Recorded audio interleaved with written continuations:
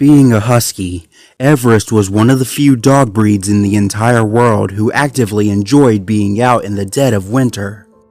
Her oversized coat was perfect to block out the freezing wind and swirling clouds of snow, allowing her to peacefully walk outside on days most would be inside sitting by fires. Living in Jake's ski resort was seemingly the calling of her dream. Endless snowboarding, endless snow, and a loving owner to carry her through it all. Every day she would wake up in her dog bed, jump up happily, wolf down breakfast, and spring outside with her snowboard. Unfortunately, today was met with a grinding halt. The bad news was shared over breakfast in the ski lounge, where her owner had to stop her in the nick of time before she charged through the doors. "Hey, wait!" Jake held out his hand at the speeding dog, nearly knocking over his cup of coffee. Everest skidded to a grinding stop on the old hardwood floor, her snowboard still in her teeth as she looked over at Jake with a confused expression. With an exasperated sigh, her owner leaned back in his chair with his drink. "No skiing today, pup," he said, morning exhaustion still dragging his words. "The resort is closed for the time being." "Closed? Puh!" Everest spat out her board, letting it drop to the floor with a loud clang. Why? You can't close the resort! I want to break my record! "I just did." "Jake, that's not fair!" The husky stomped her paw, turning to him. "You can't just shut everything down! What about all the people who want to ski?" "They can't." Jake was getting visibly agitated over her persistence. "There's a snowstorm coming in. Weather report says we're going to be hit pretty hard," he said, stirring his coffee with a spoon. "It's too dangerous to be out there. I don't want to risk anyone getting hurt." With a sharp huff, the winter dog harshly sat in the pout. Her muzzle grumbled for a few seconds, likely trying to manufacture some argument, but the owner's word was law. "Why don't we just enjoy being inside for once?" Jake stood up, brushing off his bathrobe. "We could binge a few movies. What do you say?" He turned to walk into the kitchen, and soon the sound of rustling dishes could be heard. Tapping her paw for a moment, Everest sighed in defeat, but perked up optimistically. "All right, that works." Her tail wagged as she nonchalantly kicked her snowboard away. "I guess I could always ski another day." The smell of freshly brewed coffee filled the air, an aroma that made the dog's face twist. She had never understood for the life of her how humans could drink that vile stuff and not retch instantaneously. "But," Jake continued, emerging from the kitchen with a new mug of coffee, "we may still go outside a few times. That blizzard will mean trouble for the signal towers. I'll have to suit up and inspect them every couple hours," he explained with a grim expression, fearing the terrifying ordeal ahead of him. Everest hopped up on a dining table, inspecting Jake's empty plate where bacon and eggs once existed. "I still think we wouldn't have these problems if we..." She held the last word, easing into her sentence. "Didn't have the towers to begin with?" "Hey, people pay good money to build their communication sites up here." Jake pointed with his finger, quickly shutting down her argument. "And the bigger the tower, the more they pay us." "Money isn't really that important to me. I'm a dog after all," Everest countered, pointing right back. "Well, it does to me." Jake hit her with a side-eye, taking a sharp chug of his drink. "Organizations from all over the world come up here to build their satellites. I think the last one we had was military." Lowering her head, Everest pawed at the empty plate, searching for any remaining piece of bacon. "I just get worried with how much stuff we have to do. You barely snowboard anymore," she said with a crestfallen tone. "It's all just work, maintenance and all that."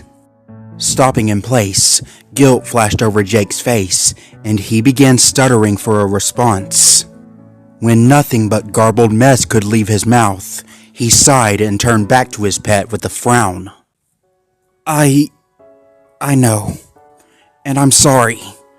This is just how I make money now. It is what it is." The husky turned her head away, lowering her gaze to the table. It's okay, I guess. I just get lonely sometimes. Why don't we invite the Paw Patrol up here once the storm is over? Jake offered, trying to lift the mood. I'll have to inspect the towers as usual, but you'll have them to sled with. I'm not sure any of them like sledding. They probably just do it because they want to be nice to me. Everest, I'm positive they don't think that. What makes you think so? Because... Jake stammered as he tried to form a response. Because why would they even do that? They're honest dogs. If they didn't like sledding, they'd probably tell you. I guess. Can you make me some toast, please? Everest sat politely, curling her tail around her paws. What? Toast? Seriously? I'm hungry! You already finished your bowl, Jake protested, pointing at the completely cleaned out fossil that was her food dish. Well, maybe I'm still hungry. She fluffed out her coat, sass bleeding from her voice. And those food pellets taste like dirt. I want toast. I'm not making you toast. Jake swiftly turned away, heading for the stairs. The husky jumped up, sharpening her ears. I'm your pet! You're supposed to feed me! I am not making you toast! Then I'll make it myself! She suddenly jumped off the table, sprinting for the kitchen. Now Jake was on full alarm. He stopped in his tracks and spun back around with an expression of dread. What? You don't know how? He was already speeding back over to contain the animal. Then I'll learn! Everest could be heard jumping onto the kitchen counter, knocking over silverware to crash to the floor. If I burn this place down, so be it! Oh, for God's sake! Two arms suddenly grabbed Everest's waist, lifting the defiant puppy away from the counter. Just go sit in your bed. I'll make you the damn toast, Jake said, giving in to her persistence and tossing her out of the kitchen like a stuffed animal. The husky flopped to the ground, landing with a squeak. Yay! She wagged her tail happily. With cheese! She made sure to add, running off back to her bed and leaving Jake to silently curse to himself. Only his annoyed expression suddenly turned to a smile, and quickly an endearing chuckle left him. As much as Everest got on his nerves sometimes, he wouldn't trade her for anything in the world. Quickly downing the rest of his coffee and putting up the mug, he turned back to the kitchen to make the dog her meal. Much to Everest's disappointment, Jake had been right from the beginning. Merely an hour after noon, the sky around the mountain turned pale as freezing winds took the lounge by storm. Alongside it came a hail of snow that painted the windows in frost, and no matter how much Everest squinted, she couldn't see 3 feet outside without wiping the frost from the window. Jake made haste to shut off all the taps and water lines in the building, taking care to prevent future ruptured pipes. While he worked, Everest got comfortable before the fireplace with a blanket and a cup of hot vanilla. Sitting in the fire's warmth became boring fast, and the husky looked around for anything she could do. Elation spread across her face as she spotted a pup pad sitting on a far shelf. No doubt it was Jake's, but after the puppy discovered how many games she could download on it, she spent more time using it than its actual owner. She knew Jake was outside in the blizzard, likely tending to the several communication towers they were paid to host, and the image of him shuffling around in the snowstorm sent a whine up her throat. He'll be fine. He always has been, she told herself. She pushed away her worries and walked over to retrieve the device. Within minutes, she had gotten lost in one of her favorite games, a world where you could place singing animals and create weirdly incredible songs. An hour had passed before she knew it, until something snapped her out of her hypnotic gaming.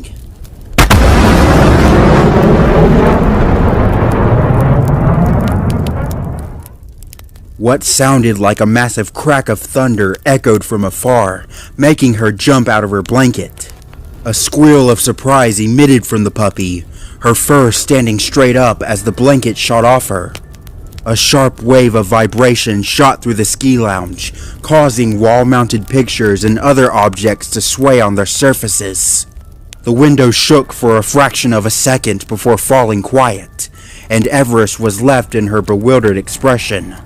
She landed on all fours and looked around with a startled expression, her heartbeat surging within her.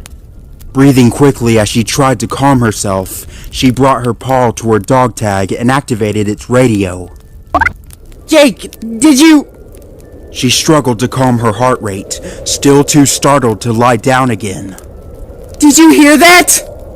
It was a moment before her owner's voice came through on the radio, and when it did, the static sound of the raging blizzard accompanied him. I did, he said, sounding a little startled himself. Don't come outside. Was that thunder? Blizzards don't come with thunder, Everest. Jake explained, audibly breathing heavily. That sounded more like an explosion. Did a tower blow? The puppy asked, weary. Or a transformer? Grunting through the radio, her owner's voice was strained. I don't know. Maybe. I'll double check the radio towers, but it sounded much farther away. Are you going to be okay out there? I'll be fine, Everest. Jake let a chuckle slide through.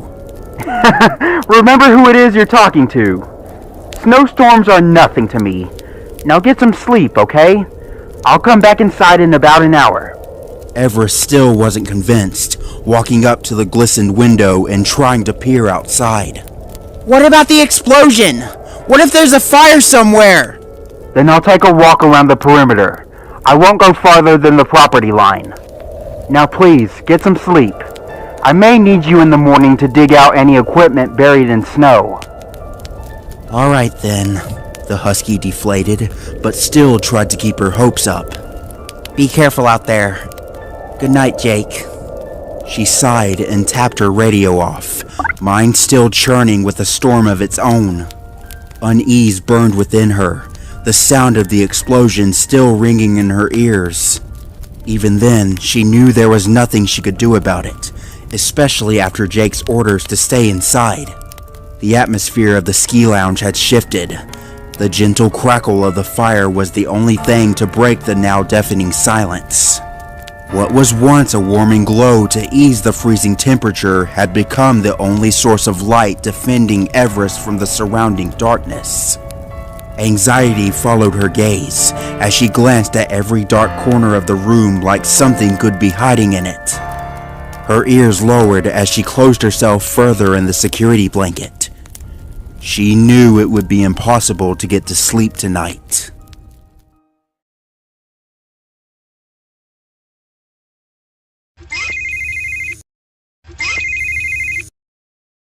A sharp, ringing sound shot into her ears, jump-starting the husky from her sleep.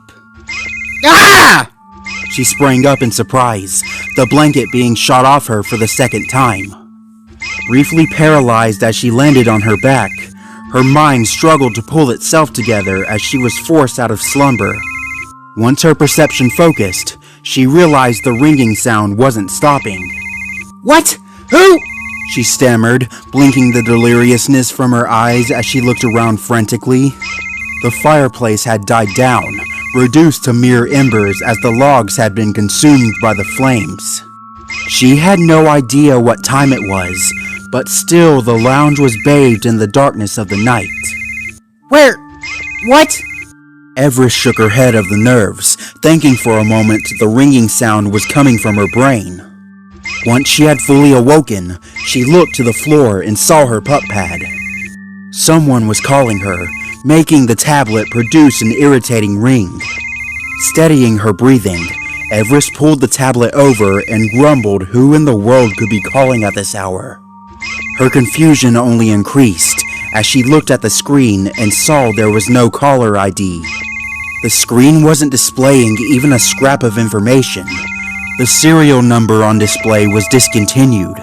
There was no photo, and quickly Everest's unease went on the rise. Although her instincts were screaming at her of the red flags, She was eager to seize the terrible ringing noise. Picking up the tablet, she accepted the call. She was instantly met with a black screen, but the call was active. She hesitated for a moment before speaking up. Who is this? She asked wearily. Your number is decommissioned. Why are you calling me? A familiar voice came through the tablet, piercing the black screen. Everest, it's me. Drawing back slightly, the husky narrowed her eyes before it clicked in her mind. Chase? She asked, recognizing the voice of the Paw Patrol leader, the German Shepherd who led the team in their owner's place. I can't see you. Your screen is just black. There was silence for a few seconds, until Chase's voice came through again.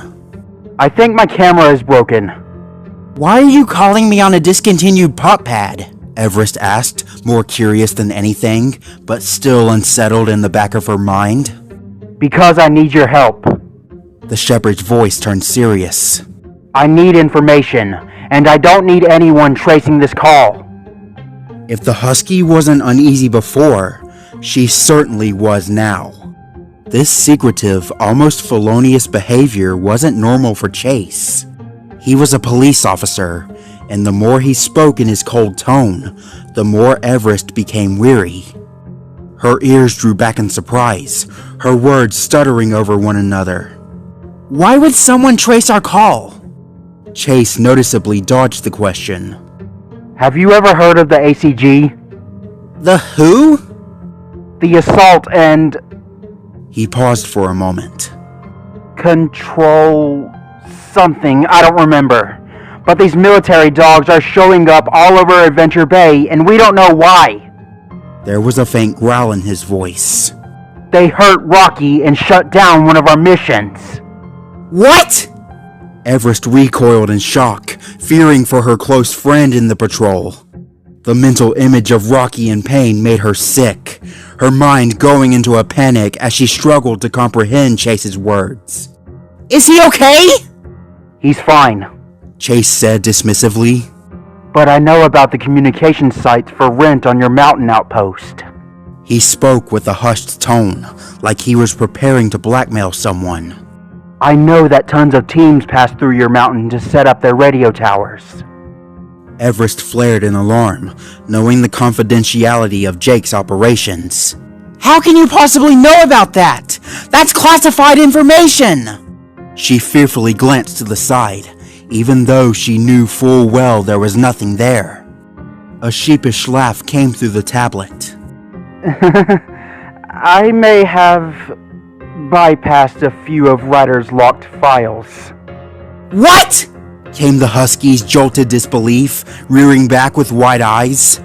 The idea of a dog going against their beloved owner was the highest form of taboo, a disgrace among household animals. Chase, you went behind his back?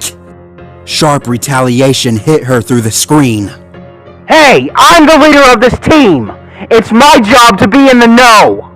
Everest flinched sharply at his tone, suddenly feeling fearful of Chase's attitude. She had never realized how terrifying a German Shepherd could sound. You should not have done that, said the husky with a whimpering tone, using her tail to smoothen down her spiked coat. If Ryder finds out... He won't. Now, are you going to help me or not? Swallowing her fears, Everest was swiftly defeated by her inner desire to be helpful. Fine. What do you want? Surely the ACG secured a tower up there, Chase said with an interrogative voice. If his camera was working, she'd probably see him circling in his kennel. If they're not from the city, they must have come long distance. A comm site, a radio tower, satellite. Was anything passed through there belonging to them? Chase, I can't just dip my paw into classified files! She swiftly fired back, taking every chance she could to protect Jake's integrity. Unlike you, I keep in line! Damn it, Everest! Chase snapped through the call, a vicious snarl leaking his muzzle. Those dogs hurt Rocky! He's probably traumatized! As law enforcement, I need to know what I can do to stop more pups from getting hurt! Ah, fine! Everest forced herself to bark, trying to hide the visible fear on her face. Just calm down, sheesh! Tossing the tablet aside, she wiped her eyes and hurried off with hastened breaths. Why was her friend acting this way? His voice had never sounded so cruel before, nearly bringing her to tears as he yelled at her. She nervously crossed the room, walking to one of the several computers sitting up against the corner.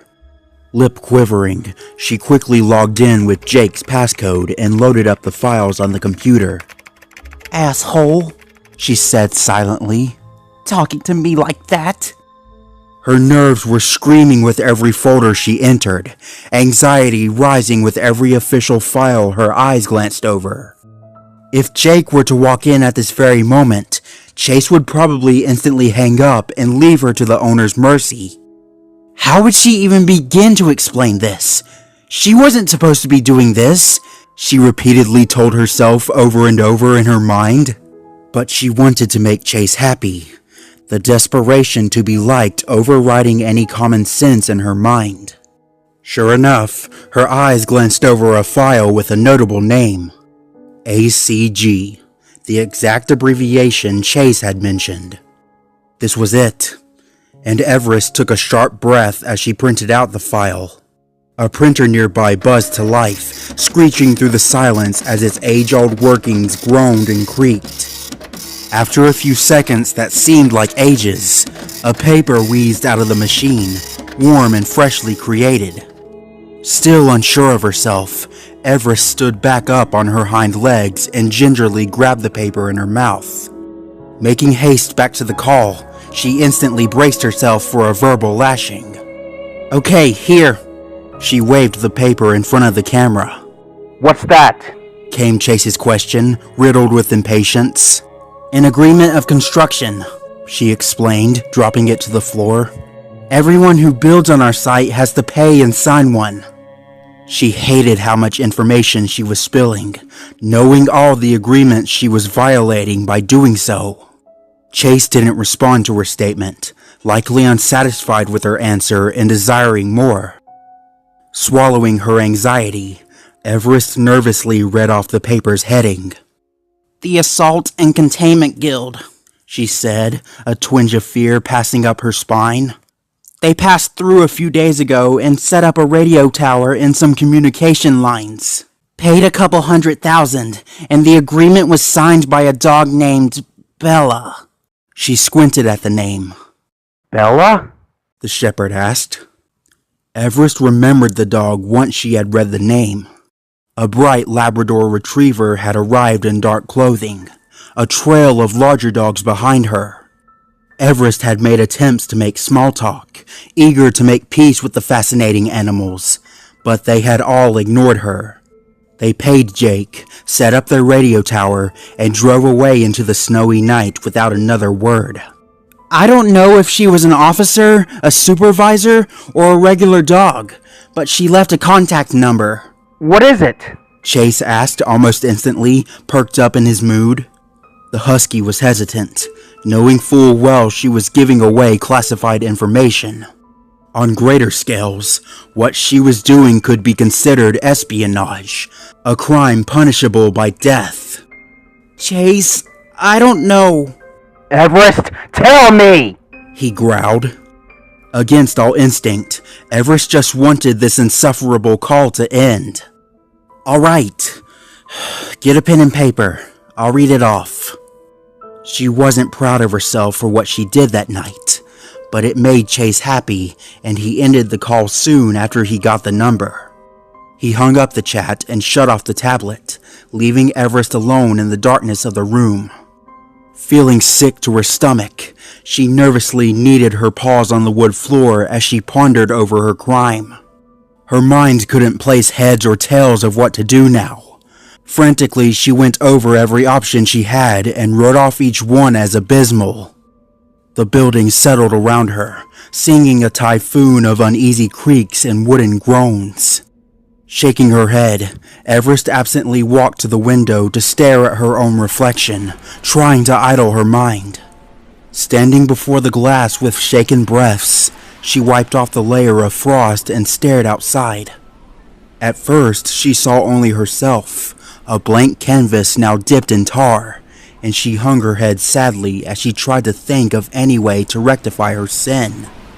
Then her vision narrowed, suddenly focusing on a small shape standing outside. Her brain had merely written it off as a trick of the light, until she focused her gaze and realized it was anything but. She had to squint through the window to place it, but quickly she went on alarm. There was a dog standing outside. She couldn't spot a single detail. The shadow was much too far away and barely visible beside the large floodlights that illuminated the surrounding area. Only the dog's shape was visible, a featureless build hidden in the shroud of the blizzard, staring through the freezing winds at the ski lounge. Everest's first instinct was to raise the alarms, declaring a dog trapped outside in the freezing snow. Her fear only increased as the dog was completely motionless, and she stared out in horror, thinking it was frozen. Jake! The husky barked over her shoulder. There's someone! She stopped, knowing he was probably asleep.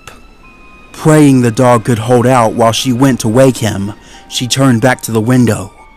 Only then did she stop in confusion, her face narrowing in bewilderment. The dog was gone.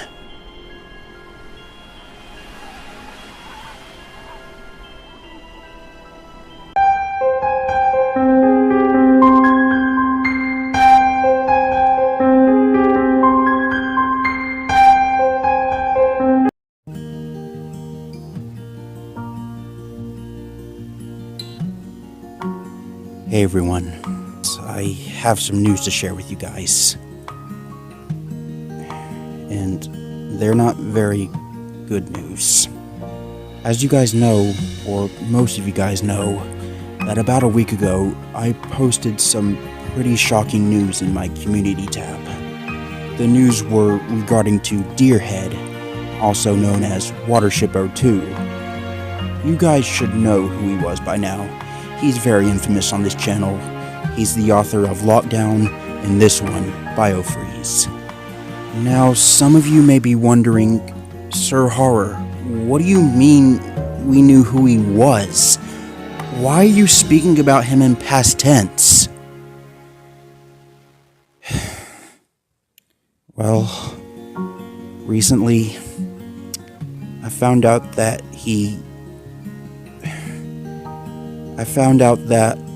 on the 22nd of January this year, he took his own life.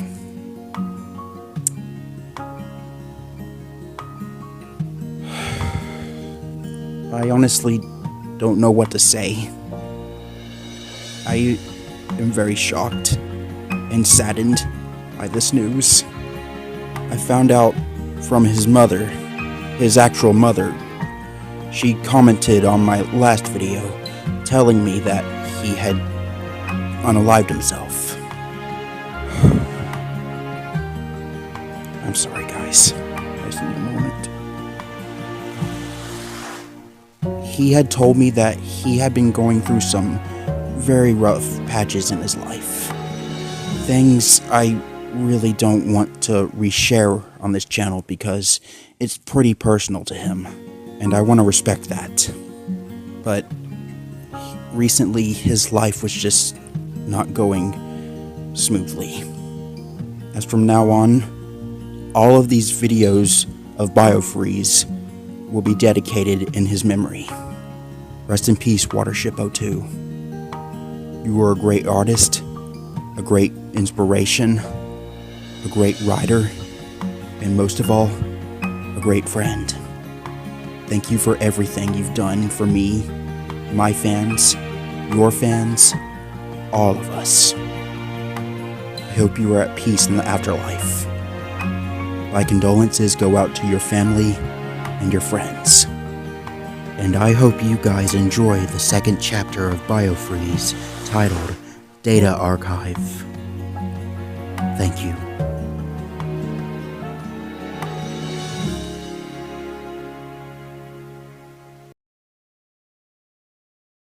Everest never told Jake what she saw the night prior, either because she had convinced herself it was a hallucination in the snow, or because it had all felt too much like a dream.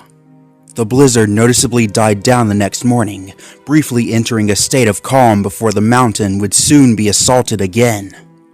Morning. The husky climbed down the stairs to greet her owner. Jake was already dressed up in his ski gear, sitting at one of the lounge tables with his pup pad. He had hardly even noticed her, his absorption into writing documents on the tablet keeping him focused. Frowning, Everest walked over and nudged his leg with her paw. Jake? Huh? He looked down in surprise, then relaxed when he saw his dog. Oh, sorry. Morning, Everest. Don't you think it's too early to be working already? Sorry, last night was hard, he sighed, setting the tablet down on the table. Everest's eyes followed the device as he placed it, a rush of guilt swallowing in her throat. He continued, "Don't try calling anyone in Barkingburg. The tower is shot." Anything we can do? "I'll have to fix the radiator and reboot the whole thing," Jake grumbled, bending down to put his boots on. "I gotta do this now, while the blizzard is still light. It'll start really coming down in a few hours." Tying his shoes and sharply standing up, Everest had to back up out of his way. "Sorry, you'll have to make your own breakfast," he said apologetically. "I'll be back inside later and we can play board games or something." The husky nodded in understanding, although she couldn't hide her disappointment as her owner walked away, disappearing around the corner in search of his tools.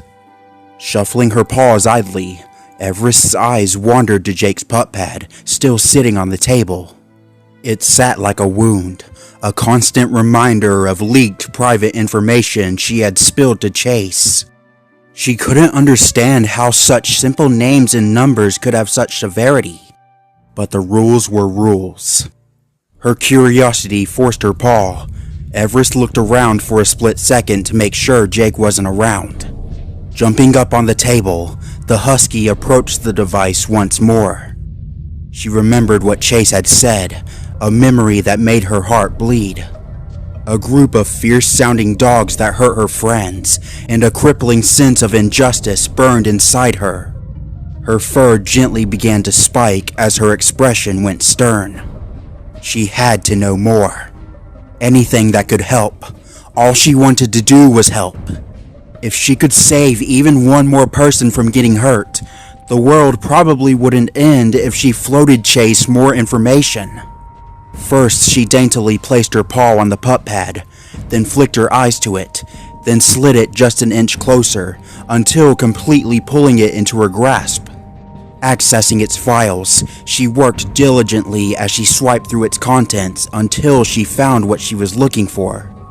Jake didn't keep too much information on his actual pup pad, as the most compelling evidence was housed on the actual computers.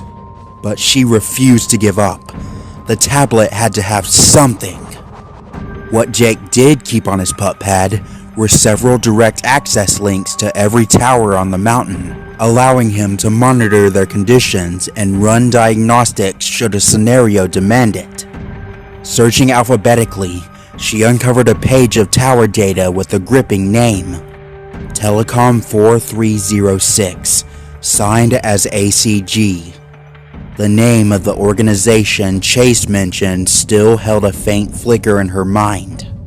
She opened it without thinking, and the device buzzed to life as the tower's outline was painted on screen, complete with several footnotes and numbers she didn't understand. "What are you doing?" Jake's voice sounded behind her. The husky spun around in surprise, jolting slightly as her body flattened. "Jake!" She stuttered. Why are you going through my tablet?" Everest panicked. Well, you said you were looking at damage on the towers. She put her words together hastily. So I thought, maybe I could help you look for them? The dog laughed nervously, spreading the most genuine smile she could possibly create. And I thought I saw some on that one? Jake looked her up and down, confusion twisting his face as he crossed his arms. Thanks, but I can handle it myself. He reached down and pulled the pup pad out of Everest's arms, taking it back from her. Looking down at the file she had pulled up, Everest felt a twinge of fear as she realized he was reading it. You saw damage? He said, his voice almost interrogative as his eyes studied the tablet. How? This would only show problems in the communication line. It wouldn't display actual physical damage on the tower. Everest was running out of lies, her vision flicking to the sides as her flight response was starting to kick in. Oh, really? 'Cause Wait a minute. Jake narrowed his eyes, suddenly shifting his entire focus onto the tablet.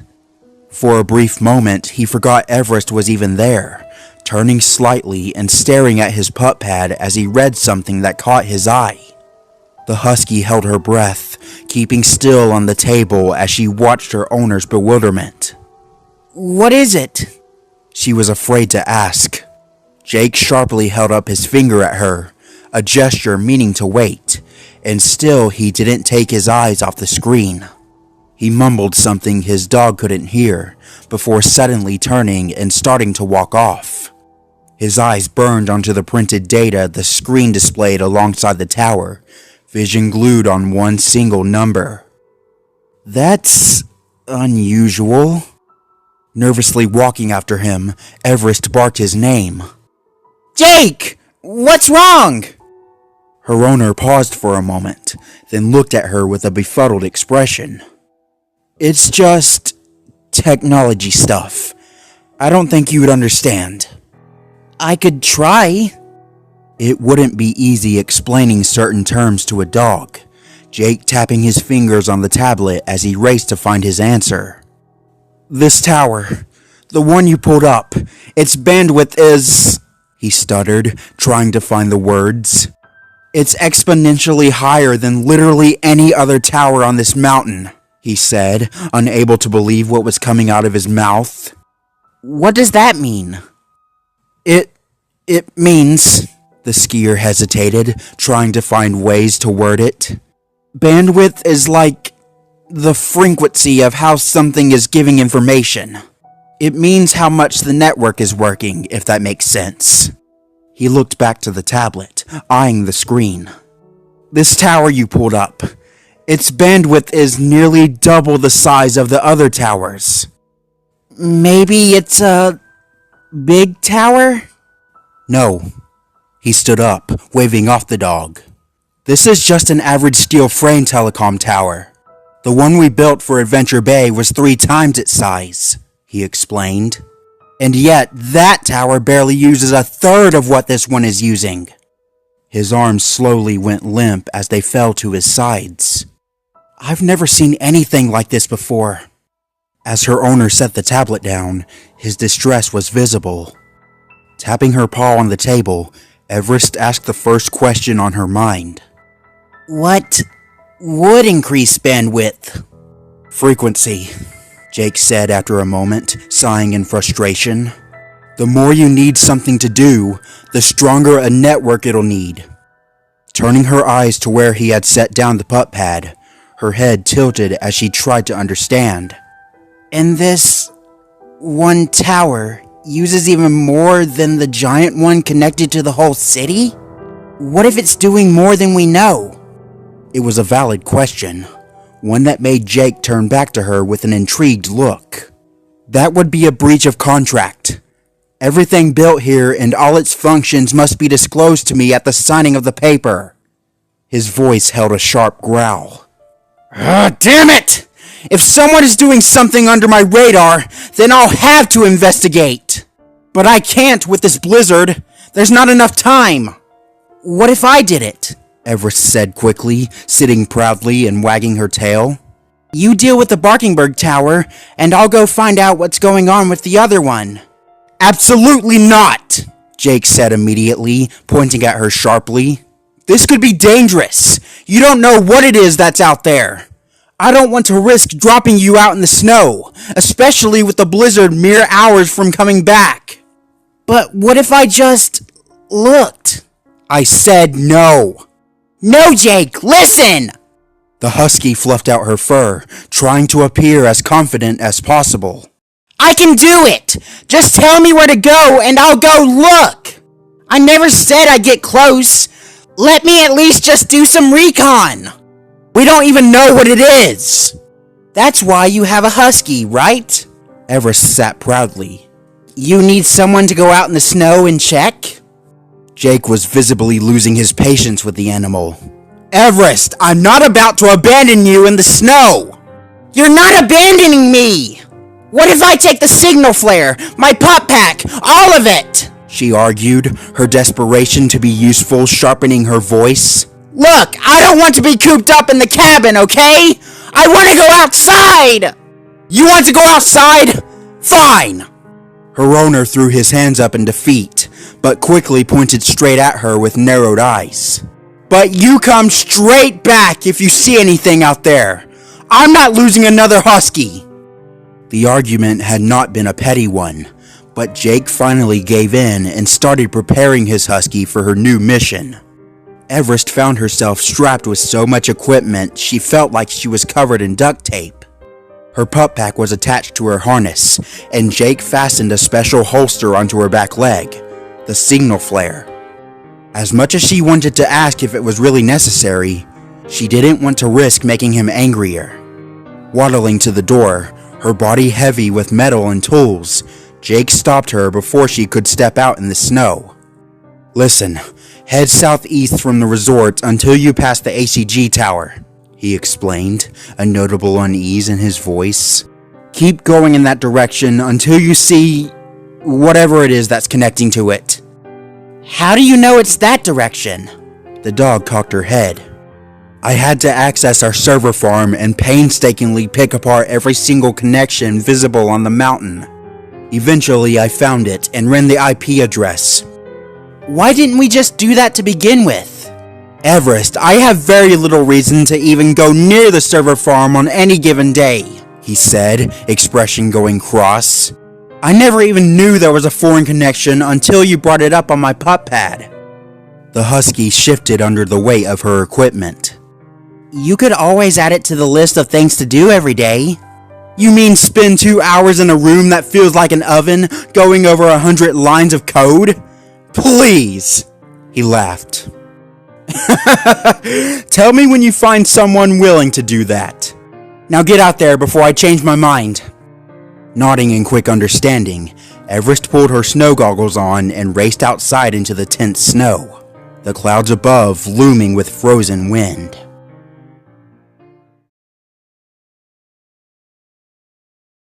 Everest had trekked in the snow hundreds of times, many of which under more extreme conditions, so there was little worry on her mind as she hiked in the frozen slush. She was slightly uncomfortable in all the gear Jake had practically stapled to her, but she had already overstepped enough just getting to this point. It was better to keep her muzzle closed for now. She walked for what felt like hours, the wind gradually starting to get colder and faster by the minute. Still, she was fearless, passing by the ACG telecom tower without a thought in her mind. Traversing what felt like a white infinity for a while, a shadow suddenly came into view. Hurrying forward, Everest approached what she thought was a large igloo. To see such was rare on the mountain, but they had turned up before. As she got closer, her eyes widened in astonishment. It was more than just an igloo. It was an entire structure of metal and steel, a solid building positioned far where no one would see it. The outpost was nearly consumed by snow. The main building was almost unrecognizable, while the satellite towers stuck out like arms reaching out for help. Not even the flashing red lights atop the towers were functional. The entire building was a chilled shell buried away. Jake? Everest had to yell over the frozen winds pounding in her face. I found the source of the signal! What is it? A tower? Not just a tower, it's... She paused to shake some frost off her. It's a whole outpost! Like an entire base someone set up! You're kidding. I'm looking right at it! She shook her head of the snow on her face, confusion brimming her mind. This outpost is practically frozen dead! How is an intact signal coming from here? I don't remember any place like that. Find a beacon and read me its number. I may be able to run that. Anxiety bled from the radio, Jake's voice on edge. And for God's sake, once you find that, get back here! The blizzard is starting to come down!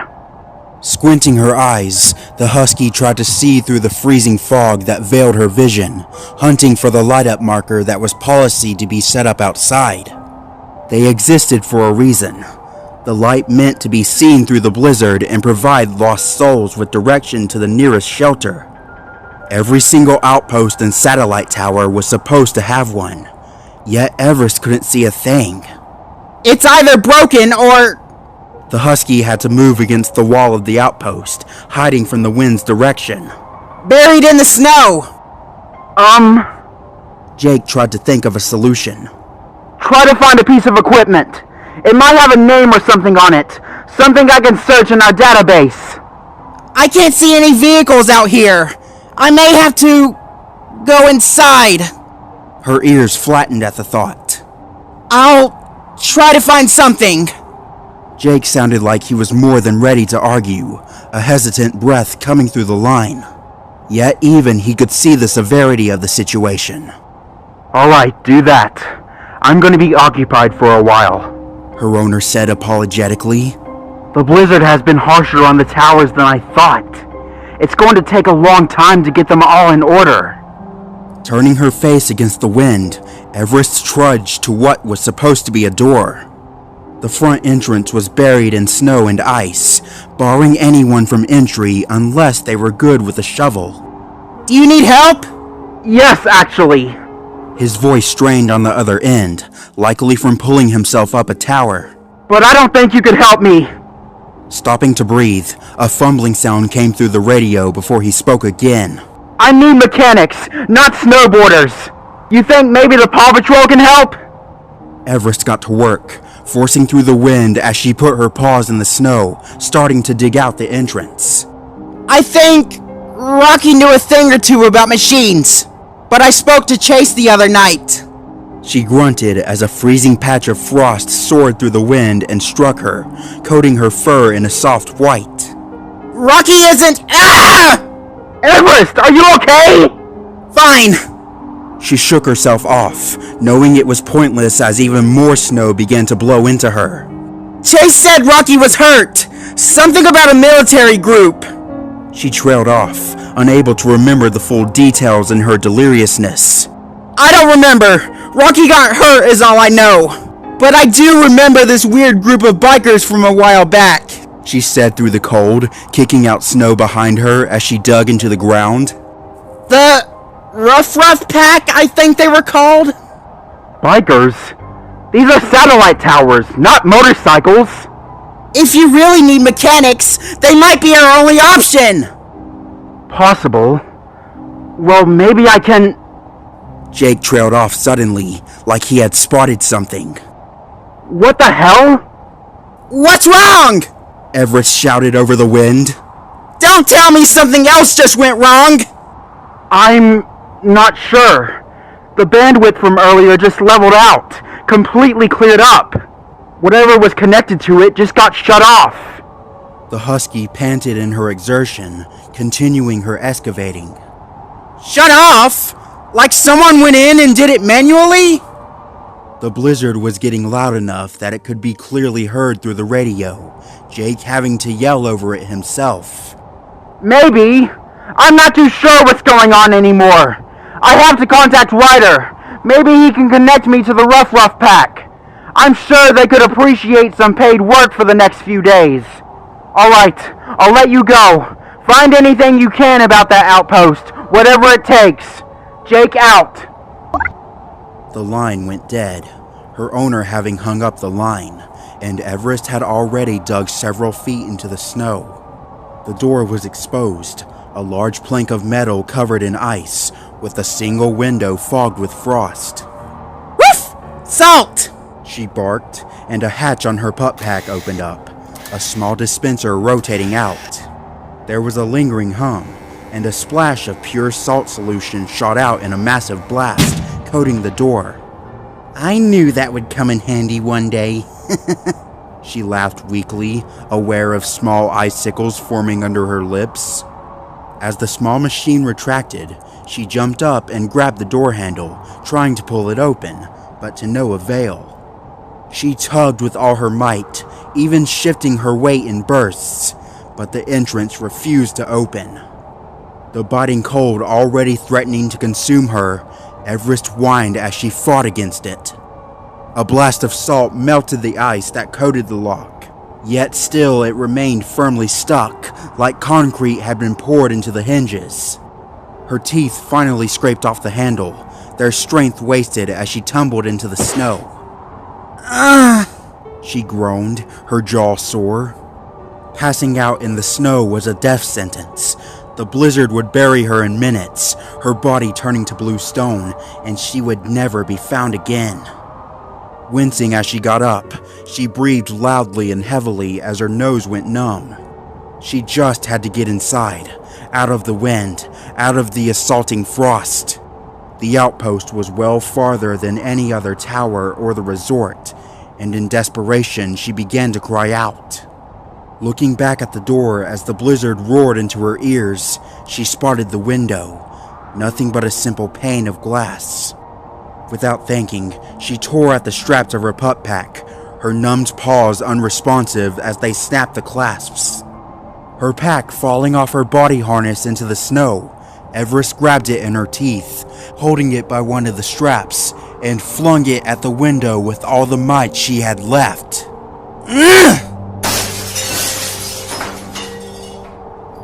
It was a perfect shot. The blunt edge of its rectangular shape pierced the brittle, frosted glass, shattering instantly, and the pup pack could be heard landing inside with a clang. Everest had seen plenty of spy movies, but never once had she considered herself an infiltrator. There was little grace as she jumped into the broken window frame, scrabbling her paws in desperation as she heaved herself through. She tried being careful to avoid the small pieces of jagged glass sticking out of the sides, keeping her motions compact and stable. Falling into the darkness, the husky landed roughly on her side, but the layer of snow that blanketed the floor had cushioned her fall. Grunting through the pain, her sore body screamed in protest as she pushed herself up. The freezing chill had followed her inside, but the wind was securely barred from entry. She was safe from the worst of the blizzard in here. All she needed now was to find warmth. Dazed, she collected her pup pack and set it aside, as her spine was groaning from the fall and likely wouldn't be able to support it for now. Looking back at the door with a frown, she searched for any kind of lock responsible for her resorting to painful injury. Her agitation quickly shifted to surprise, an unexpected sight becoming known to her. The door was never stuck. Someone had welded it shut. The hell? The husky said aloud, her voice cracked of exhaustion as she observed the melted metal that sealed the door. How did... Her aimless questions only trailed off, nothing around to answer them. All she had was the outpost, and if she wanted answers, she'd need to find them herself. Ruff! Flashlight! She barked weakly, looking toward her unresponsive backpack. Several seconds of silence went by, and the husky growled in annoyance. Oh, for the love of... Ruff! Flashlight! She snapped, her voice piercing the chilled air. The pup pack gave a meek wheeze before a flashlight slowly extended out of the front hatch, its mechanical arm limping in the cold. The freezing temperatures were not being kind to her own equipment, forcing Everest to wrench the tool off its grip and use it manually. Holding the light in her teeth, she walked through the outpost. Nothing electrical worked. The cold had fractured the water pipes and froze any piece of hardware to uselessness. She traversed through dark hallways of snow, nudging stuck doors and leaving paw prints in the ground. More questions sprung in her head as she moved. Why hadn't the heating systems prevented this? Even if no one had been here for some time, most outposts on the mountains had some sort of functional system to keep water pipes running and the electric safe. What had happened here? Passing her beam of light over every inch of the empty hallways, Everest searched for anything she could take back to Jake.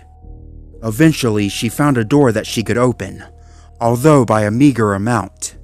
She had to press her entire forehead and put her back into the motion, grunting as she forced it open by a few inches. It was enough for the husky to barely wedge through the small gap, a tight squeeze that left an ache in the shoulders. Shaking the pain out, Everest sneezed some dust out of her nose and shone her light around. Like a gift from the heavens, her beam glided over a tablet sitting on a table. The screen was frosted over and its case worn out, but Everest was quick to run over to collect it. Turning it over in her paws, she wiped off a layer of frost on the back side, exposing an indented symbol she didn't recognize. The only legible part: 5 simple words engraved underneath it. Property of... She squinted, reading the words aloud. The Arcline Foundation? Her mind drew a blank on the name, another question left unanswered. Hitting the home button on the tablet, the screen brightened to life, but Everest was quickly met with a spiderweb of jagged colors and lines. The screen was broken beyond function, its touch accessibility unresponsive as well. There was clearly some kind of document open behind the fractured mess, and if she squinted, the puppy was able to make out a few words. The top right corner of the screen was intact enough that she could read a piece of the heading. The only visible words she could see were in a cut-off sentence that only showed a third of its text. There was nothing she could do with that, and a frustrated whine left her muzzle. However, there was a visible date. That's... Everest narrowed her eyes as she read it. That's like a week ago. Scanning the rest of the screen, the husky was able to pick out words from the document, ones that evaded the fractures in the screen. Subject, platform, release, guild, adventure, unknown, city, conceal, parasite, mayor. Even with their obscurity, Everest still felt a feeble attempt to piece the words in her head. There was a sentence visible that caught Everest's eye, a sentence with words she didn't understand. Endure secure transport of the Feroxmalis, she read aloud, tilting her head. And the Minty Arga? Confusion rung in her head. She had never heard such names before. The screen was locked on the document, the accessibility too broken to allow her further access in the machine. Jake would likely know what to do, so she attached the device to her harness, weaving the straps around the electronic to keep it firmly in place. The entire room had a strange aura of tragedy, a wave of unease passing through her with each step she took. She stopped moving suddenly, a flicker of paranoia climbing her as she shone the light around at all angles. Had she heard something? Why did she feel afraid? She didn't know, and couldn't understand why. The beam of light glided over upturned file cabinets and what looked like discarded pieces of body armor on the floor, each fragment lined with torn threads of black fabric. A shiver ran down her bones, one alien in nature. A shiver not from cold, but fear. She couldn't stay here any longer. Her nerves refused to keep her in the area. She already had the tablet. There were likely other things in the outpost worth getting, but the mission slipped her mind. Enough was enough. She turned back to the cracked door to leave. She stopped. Her body locked up in paralysis. Her eyes narrowed at what she saw, her mind first believing it was a mere trick of light. Once it clicked what she was seeing, her heart began to skip, her breath quickening as her body defied to move. Two eyes were staring into the room, looking from the darkness behind the door. They were peeking in like a nosy child and staring straight at her. Everest took a single step back, her flight response beginning to build up. The eyes were thin and pinpricked, like beads of light visible in the consuming blackness behind the door. She couldn't see any other feature, just glossy, marble-shaped eyes staring into her. Then it grinned.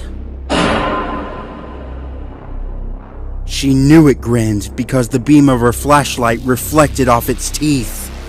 Its jagged fangs emerged in the light, the wide smile twisting off its muzzle and curling up its face.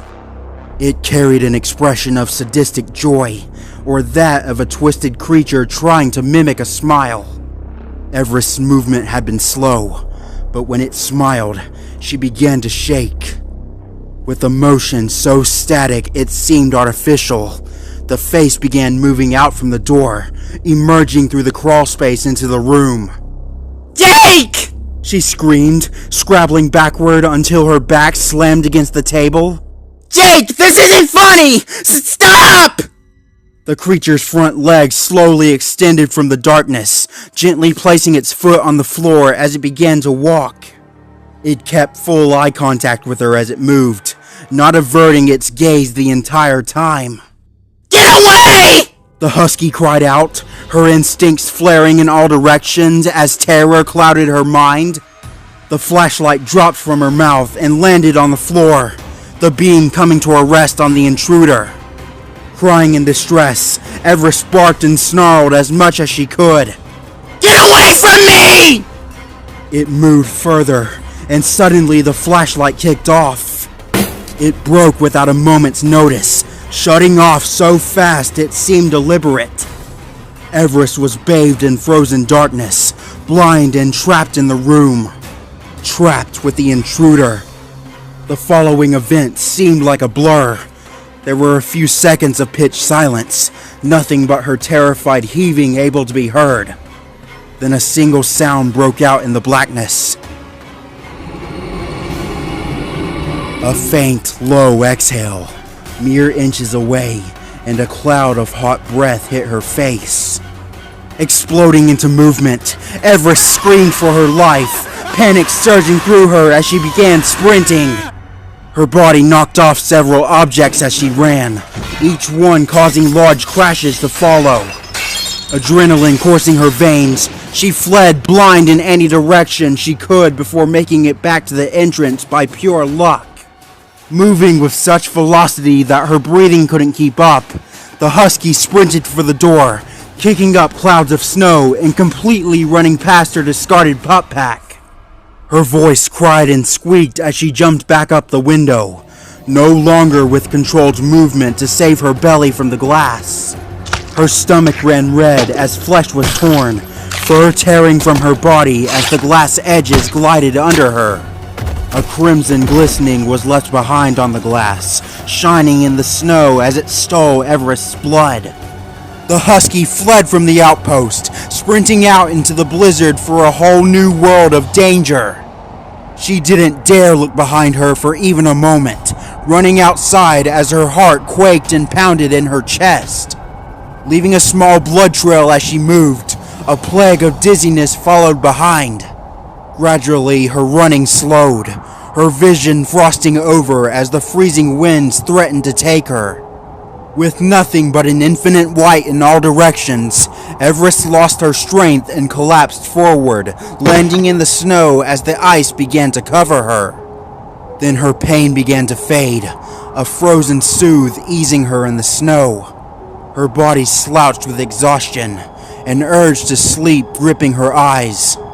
With what little she had left, She reached a heavy arm to her back leg, grabbing the flare gun from its holster. Rolling onto her back, her body barely visible as ice formed around her, she held the gun in the air and fired it. A sharp recoil swatted the gun out of her paw, and a burning beacon of red light shot into the sky.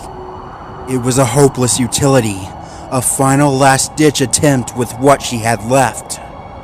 Unable to fight her exhaustion, Everest slowly passed out in the snow as the distant sound of a vehicle's motor began emerging in her ears.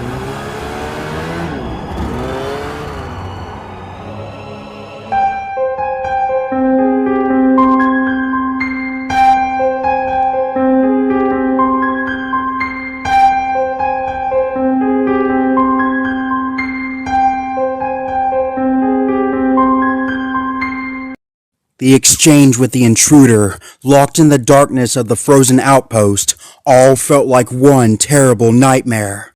A dream Everest pleaded to awake from and escape the terror that chased her down. She woke up in her bed, gently opening her eyes as her mind awakened. The warm comfort of the cabin enveloped her, a small yawn climbing up her throat as she looked around. She was right in her room, and relief quickly washed over her. Perhaps it truly was just a horrible nightmare. An ease of relief relaxed her body, and she pushed herself out of bed. Ah! A sharp, sudden pain pulled at her stomach, surprising her. It shot through her like a spark, a groaning ache sewing through the flesh of her stomach. Sucking air through her teeth, she carefully lowered herself onto her side, fearing what she would see below her. Bracing herself for the sight, Everest looked down at her stomach. Jagged red lines carved up her flesh, caking the surrounding fur in a sickly dried red. The exact place Everest had exposed to the shards of glass as she fled the outpost. The wounds themselves had closed, but an immense soreness lingered to remind her of the event forever. It wasn't a dream. The sound of a door opening snapped her attention, and she turned expecting to see Jake as a sting welled up in her eyes. Walking into the room wasn't her owner at all. It was a Great Dane with brown fur, carrying a basket of gauze and rubbing alcohol. Taken aback by the new face, Everest flinched. Who are you? The Dane stopped suddenly, scanning her with his brown eyes. Blinking for a moment, he sat the basket down and called over his shoulder. Jake, she's up! Before she could ask another question, Everest could already hear running footsteps clearing the stairs and quickly approaching. Jake nearly exploded into the room, sliding on the floor for a split second and had to grab a piece of furniture to stabilize himself. Desperation followed him, his expression almost that of pleading.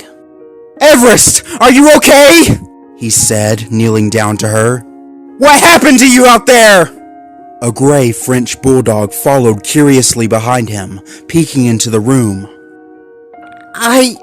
She stuttered, leaning back slightly as Jake took her paw. I don't really know. How did you find me? I saw your flare, her owner explained hastily. You see, that's... He chuckled to put himself at ease. That is exactly why I make you carry that thing. I was on the snowmobile, found you almost completely buried in the snow. He kept flinching his arms like he was about to envelop her in a massive hug, but restraining himself knowing how much pain the dog was likely in. Seriously, what happened to you out there? Everest had already put too much effort into convincing herself it was all a nightmare, and recounting the events was causing the familiar feeling of panic to return to her. She could barely talk without even the faintest of shudders in her voice. I found a tablet. Did it survive? It should have been on my back. Jake nodded, remembering the device he peeled from her. It did. Took it off you earlier. Where did your pup pack go? I left it behind in the... Heat of the moment. What do you mean? Jake tilted his head, narrowing his eyes slightly. Everest, what happened at the outpost? She was being interrogated. Lovely. Mere seconds after waking up from what could have been a coma, and she was already being grilled with questions. I honestly don't think you'd believe me if I told you. Who are these guys? She gave the three new faces an uneasy glance.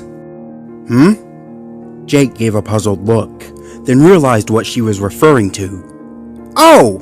Everest, meet the Ruff Pack. Hubcap, Gasket, and Dwayne. He held up his arm at the three, smiling at their introduction. They're technicians. I've hired them to help us out through the blizzard. Dwayne gave a little bounce, panting happily. Pleased to meet ya! He was the only one who spoke, as Hubcap said nothing, and Gasket was too busy side-eyeing Dwayne with a cringed expression.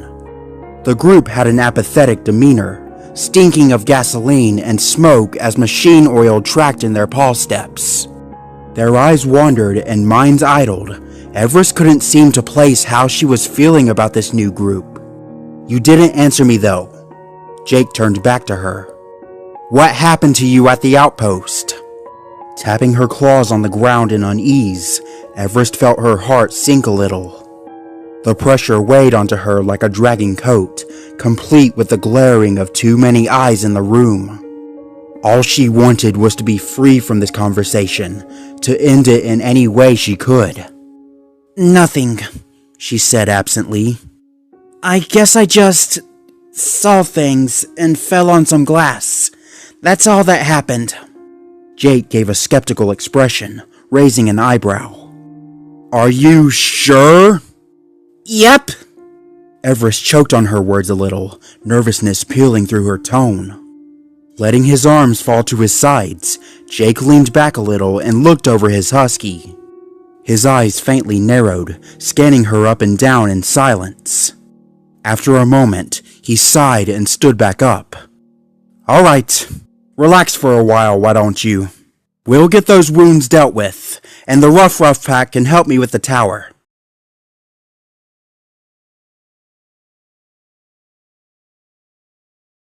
All she wanted to do was forget about the terrible night. Parking herself before the calming fireplace, flickering brightly with its gentle words, Everest clenched a cup of hot vanilla to drown her fears away. A blissful few minutes passed as she was alone with her thoughts, until the approaching sound of footsteps caught her attention. She glanced behind her, expecting to see Jake or the Great Dane she met earlier, but was instead met with another husky. Silent alarm trickled up her spine, a territorial instinct bubbling up her spine. It was clearly another one of the bikers Jake had hired in.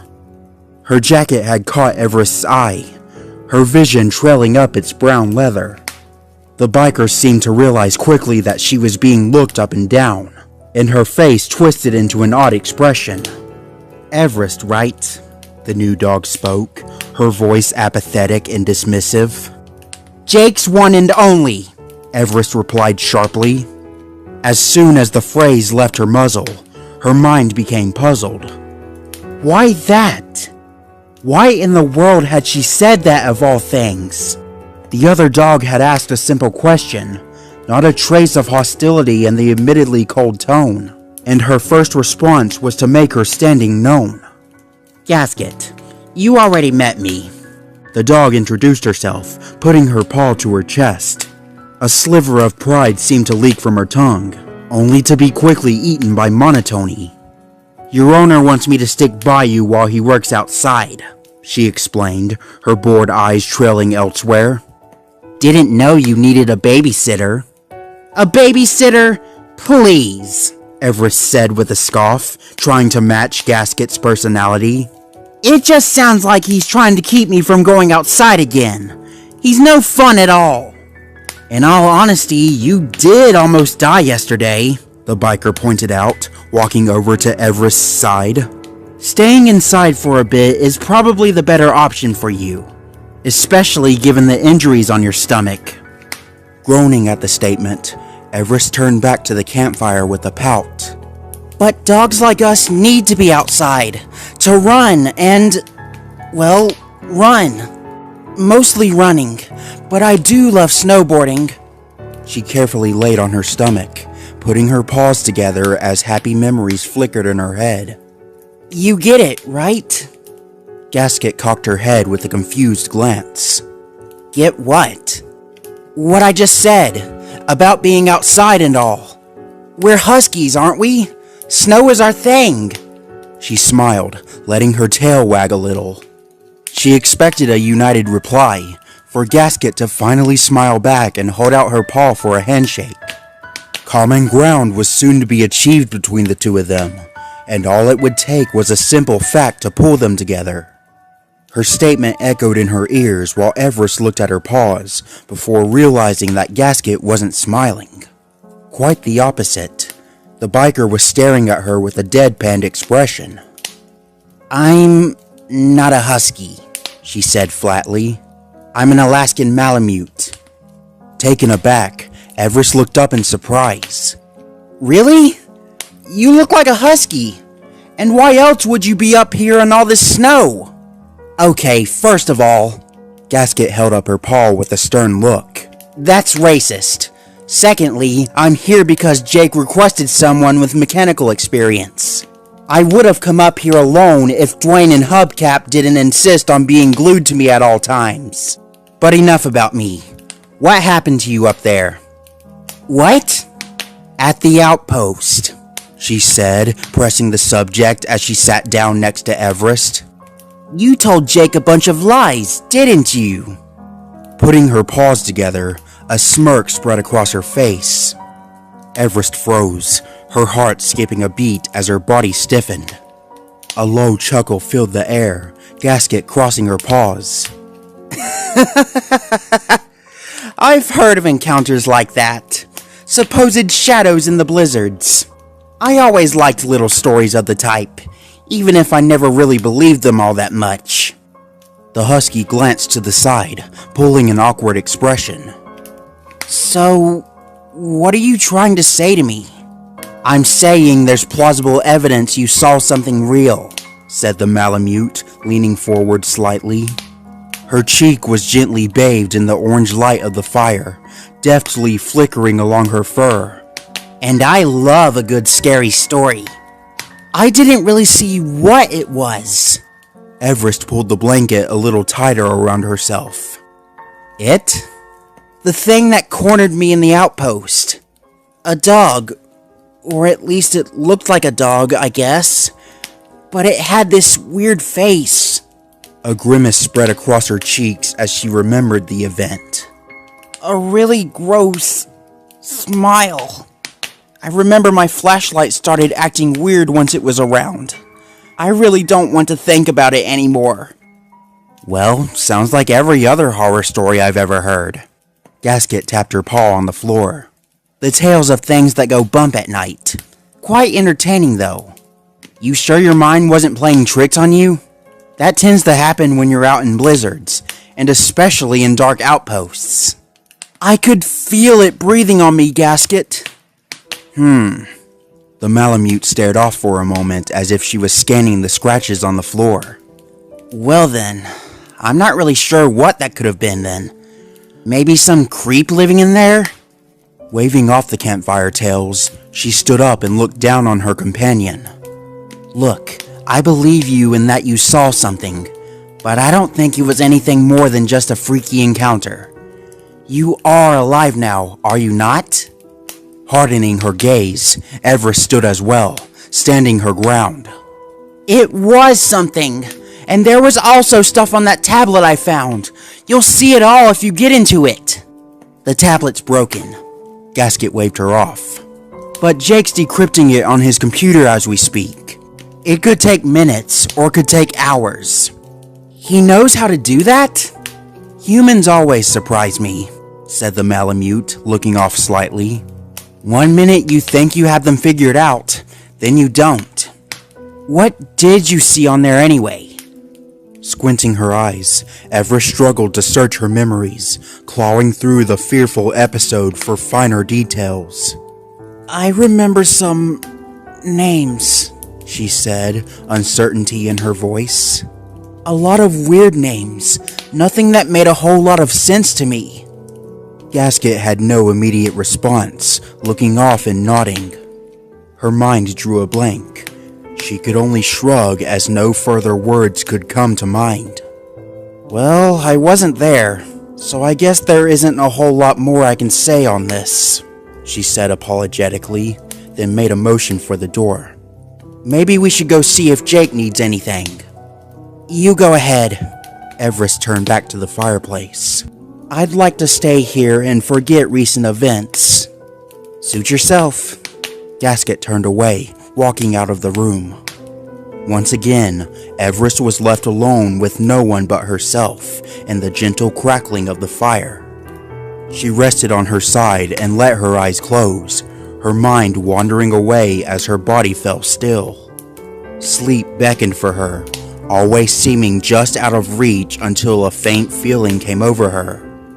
In her mind, she saw Jake with Gasket, with Dwayne and Hubcap. She saw herself injured and sequestered into the back room, unable to see action as her wounds chained her still. Heat boiled under her skin as she saw Jake with 3 new dogs, celebrating their success until Everest, the original, was just a memory. Injuries be damned. Everest opened her eyes and grabbed the blanket in her teeth, ripping the fabric off her in one clean motion. Ignoring the lingering scratch of her wounds, she raced after the biker, quick to rejoin her owner.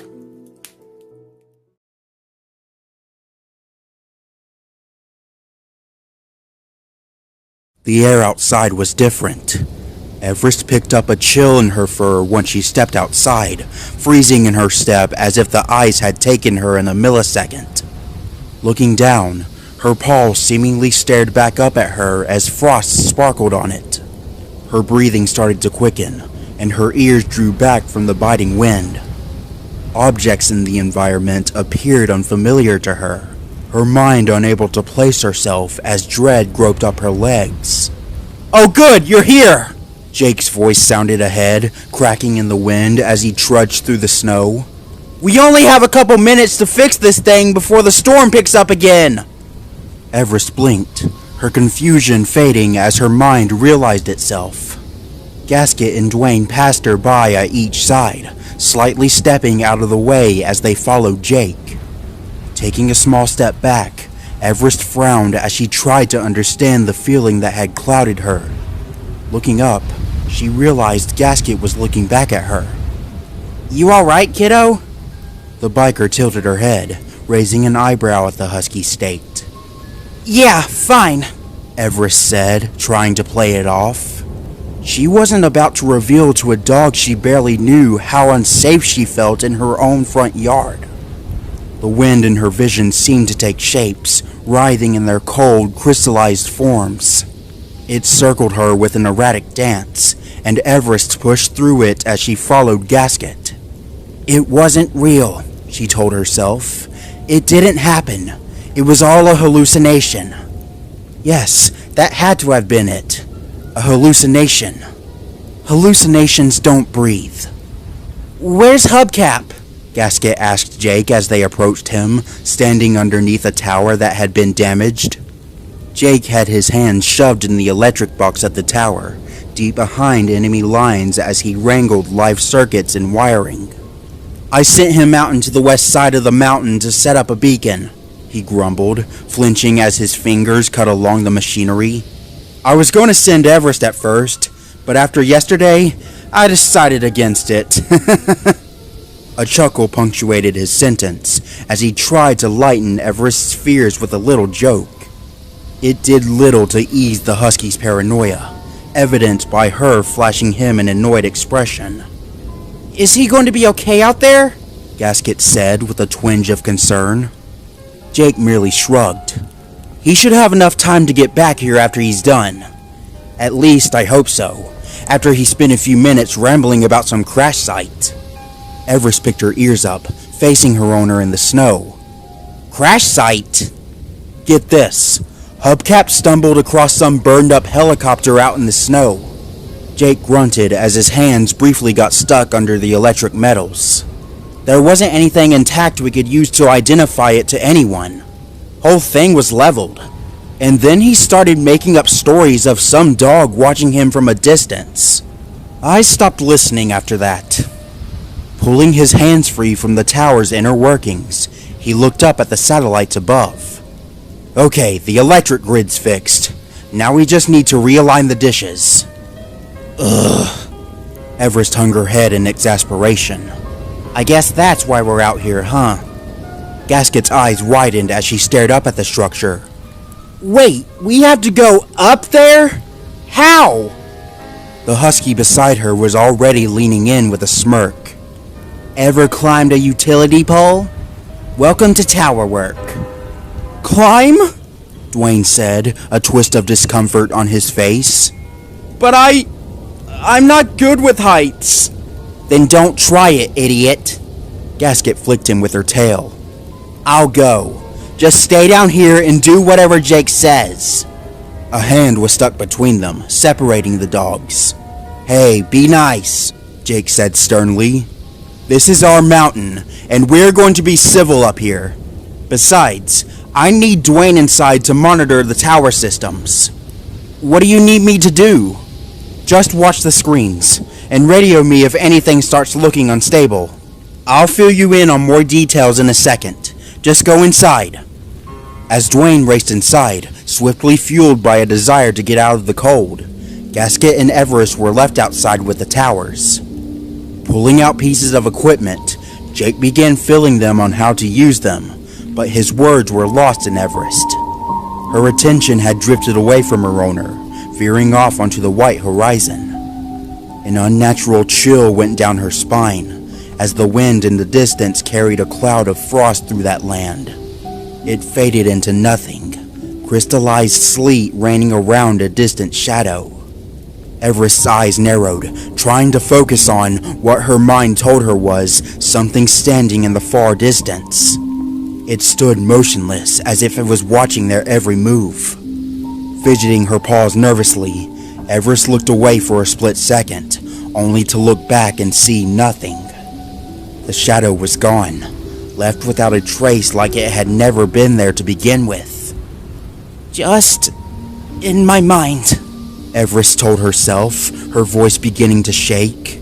All in my head. She turned back to Jake, trying to slow her panicked heartbeat. The wind continued to mockingly dance around her, painting her fur white with frost and freezing her paws.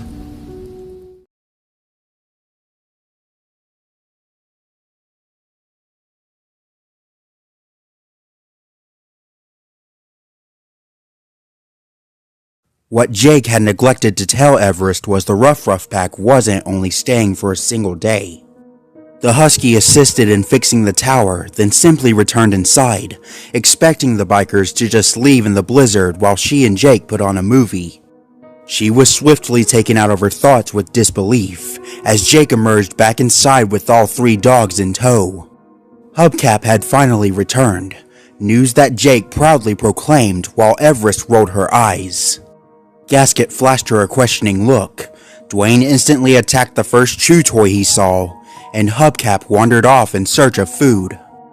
Alright, get cozy everyone, Jake said as he pulled his gloves off. The blizzard's coming back down, so why don't we all just lay back for the night? Everest couldn't stop the question from coming out. Are they staying the night? What, you expect us to just leave? Gasket countered, walking to her. When temperatures dip below freezing? Hilarious. You should do comedy. She let out a dry laugh, pushing past the stunned Everest. They did indeed stay, for far longer than Everest would have liked. A night with them was acceptable, until the morning came, and the bikers barely glanced up from their breakfast. The morning turned to noon, Everest pushing down her agitation as Hubcap gobbled up her pup treats and Gasket's sass followed her every move. Everest couldn't have a single conversation with the Malamute that wasn't laced with passive aggressiveness.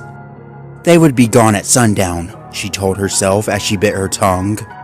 Surely Jake would have them leave then. The afternoon turned to dusk, then the sunlight faded from the mountain. With the moon high in the sky shining above the unyielding clouds as they released their snow, the Rough Pack remained. She was at least grateful that she didn't have to share a bed with anyone. The bikers merely found a space and fell asleep on their sides. A whole day itching with annoyances, a disturbance that festered under her skin. That night, Everest sat before the lit fireplace, tapping her claws on the ground as her blood silently boiled. Of all the dogs Jake could have called to the mountain, he couldn't have at least called someone she knew. But no, let his prized husky be dropped in a cage with 3 dogs that smelled of gasoline and barely knew a thing about snowboarding. In the back of her mind, she wondered if it would be worth it trying to actually become friends with them. She frowned before the fire, knowing how little friends she already had. Did coworkers count as friends? It was a gray area she had never really got accustomed to. Sure, a coworker could be a friend, but only within a work setting. Once outside of it, they barely paid one another any mind or even thought of them. Who truly were her friends? The Paw Patrol was worthy of such titles, but little did they ever give Everest much attention. That said, there was one dog within them she always looked forward to seeing again. The aviation pup, the cockapoo who took to the skies. Perhaps it was their love for the outdoors that drew them together. Or maybe the twinge of loneliness from being the only girls in male-dominated groups. Or maybe it could have been Sky's outgoing personality that broke the ice of Everest's introverted nature. Either way, they found each other, and were an unstoppable pair when they found themselves together on missions. She caught herself thinking about Sky a lot, her friend invading her thoughts often in moments of loneliness. Even with their friendship, they rarely talked, only brief reconnections the next time they saw each other. Lowering her head and letting out a long sigh, Everest was willing to give anything if it meant Sky could be here instead of the foul biker gang. Jake was busy the next morning, his eyes too fixated on his handheld devices to notice the tense breakfast scene. The urge to strangle someone was incredible as Everest watched Hubcap messily gobble up his meal. The blood boiling under her skin was making it difficult to pull a poker face. Any more strenuous effort, and a vein would probably pop. Gasket could see the whole thing unfolding, watching the husky in amusement. "Everest?" Jake walked in, holding his tablet. "There's news." The husky immediately whipped around, elated she was finally getting his attention. What's up? A violent choking sound cut off her sentence, as Everest had blissfully forgotten that there was food in her mouth. Flattening her ears, she gripped her own neck and started hacking up the clog in her throat. Much to the silent disgust of the other animals at the table, she coughed up a chunk of food and gingerly chewed it before swallowing. Dazed by the event, she let herself breathe for a few seconds before gingerly looking up at her owner with an apologetic smile. Jake had his arms at his sides, staring at his dog. "Are you okay?" "Ice or snow, I'm ready to go," the husky said with a weary smile, desperate to be useful again.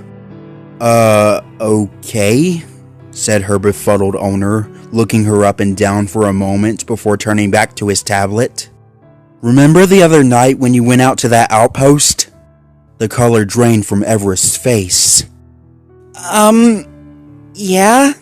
Her heartbeat quickened, uncertainty climbing her back. "Remember how the signal randomly shut off by the time you made it there?" "It did do that," the husky nodded. "I thought it was weird, but there wasn't much there." She hesitated. "Nothing that really answered many of my questions." "Well, when that tablet you uncovered finally finishes decrypting, maybe we'll get some new information," her owner said absently. "It's not done?" Everest exclaimed, astonished at the time it was taking to repair the machine. I thought it would be finished by now! That thing was really busted, Everest. I only had so much hardware to work with. I literally had to fix several pieces of it before I even plugged it into my computer. And that alone was not an easy thing to do. But the point is, the signal from the outpost suddenly turned on again. Like around 10 minutes ago. It did? The dog tilted her head, an uneasy vibe beginning to surround the breakfast table. You mean someone went back to it? The rest of the animals all raised their heads from their food, their attention now on Jake with piked curiosity. Turning one of those things on doesn't take the flip of a switch, Jake explained, his face twisting in bewilderment at the scenario. There's a whole process. That means whoever did has an extensive knowledge of how to work one. And that is why this is my highest priority now. I want to know who that is. He pointed at the table, quickly counting up the dogs before him. He grimaced, wincing at what he was about to propose. I need someone to go back out there. The outpost? Hubcap said, narrowing his eyes. Isn't that where she got hurt? He pointed a meaty paw at Everest. It was. The husky followed his statement, happy to finally agree with him on something. But still, she wasn't going to fully reveal the details, even if Gasket knew. She turned back to her owner with a confused expression. You saw what happened to me there. Why on earth are you sending me back if I got attacked? I didn't say I was sending you. Jake waved her off, then paused. Looking down at his dog, his expression turned into confusion. Wait, you never said you were attacked? He quickly put it together in his head. You said you fell on glass. Why are you saying now you got attacked? Gasket barely suppressed a chuckle as Everest turned white under her fur. Well... Everest stiffened, her eyes widening as she realized her mistake. I mean it felt like I was attacked. I assure you, I absolutely fell on glass. You could put me on a lie detector for that. I probably, Her paws fidgeted nervously on the chair. I probably ran into a couple of tables or something, you know? She ended her speech of lies with a dry chuckle, praying Jake would believe her. It was difficult to tell with the confused expression he was wearing.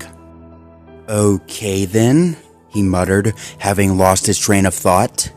Well, I wasn't sending you. Not after what happened to you there. I was actually planning on sending one of the Rough pack. Hubcap raised an eyebrow at him. You're sending us out in the snow to a location where it's been explicitly stated that dogs get hurt there? He said flatly. It's because we're stronger, Hubcap. Gasket smirked, sneaking a glance at Everest. The husky immediately returned the gesture with a hostile glare. If Sky had been here, she would have raced to defend her at the minute the bullying started. Snapping his fingers at the two, Jake was quick to shut down their quips.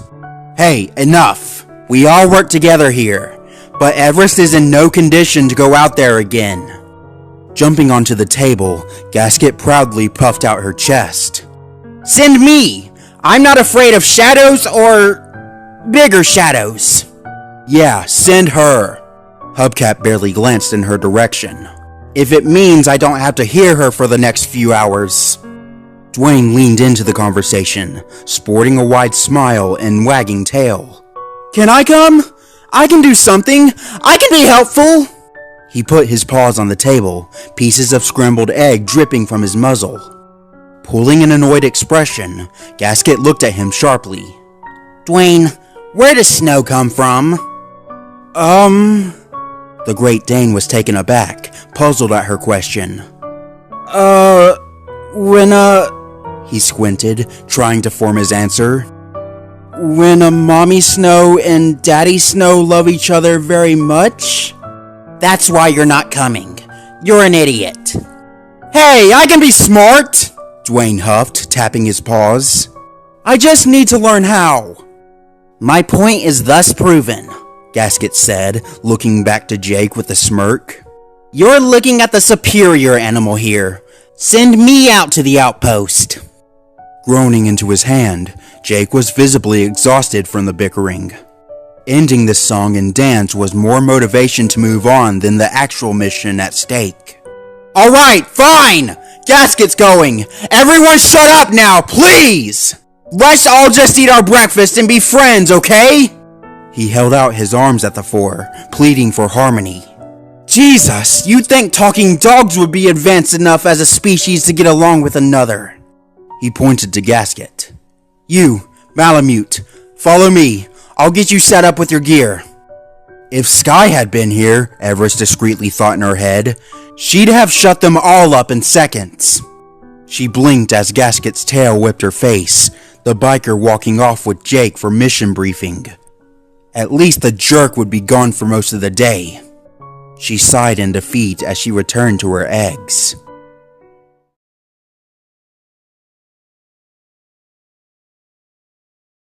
The following night was a lonely one. Gasket hadn't yet returned from her mission out in the snow, and Jake's work would have been relatively light. Everest lay awake in her bed, idly staring at the home screen of her tablet. She finally had some time and a whole room for herself, yet didn't have the slightest clue about what to play. Her eyes flickered across each game she had, mentally dismissing each one as she saw it. She already played that one she mastered, and that one barely interested her anymore. Too easy or boring. Without realizing it, she had already swept her entire game library. Overwhelmed with a feeling of longing, Everest picked up her tablet and accessed its call function. Just one call, one little talk with the Paw Patrol would be enough to ease her worries. It would certainly be better than trying to talk to Chase on a discontinued machine. Picking up the device in her mouth, she crept up out of the room with gentle steps. She just had to get somewhere quiet, out of consideration mostly, and maybe she could finally have a private conversation. Her paws were muffled on the worn blue carpet, as was the case for the other dog walking up behind her. Evening! Dwayne spoke, shattering the silence with his voice. Ah! Everest jumped, her heart skipping over itself. Ah! What are you...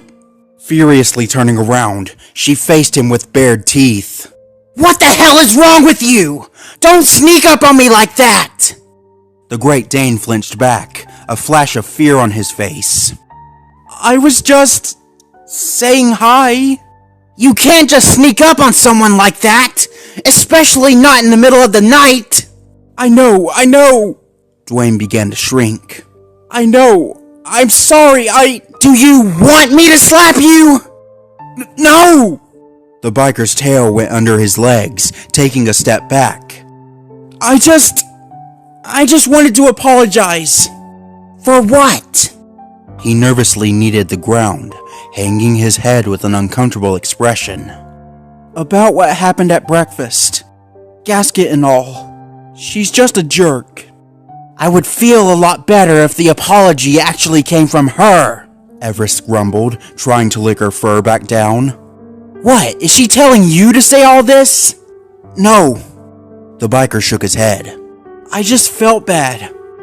Scoffing slightly, Everest leered at him with a sour expression. Well, thanks for your concern, but I'm fine. Can you please leave me alone now? Right, sure. Dwayne's tail slowly began to wag again. He stood up and turned away, but not before looking over his shoulder. If it makes you feel any better, I don't think it's anything personal. She's just always like that. His words fell on deaf ears, as Everest had already swiftly fled down the hallway.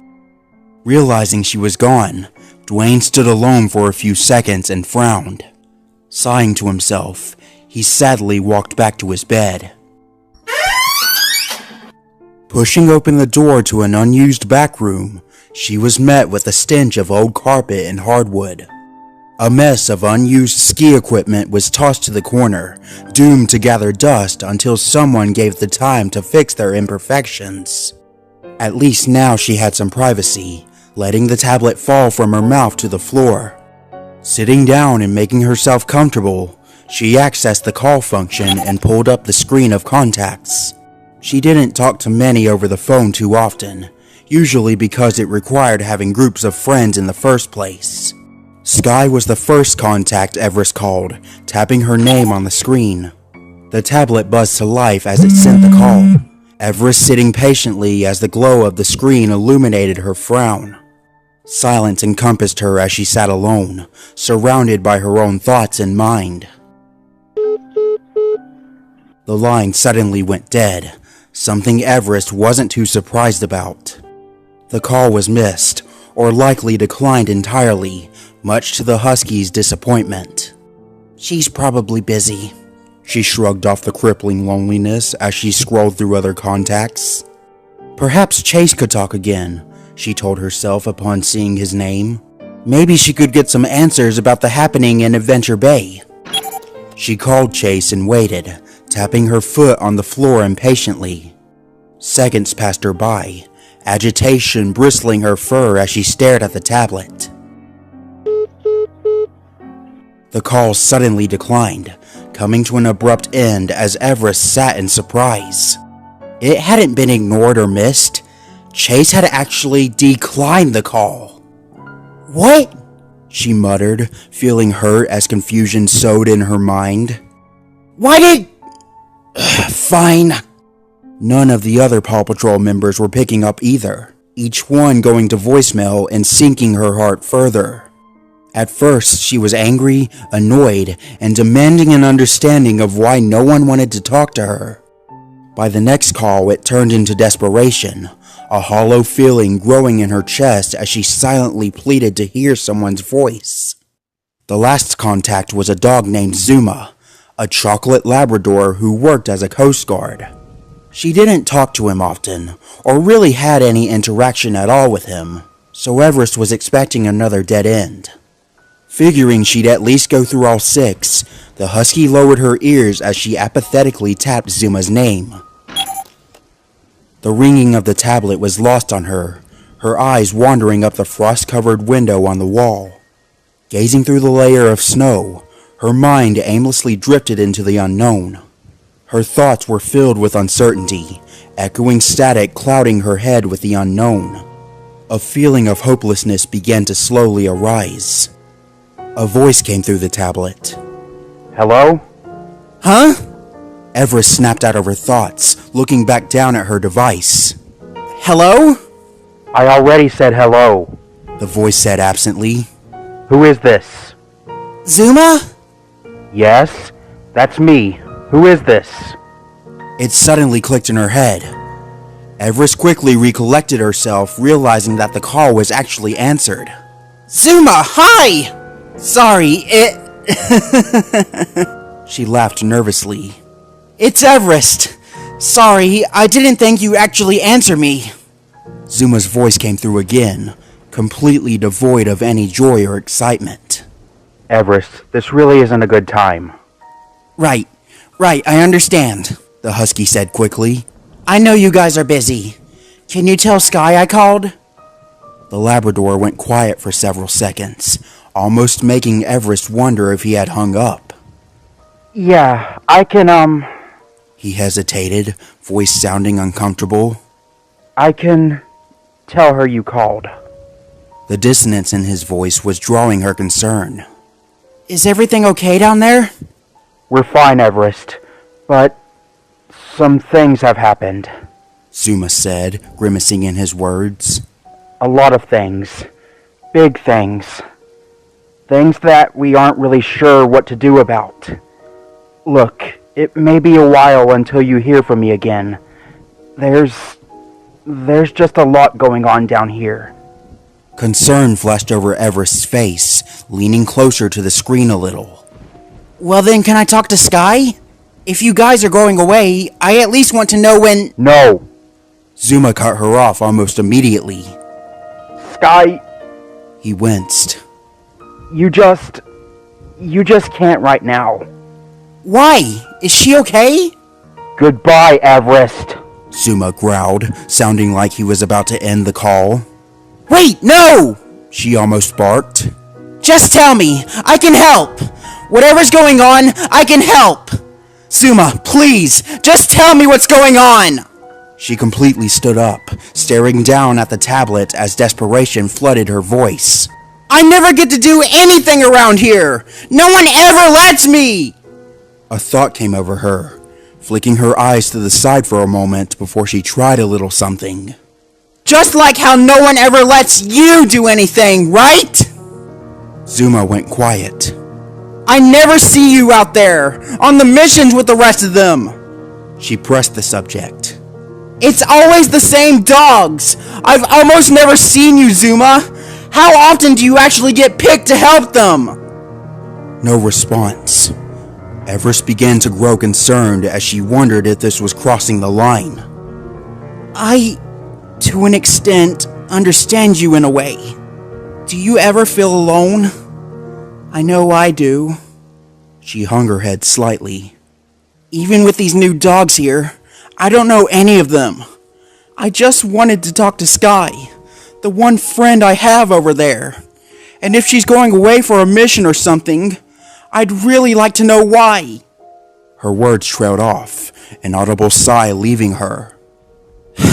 So can you please tell me, what's going on? She sat alone in silence for what felt like hours, until Zuma finally spoke up again. Everest, you should probably sit down. Hmm? The husky cocked her head, then lowered herself back to the ground. Okay, I'm sitting. A feeling was beginning to climb her, a hollow, sinking feeling. Everest? Zuma could be heard taking a deep, shaky breath, great agony bleeding from his words. Sky is dead. It was then that Everest froze, her mind shorting out as his words echoed within her. Body going still, Everest stared forward as she completely stiffened. You're... She could barely speak in her disbelief. You're joking! I really wish I was. The lab muttered in a defeated tone, his voice drained of hope. She's dead. Chase shot her in the lookout roughly half an hour ago. Every memory Everest had ever shared with her dear friend flashed through her mind in an instant. Confusion froze her step, disbelief spilling from her. What? Why? Why did he? She sputtered, her voice cracking. Tears filled her eyes as anguish screamed into her mind, an overwhelming sense of panic fogging her thoughts. What are you talking about? Why did he shoot her? Why would he? Zuma snapped, barking into his microphone. I don't know! I don't know, okay? His voice broke for the faintest second, quickened breaths leaving the dog as if he was forcing back tears. Something is really wrong with Chase. There's this military organization called the ACG that's been starting shit around town, and Chase just revealed that he was working with them under our noses. I can't trust him anymore. I won't trust him. An icy tone dripped off his tongue, fiery vengeance emitting from the lab's voice. He keeps ranting about some parasite, some creature, I don't know. Everything was fine just a little while ago.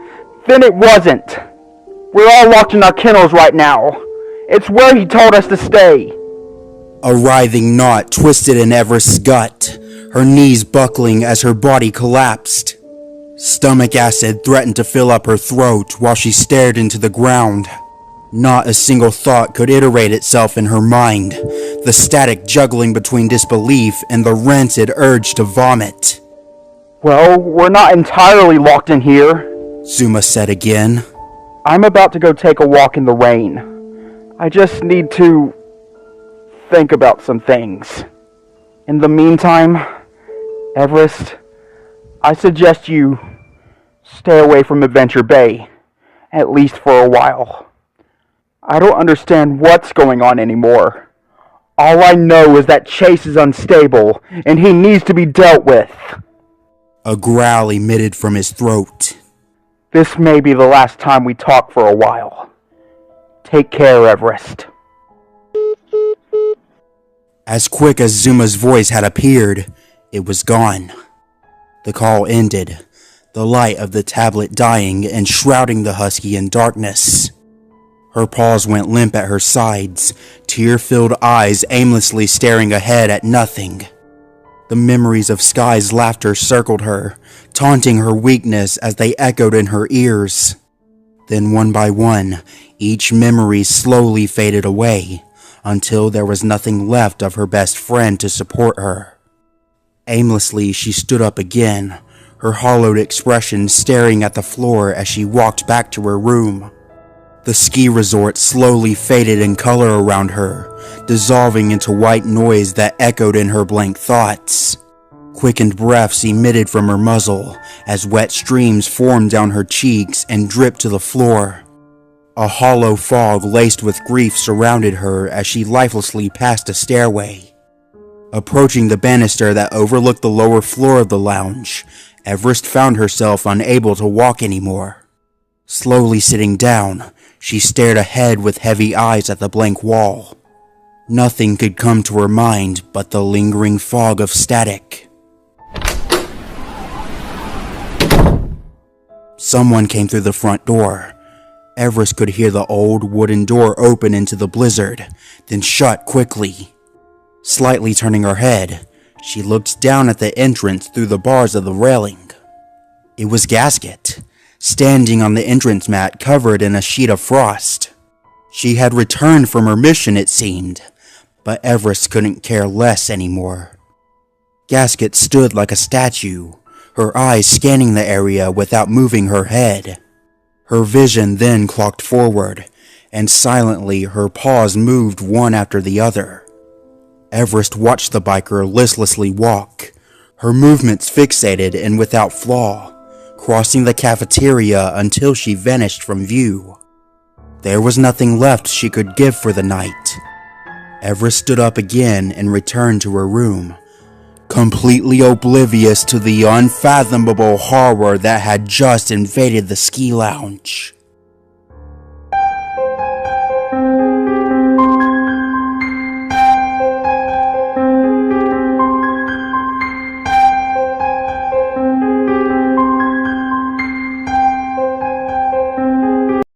Everest couldn't sleep.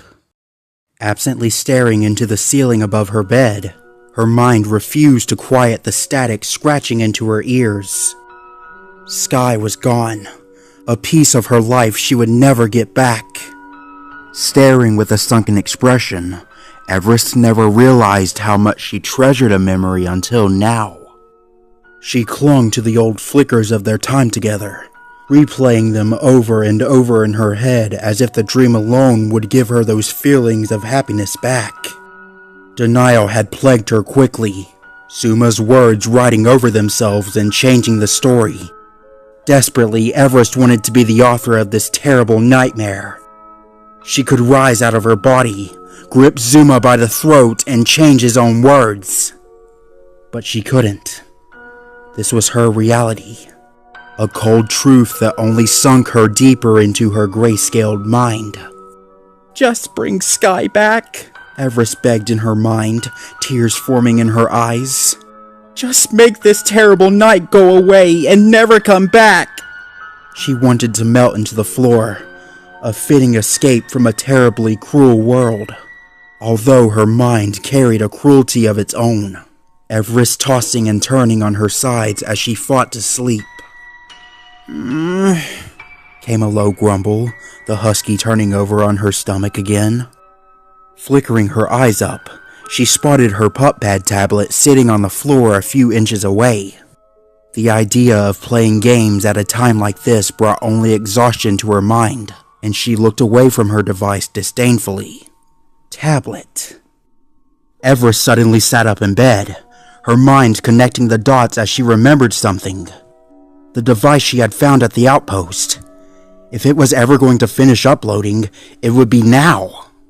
No way in hell that thing would still need time. Everest glanced over at her door, wondering if she could slip out. Anticipation danced in her head. eyes flickering at that of finally unlocking whatever mysteries that thing held. For so long, Jake had waved her off, treating her find like it was some garbage she had picked up off the street. Her wonder quickly faded into frustration. Everything she worked for was slowly being robbed out of her paws. Her owner, her lounge, her hobbies, her work. It all made a growl vibrate through her teeth. It wasn't fair, she thought to herself.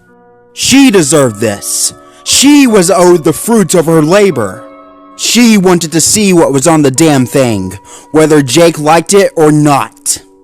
Climbing out of bed, she placed her paws on the cold wood floor as drive brewed in her head. There was no way she'd get to sleep now. The journey began. Everest peeked out of her room and saw the coast was clear, slipping out into the dark hallway. Her excitement only grew with each step, quickening into a small trot as she made her way to Jake's computer room. She stopped suddenly in the middle of her mission, walking up to an obstacle in the path. "Ugh!" she groaned, twisting her nose at the article of clothing. It was a leather jacket, brown and sharp-collared. She recognized it immediately as belonging to Gasket, and if sight alone didn't confirm it, the reeking stench of gasoline and machine oil radiating from the leather did. "How peachy," Everest grumbled, scrunching up her face in disgust. "Just leave your clothes wherever you want. All right with me." Unceremoniously kicking the jacket aside, Everest continued forward. Gently nudging the door open, Everest glanced inside the room, and sure enough, it was empty. The computer table stood like a totem, set up like it was somehow the most interesting thing in the room. Computers, human ones at least, were of no interest to Everest. The keyboards had too many buttons anyway. She dismissed the human technology, her eyes instead trailing to a set of cords plugged into the side, forming a colorful network that ended in her object of interest, the recovered tablet from the outpost. Jake had fixed it finally, a revelation that made Everest roll her eyes. If the guy wasn't so absorbed in pointless towers, he could probably get more important things done every day. Like playing frisbee with me, Everest said aloud, continuing off her thoughts. Or maybe...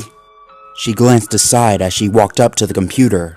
Not hiring sketchy-ass bikers to invade my bed.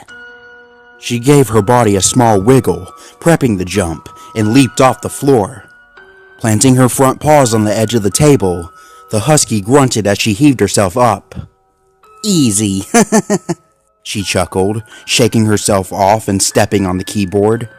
She grabbed the tablet like a dropped pup treat, snatching it hungrily like the most prized information in the world was kept on it. Sure enough, the screen was replaced, and much of the hardware had either been fixed or swapped out for new variants. Her curiosity was piqued by the screen's glow. The repairing was finally, after all this time, finished. It was fully usable now, great excitement spreading across her face as she held it. She took the tablet in her paws, sitting on the floor. Took you long enough. There better be something worthwhile on this thing, Everest said with a grumble, accessing the newly replaced touchscreen. She didn't truly know what she was expecting. A goldmine of information would have been nice, or perhaps a few mobile games to captivate her attention for the next few hours. Anything that wasn't plastered behind a passcode was good enough anyway. Unfortunately, that canceled out a large portion of its contents. Damn it! Was the phrase she repeated several times, going through file after file only to be met with a passcode requirement. Her face twisted in agitation as her paw swipes became more aggressive, bristling her fur as she fought against the machine. A vault of documents was the last thing she accessed, flat resignation already painting her face as she prepared her arm to chuck the useless tablet across the room.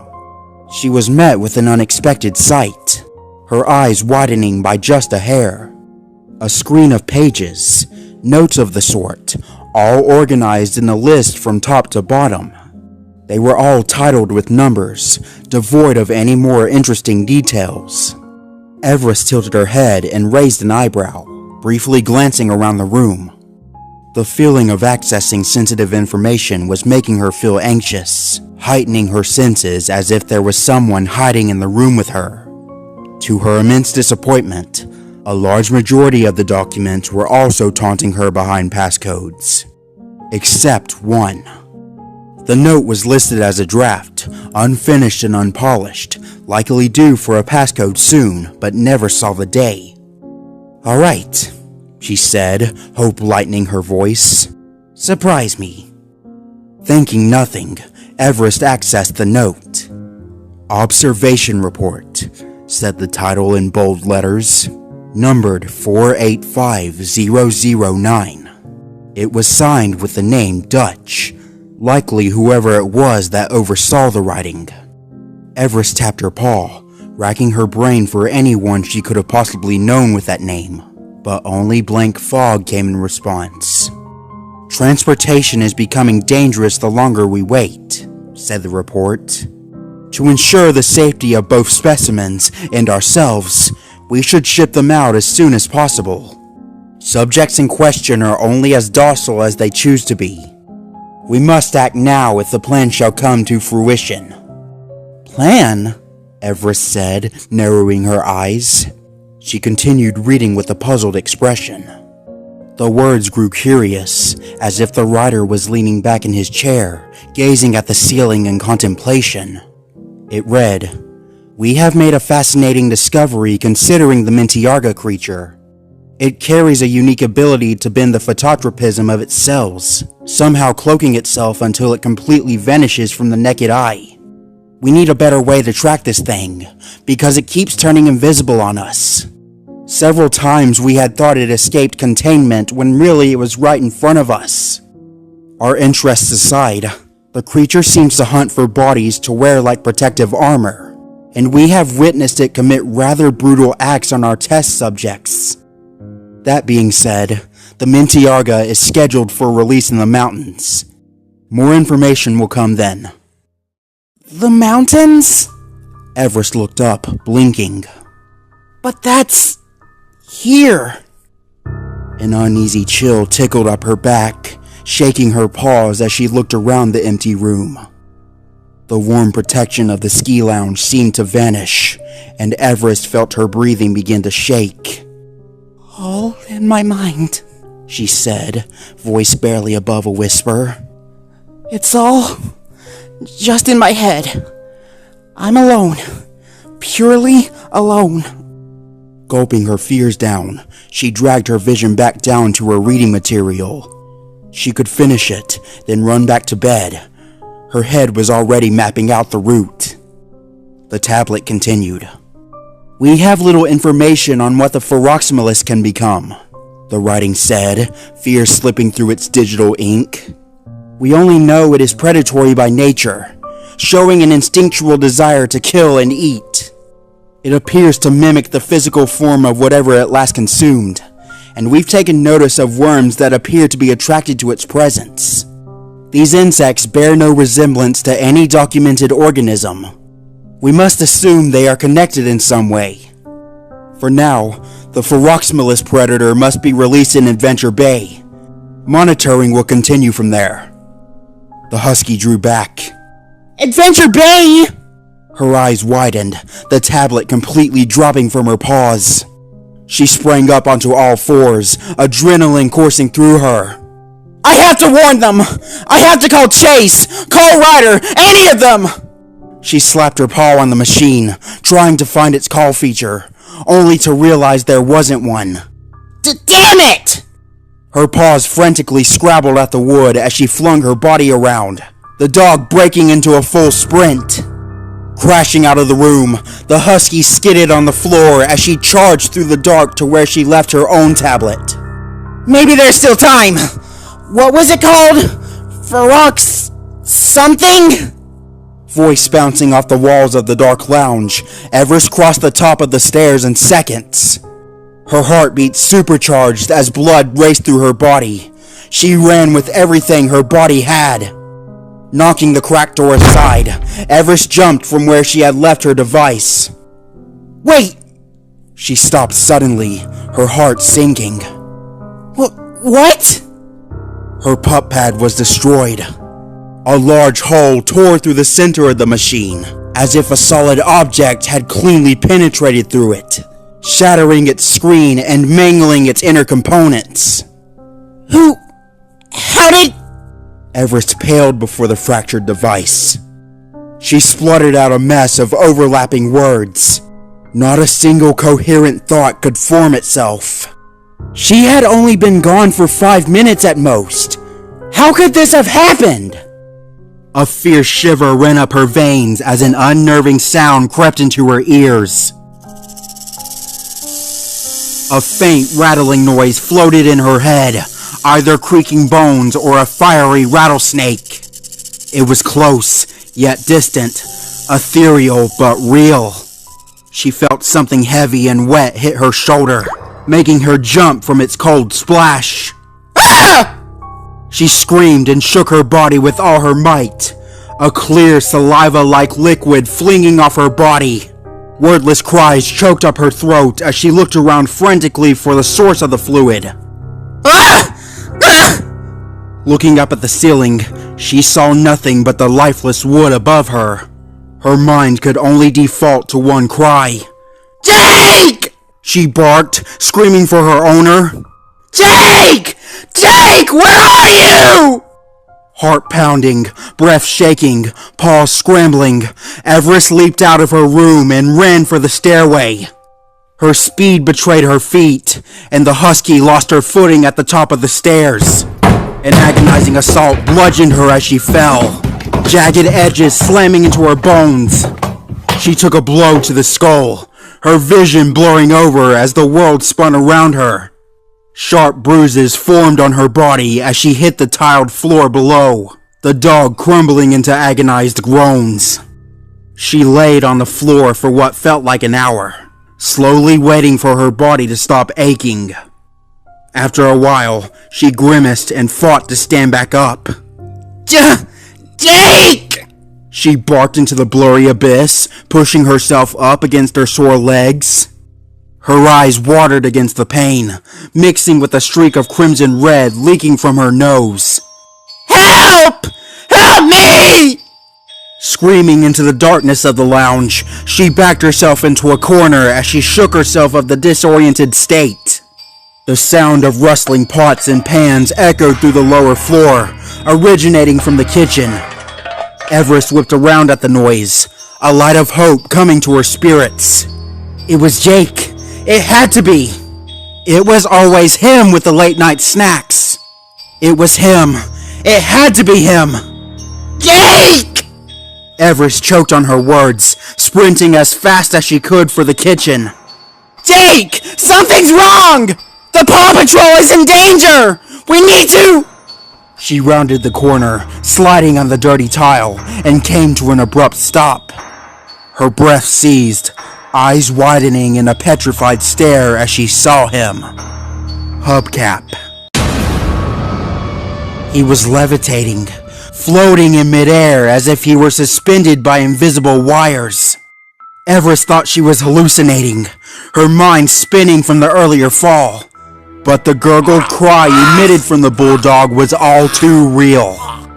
A gaping hole had blown through Hubcap's chest, sprays of red coating the kitchen floor and draining from his lethal wound. His face was paralyzed in terror, eyes rolling into the back of his skull as blood bubbled up his throat. He was hung in the air like a crude puppet, suspended on nothing as if he were flying. "What?" Everest choked, paralyzed in fear. "How?"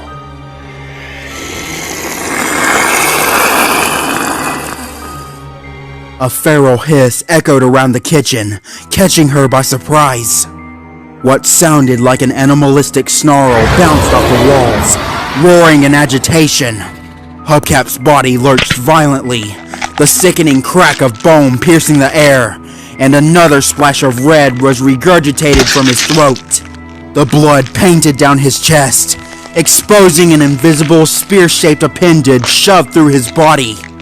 As the bulldog's corpse gruesomely slid off the undetectable weapon, the object sharply waved itself to flick the blood off until it fully vanished from view. Everest recoiled as she was sprayed red across the face, screaming in panic as she shook herself off Hubcap's remains. There was a third creature in this room. The sound of scratching claws tapped along the ceiling, stalking forward as a feral snarl filled the air. Everest frantically darted her gaze at every corner of the kitchen to try and identify the creature, but she saw nothing but the crimson-painted tile of the room. The sound of rattling bones slithered formlessly in the air, a rising screech shattering the once silent atmosphere of the lounge. In her paralyzed stare, Everest began fearfully creeping backward. She could smell it. The malice, the sadism, the reeking clouds of blood in the air. She couldn't see it, but she smelled it, heard it. She knew it was there. It was looking at her from where it clung, staring her down with its taunting grin. Shaking her head of the blood splatters, Everest turned and fled in an improvised direction. In her trauma, she had stopped thinking, panic clouding all rational thought. She was screaming bloody murder, her body flattened as she dove under tables and fled down hallways. She only stopped once her stamina had completely drained, the husky slowly skidding to a rough halt into the wall. She was hyperventilating so abrasively it seemed like her lungs would choke out any moment, puddles of sweat emitting from her paws that tracked behind her. Looking behind herself, she checked wearily to see if she had been followed, vision jumping around the empty darkness of the hallway. Gulping down stomach acid that threatened to spew from her mouth, Everest began walking backward as she stared down the passageway. Slowly, her breathing began to slow, the silence of the lounge beginning to encompass her. It was a dream. It was just a dream, she whimpered in her mind. It was all just one terrible nightmare. A twisted, drawn-out nightmare she would wake up from any moment. Any moment, she breathed, backing into a wall. A brief sound of coiling bone whipped in the air, pricking Everest's ears. Then a penetrating shock tore into her body, an invisible appendage spearing into her leg with electrifying speed. The husky screamed into the darkness as the skin on her leg ripped aside, thigh muscle bifurcating open with a sickening paper-like tear. Blood splattered on the floor as a triumphant screech echoed through the air. The spearhead was pulled out in an instant, flinging back like a yanked leash. A trail of red splashed through the hallway, a distorted laugh mocking Everest's agony. The husky collapsed into a puddle of red, the excessive screaming mere moments from tearing her vocal cords. She buckled under her crippled limb, sadistic laughter howling over her. Her drive of self-preservation seized her, spiking adrenaline through her veins as she gripped her paws into the floor and began dragging herself away. Gurgled cries and whimpers followed her every move, the bloodied leg trailing a crimson streak behind her.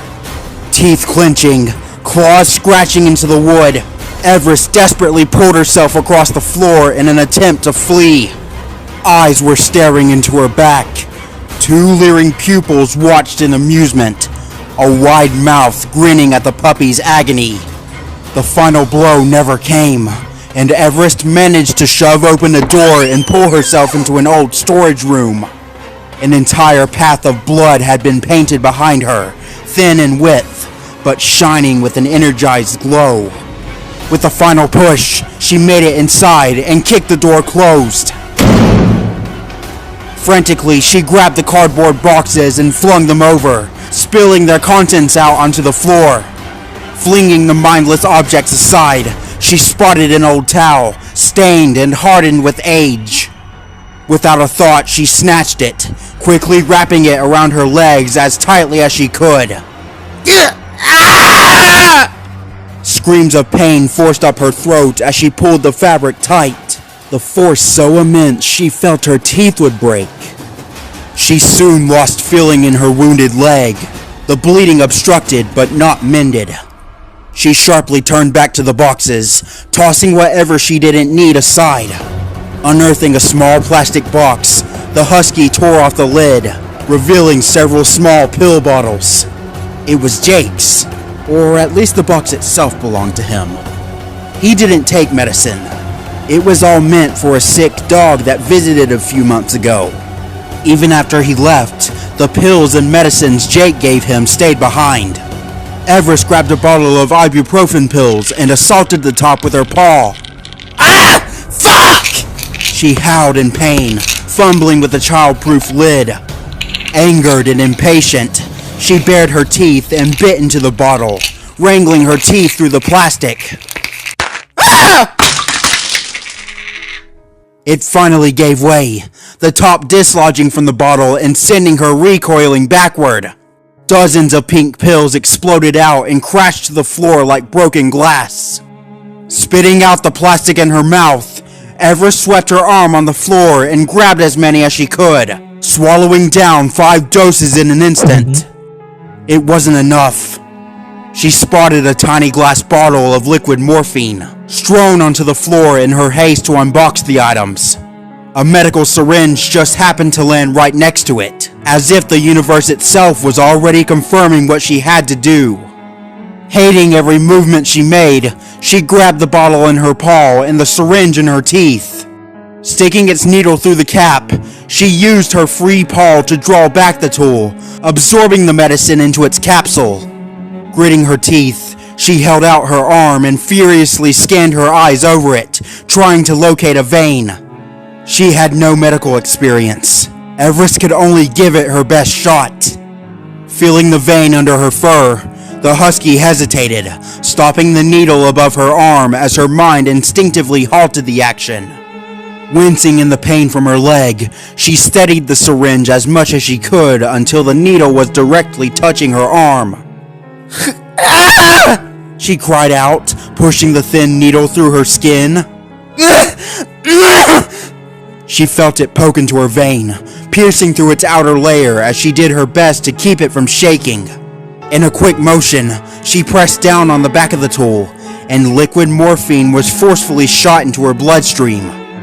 Immediately tearing out the needle and tossing it aside, Everest felt her head get dizzy, her body numbing over as the pain faded. Gulping the newly formed rock in her throat, the puppy stumbled and fell disoriented onto her rear. Her breathing slowed, her heartbeat calming, and gradually the world stopped spinning. The pain melted away, the medicine working quickly to drape a blanket over her wounds. "Jake!" she cried out, rocking back and forth while tightly holding herself. "Help me! Someone help me!" But there was no response, not a single sound to answer her in the dead winter night. She was all alone.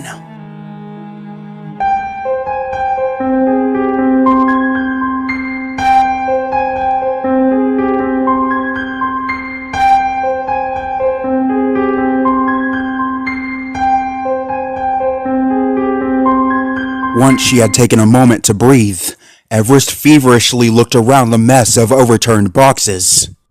There had to be something, anything, even the smallest thing she could use to defend herself. That wicked animal was still out there, prowling the ceilings and walls for stragglers. Even after spearing her leg, the monster allowed her to crawl away. She had been helpless, bleeding out like a ruptured sack, but the killing blow never came. It let her run. A pit formed in her stomach as she nosed around the cardboard mess, her wounded leg wincing with every frail movement. This can't be happening, she shakily repeated to herself. This isn't happening. It can't be happening. Why me? She had already tried the radio in her collar. Not a single thing responded to her desperate pleas for help, only silence emitting from its speaker. The Ruff Pack had collars. She knew it for a fact. But the damned things weren't tuned to the right signal. Canine whimpers filled the room as she searched for anything of use. Worthless medical equipment, a blizzard of papers and dust, all laid strewn across the floor. Her aimless searching finally ceased as she unearthed a small object under a stack of pens. A spare phone. Relief flooded her mind as she thanked the deities above, gripping it as if it were her own child. It wasn't entirely a victory, as Everest frantically dialed 911 only to get no outer service. No! Came her silent cry, gripping what could be the only thing to save her life. With nothing left to turn, she dialed the numbers of the ski lounge itself, calling the phone in the lobby. Surely there was just enough to connect her. There had to be. At least a dozen other phones dotted the ski lounge in the other areas. But they all had different numbers, and Everest couldn't remember a single one. Please work, she pled. Please work. She held the phone close to her, letting it buzz. The sound of distant ringing echoed from the hallway, the lobby phone loudly announcing itself. It wasn't long before a stench of blood hit her nose, and hurried scampering passed by the door to her closet. Everest's heart dropped, realizing the creature could hear the phone as well. She cut the call in an instant, silencing the receiving phone to hopefully spare the life of anyone walking to it. Backing herself into the corner, her hope was starting to fade as her options ran dry. Pleading for luck, she dialed the only number left she knew, the intercom. A few buttons and Jake's passcode was all it took, and Everest's voice was broadcast throughout the whole building. Hello? She spoke into the phone, and instantly she heard the massive echo of her own voice bouncing off the walls. This is Everest.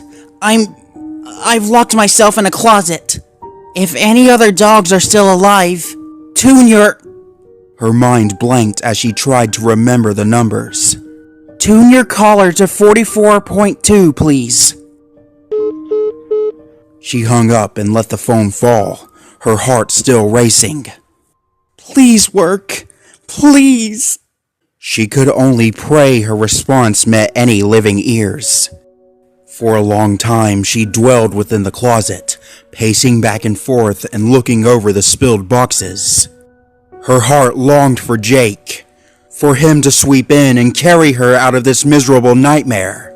But a sinking feeling told her she would get no such rescue. Every minute that passed, her hope would only fade even more. Sitting down on the dirty tile floor, Everest hung her head. Then, like the sound of an angel piercing the darkness, a voice emitted from her collar. Hello? The husky snapped to attention, jumping up in surprise. What? Who is this? Who's talking? It's Dwayne, the dog said in a low voice. I heard you on the intercom. You're alive! Everest was flooded with joy, her sorrow burning to ash at the reveal of one more still living. Thank God! Thank them all! Where are you? I'm in a really big and dark room, Dwayne reported, sounding uncertain. There's a lot of computers around me, and these giant boxes with little lights. That's the server farm! You're down in the server farm! The husky had to physically restrain her excitement. Have you seen Jake or Gasket? She rattled off her questions, desperate for the answers. No, I haven't, the Great Dane said, his voice on edge. I heard screaming, so I ran downstairs. Do you know what's happening? A good question. Everest had little clue herself, but what she did know was a grim scene. There's something in the ski lounge, she said, quivering at the memory. I don't know what it is. It's some monster. It killed Hubcap. I saw it myself. Hubcap? Did it really? I saw it with my own eyes, Dwayne. It was horrible. Oh. His voice deflated, filling with sorrow upon realizing a treasured friend was gone. But Gasket's still out there, right? I don't know. I haven't found her or her body. But I haven't found Jake either. He's smart. He's probably hiding in our safe room. Safe room? Yeah, like a storm bunker, you know? If he's anywhere, he's there. A glow of determination began to rouse within her. I have to get to him. He surely heard my voice on the intercom. He knows I'm alive now. Where is the safe room? Dwayne asked, mirroring her resolve. I should get there too. Lower floor. There's a secret door in one of the archive rooms. All we have to do is get there and reunite with Jake. Then we can take my snowplow and get out of here. You have a snowplow outside? Dwayne asked in surprise. Why don't we just go there and escape? I'm not abandoning my owner! Hissed the husky. I'm going to get him out of here! Don't you think he would have wanted you to just get out as soon as possible? I don't imagine he wants you to stick around in a time like this. No! I'm hitting the safe room, and you are too! There are things in there we can use. There's just one problem. She winced, remembering a horrific detail. We're being hunted. The Dane's voice significantly rose in unease. What is it? I don't know what it is. You literally can't see it. It's fucking invisible. Everest spat. It snuck up on me and got me in the leg. Are you alright? I'll be fine. We just... She breathed, feeling claustrophobic in the closet. We just need a plan. They sat in silence, pushing past the nerves in their mind as they tried to come up with any possible course of action. Pacing around the room, Everest spoke her ideas aloud. We need a way to track it. Or... trap it? Ugh, what would the Paw Patrol do in a time like this? Irritation coursed through her, knowing the team of 6 would likely have the whole situation resolved by now. Well, 5. She grimly corrected herself. It was a team of 5 now. If she made it out of this alive, Everest wanted to be the first dog at Sky's funeral, and personally confront Chase for his actions. You're in the server room, right? Everest said. I think our security room isn't too far from there. It's basement level 2. What's in there? Nothing entirely useful, she sighed. But we do have CCTV cameras all over the lounge. I'm pretty sure the camera console is in that room, she muttered, her plan coming together in her head. If we can find the creature on the cameras... Her voice faded, immediately realizing the flaw in her plan. A creature that's invisible. Ugh, it won't work. With a huff, she mentally threw away the whole plan, slouching against the wall in irritation. Are the cameras motion activated? Dwayne asked suddenly. If they are, it would still work. They are, but how? Didn't you hear me? The monster's invisible. I remember a lot of the things I used to do with the bikers. We would take odd jobs for people for money, he said, much to Everest's confusion. So? In one of them, we got paid to install cameras around a house. It was an old lady. She couldn't do it herself. He chuckled to himself. Hubcap demanded pay, but I saw Gasket discreetly give the money back when he wasn't looking. The lady was very happy with her. It made me happy too. Dwayne, what the hell are you talking about? I learned about cameras that day, he continued. The ones we installed were motion activated, but not by physical objects passing in front of them. They had, like, sensors, like a heat detector, and, I think it was called superviolet? Everest blinked. Superviolet? Do you mean ultraviolet? Ultraviolet sensors were found in certain types of security cameras. They enabled its watchful eyes with the ability to detect wavelengths of light not visible to traditional brand cameras. They were usually intended for forensic advantages and enhanced security. Its most profound feature, detecting bodily fluids, especially ones invisible to the naked eye. Slowly, his words began to piece together in the husky's head. Every living thing on Earth left traces, no matter how minuscule, even if they were completely invisible. Whatever the creature was, perhaps it was truly formless to their own eyes, but under a camera designed to sense body heat or DNA? That would work, she said, in awe at Dwayne's idea. And it's come into contact with plenty of blood and bodily fluid. Under an ultraviolet sensor, it'd glow like a fucking Christmas tree! Everest looked up at the wall, contemplating her chances. All this assuming our cameras can do that to begin with. Well, do they? I don't know. I don't remember when Jake bought them. Ultraviolet sensors, probably not. But the body heat is maybe. She couldn't stay in this closet forever. She had to move.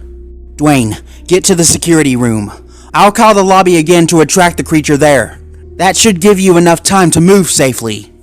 Alright, tell me when, he said, steadying his breathing. Everest turned back to the dropped phone and redialed the number. After less than a few seconds, the lobby phone once again reawakened with an annoying ring. She waited patiently for the rabid scrabbling of the creature to pass by her door, but it never did. It had likely moved to an entirely different part of the lounge, taking a new route to the lobby. Okay, new problem. I can't hear it. She winced into her radio. But it's fast, so it's likely there by now. Probably about to spear the phone or something. Should I? Dwayne asked. Yeah, go! Go! Knowing the coast was temporarily clear, Everest swiftly moved to the closet door and pushed it open. She carried the spare phone in her teeth, knowing it would be foolish to leave such a thing behind. Her leg wept pain from the movement, fighting against the stress on its punctured muscle.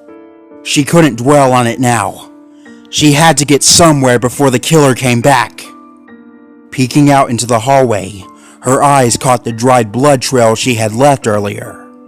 It was a grisly sight, a sick feeling coming to her stomach as nausea swayed her body. No time. Pushing through the pain, Everest slipped into the open and took to the hallway, traveling as far away from the lobby as she could. She made it into one of the seating areas of the lounge, a dark room of unfolded tables and plastic chairs. Ski equipment littered the floor, likely from inconsiderate patrons discarding their gear instead of returning it formally.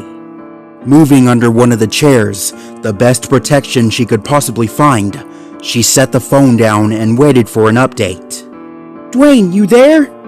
She looked around hastily, scanning the locked metal cabinets that lined the walls. Dwayne! I'm here. He reported in finally. I made it inside. Can you lock yourself in there? I could try jamming a door, but there's a massive vent in here. Well, sure. Everest waved off. There's vents all over the lounge. Do they have cameras inside them? What? The husky furrowed her eyebrows. No, they're vents. Why would they? I'm just asking. The creature could probably use them, but you're right. Everest's heart dropped like a weight of a skyscraper. Her voice cut out as terror ran through her mind, even as Dwayne called her name over and over through the radio. He was right. He was absolutely horrifyingly right. She had personally witnessed the creature moving along the ceiling, so vent access was completely possible. The vents were numerous and ran all over the ski lounge like a fungal network. If it got into a vent, it could reappear anywhere it wished, and they would never know where it went until it actually reemerged. and Dwayne would be a sitting duck. Everest? He said, his repeating voice finally getting through to her. Yeah, I'm here. She spluttered. Do you see the camera control? The muffled sounds of movement came through his end. I do, actually. I've seen stuff like this before. He paused for a moment, getting settled in while Everest nervously listened to her surroundings. Dwayne rustled around before he spoke again. Here it is. The screen is right in front of me. Oh, wow. His voice glowed with awe. You really can see everything from here. This is cool. Focus! Everest snapped, baring her teeth with impatience. Do you see anything that can help us track the creature? Give me a minute. Using a keyboard with pause is difficult. He spent a moment without a word, although every second of silence was riding Everest's anxiety. Okay, I see the camera control, and I see how to switch between cameras. This is neat and all, but I don't see anything on them. Do they have infrared vision? She asked him. I think... How would I know? Look for a button or something. There has to be a way. Everest grabbed the phone and dialed up the lobby again, seeking to keep the creature as far away as possible with what little she could do. To her silent dismay, the call failed. The lobby phone had been destroyed. Dwayne came through again. I don't see anything. The husky scrambled for an answer. Do you see the terminal? Try typing the command itself. Toggle infrared.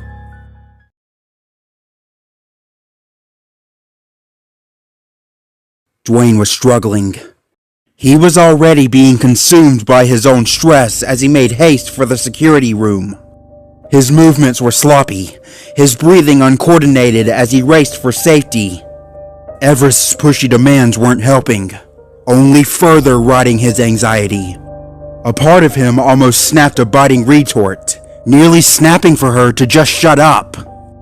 He couldn't say that to her. She didn't need that, he told himself. He just had to push through and work this confusing, complex machinery. How do you spell infrared? He asked shakily, holding his sweating paws over the keyboard. Are you serious? Everest growled through her radio. Words are hard, okay? The Dane quipped, feeling unsafe under the massive vent opening. I'm trying my best! Now how do you spell it? With obvious exasperation in her voice, Everest slowly listed off each letter in the word, while Dwayne carefully followed along at the computer. Processing the command, the screen in front of him changed. The camera view was bathed in blue, the footage switching over to its heat-seeking setting. The impatient husky could be heard on the line. Did it work? It did! Dwayne widened his eyes, mesmerized by the flood of cool colors. Hold on, let me see if I can... He took to the camera control, cycling through different views all across the ski lounge. He only had basic knowledge of how to work a machine like this from a past odd job. Anything else he'd have to ask Everest about. Images flashed in front of his eyes. The lobby, a hallway, another hallway, the back of the lounge, a garage, another room. There it was. A massive red splotch was moving on screen, its body heat detected by the camera. It stalked on the ceiling, creeping like a giant roach about to drop on someone's head. Even with the considerable distance between them, Dwayne couldn't help but feel petrified at the sight of the killer. "Everest?" he said with a nearly frozen voice. I found it. It's in a room with a bunch of skis and hanging clothes." That's the equipment storage room, she replied. I know where that is. The nearest phone to there would be... She paused. The outside hallway. If it went there, that would place it even farther from us. If I can call the phones around the lounge, we should be able to lure it by sound and keep it off us. Do you see any papers in there with listed numbers? He almost gave no reply, instead staring at the malicious creature through the cameras. At the squint of his eyes, he could somewhat make out its physical proportions. Although the finer details were obscured to him, the creature's shape was easily seen. The body resembled that of a dog, with 4 legs, a muzzle, and pointed ears. Yet there was something unkempt about it, something ragged and straggling. 2 thin tails hung from its rear, moving in the air like snakes. They were nearly long enough to reach down to the floor, and both tails were tipped with what resembled spearheads. They weren't just appendages, Dwayne realized with a cold shiver. They were weapons. Dwayne! Everest snapped. Ah! Right! The Dane shook his head of the nerves, turning to the nearby tables strewn with paperwork. Numbers, right! The search was messy, as objects crashed to the floor as they were bumped off, but Dwayne eventually unearthed a sheet of paper that resembled what the Husky wanted. Okay, I think I found it, he reported in. Which phone do you need? The one outside equipment storage. He blinked, looking down at the listed phone numbers. Does it have another name? I don't see that on here. His companion was noticeably fed up with his incompetence. Ugh, west hallway! Maybe uppermost? Oh, I see it! He said, desperate to be helpful. I'll read you off the number. For the first time that dreadful night, something had gone properly. Dwayne witnessed the creature on the cameras, watching it stop and prick its ears, before suddenly racing out of the room. Cycling through the feeds, the Dane observed the monster traversing the lounge, responding to the ringing of the phone. You did it! He said, wagging his tail. For now, at least. Everest said grimly. I don't know how many times this will actually work. It already broke the phone in the lobby. No reason it won't do that again. She went quiet for a moment, thinking over their plan of action. Okay, I need to get to the safe room. Using these numbers, I can call the phones to lure it away from me, but it won't be able to hear a phone across the whole lounge. I can only call phones I know it'll hear. Dwayne, I need you to keep tabs on where that thing is at all times. You can count on me, the Dane nodded. If we find Jake, maybe we can find Gasket too. Maybe. And you need to tell right away if it goes into a vent. It'll show up anywhere, so you better race to find it. We need to move quickly, because it will shred the phones if it gets pissed off. Then we'll have nothing to keep it away. Everest gave out a long sigh. Okay. Are you ready? I am. Dwayne took to the camera console, awaiting her commands. All right. Let's do this.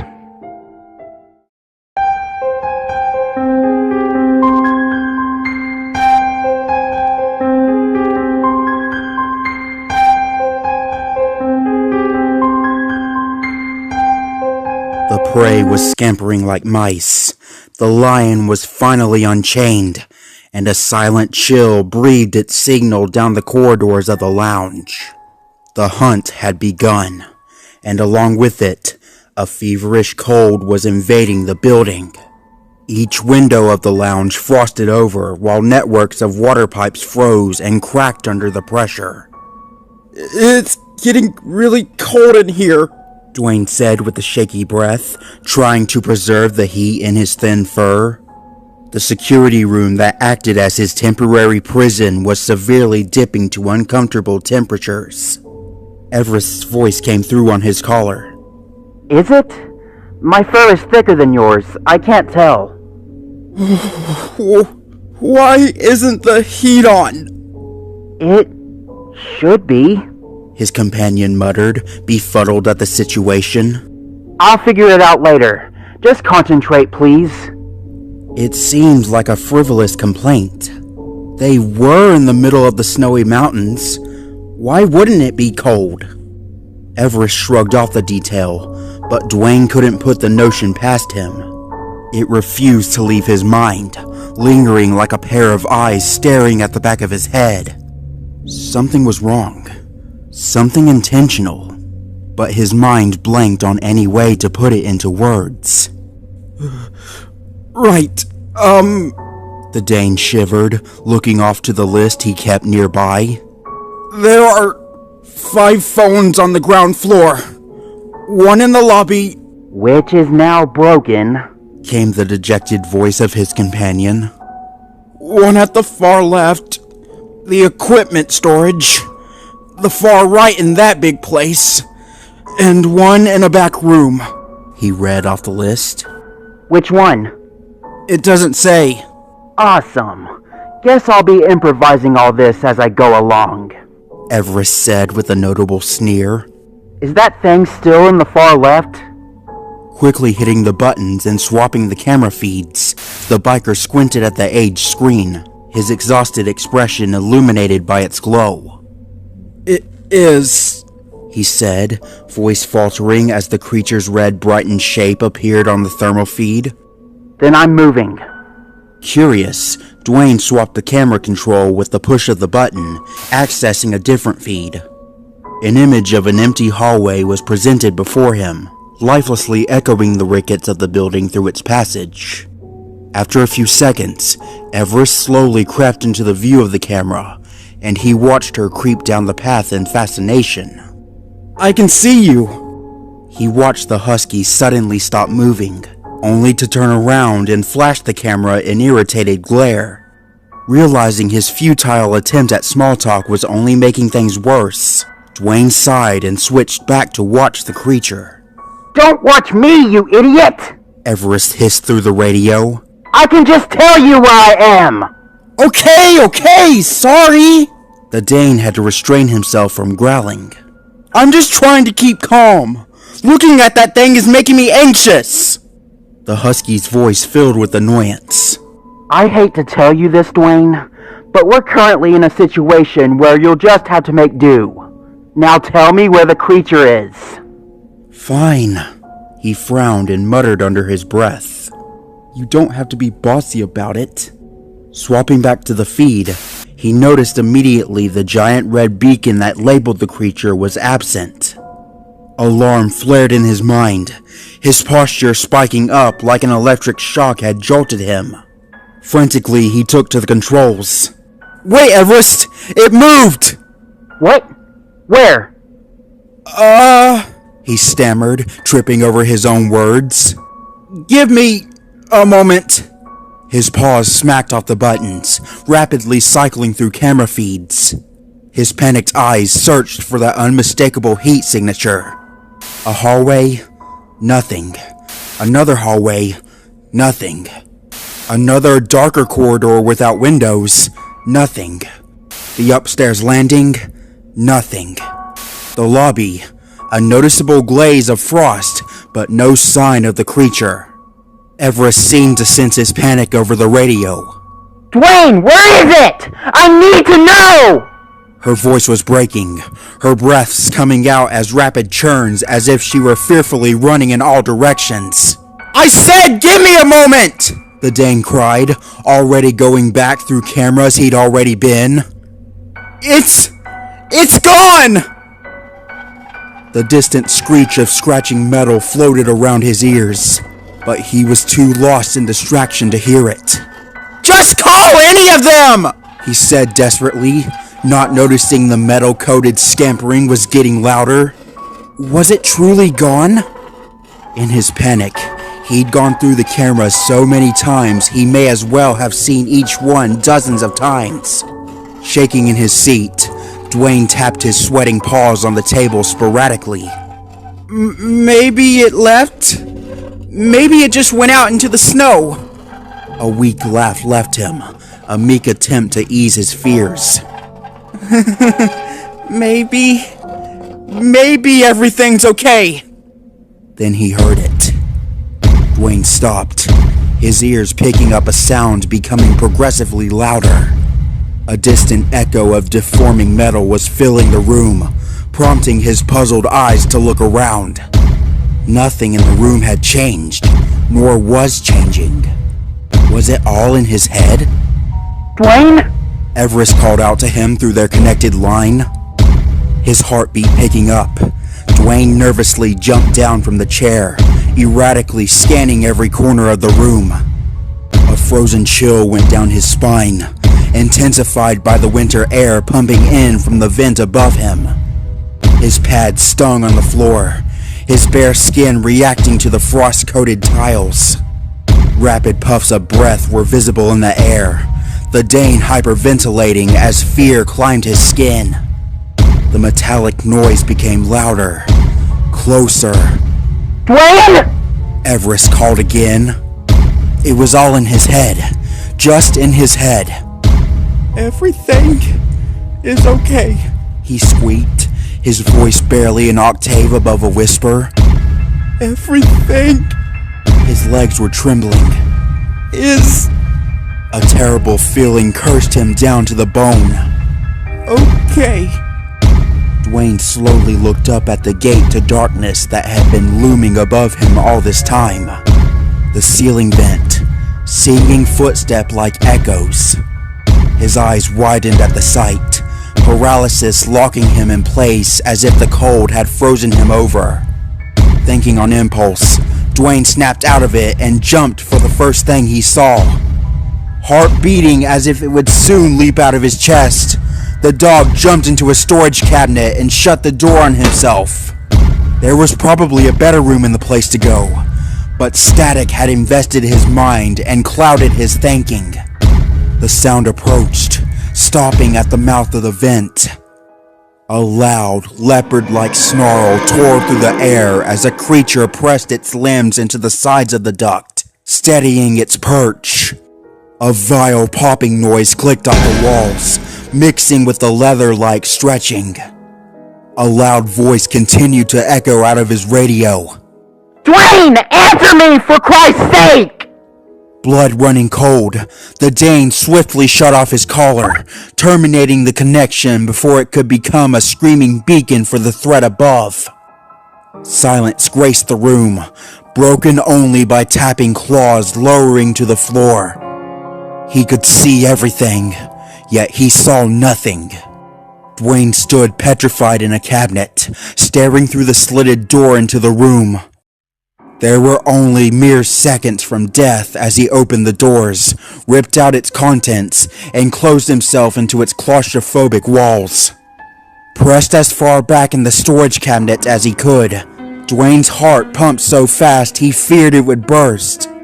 Not an inch of the room changed, still appearing as empty as it had when he first entered, except for the 4 large footprints now formed on the tile, the heat of the formless creature melting the ice under it. A single cloud of breath appeared in the center of the room, puffing out from seemingly nothing. The silence had become deafening. It almost felt as if all time had stopped in an instant. The footsteps moved, patrolling around them with contained, precise movements. The sound of scratching bone and metal clawed along the wall as the shape moved about, its tails leaving marks in the metal. Where in the hell was it? Was it on the floor, or crawling on the walls and ceiling like a roach? Was it on the table or the cabinets, crawling along the machines with its tails dragging on the tile?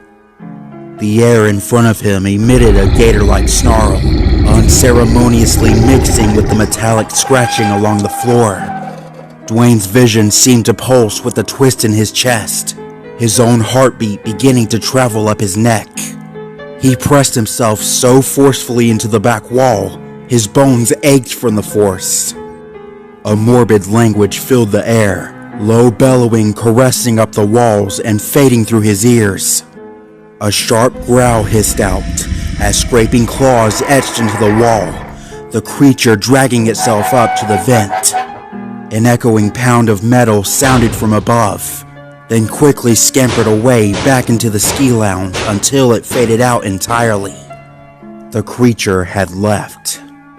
Dwayne didn't move from his hiding place until he was sure the creature had left, made difficult by rapid paranoia jerking his mind into thinking the threat was still around. He counted to 10, then meekly pushed open the cabinet door with his nose. He shakily flicked his collar on, pleading Everest wouldn't be furious with him. "You there?" he asked weakly, climbing back up to the monitors. Dwayne? What in God's name was that? His companion snapped, although still keeping her voice low. I thought it got you! It almost did. It came from the vent. I barely had time to hide. Lord. Everest breathed. Well, you're alive now, and I need you. Now where the hell is it? Shaking his head of the nerves, the Dane swallowed his fears and mustered up every scrap of courage he had. The snapping of his companion somehow hurt him even more than being in the presence of death. Ignoring the piercing sting in his heart, he accessed the monitors and continued to relay her information. The biting cold of the room was begging for attention, coating his fur in shining frost. He felt his body slow down slightly, suffering immense shivers from the freezing temperature. I'll find it, he muttered, his voice trembling from the cold.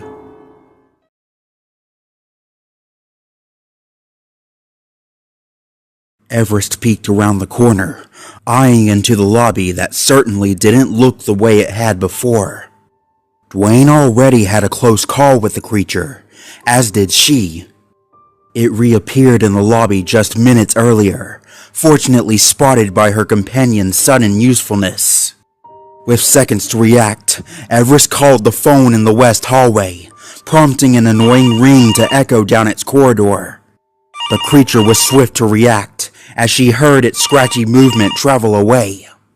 She hadn't noticed it before, but the more she traversed the ski lounge, the more she became aware that something had changed.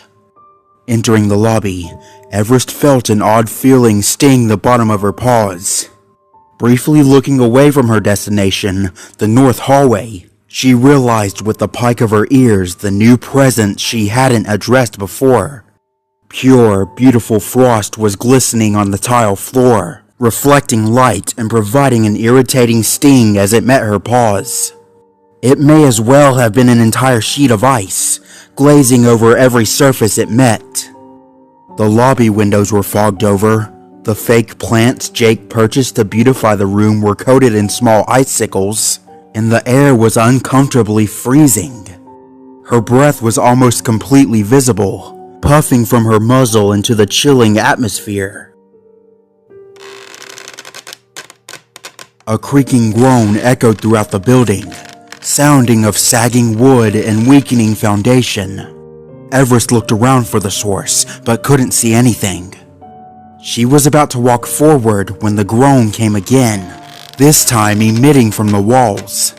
She flashed an odd look at the frost-covered surfaces, wondering if the lounge was shifting from the snow.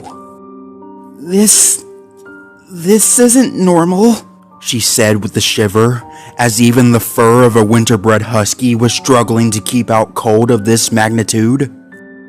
Dwayne, are you okay down there? A weak voice came from her collar. Fine. His reply did little to quell Everest's fears. The fur of a Great Dane was nowhere near insulated enough for such environments, and worries for his health plagued her. Traveling carefully, fast enough to dodge the walking death in the hallways, yet slow enough to not slip on the ice, Everest shuffled forward. If you can, try to find a coat or something down there, she whispered. A blanket even. That would work too. Don't you want me to watch the cameras though? Well, yeah, but... Everest paused, searching for her words. Just try to find something warm for you, okay? I'll look. The path to the safe room was only a jagged line at most. A few twists and turns here and there, and she'd arrive before long. She hastened her step as she entered the hallway, approaching a right turn. Where is it? She asked. A sudden moan emitted from the walls, whispering the cracking of wood and weakened metal. It made the husky jump, facing the wall with flattened ears. What the hell was the sound? That wasn't the creature. That was something entirely different coming from the building. It was a few seconds before Dwayne answered. It's moving around upstairs, he said, obviously trying to hide his shivering voice. Also, I just noticed something.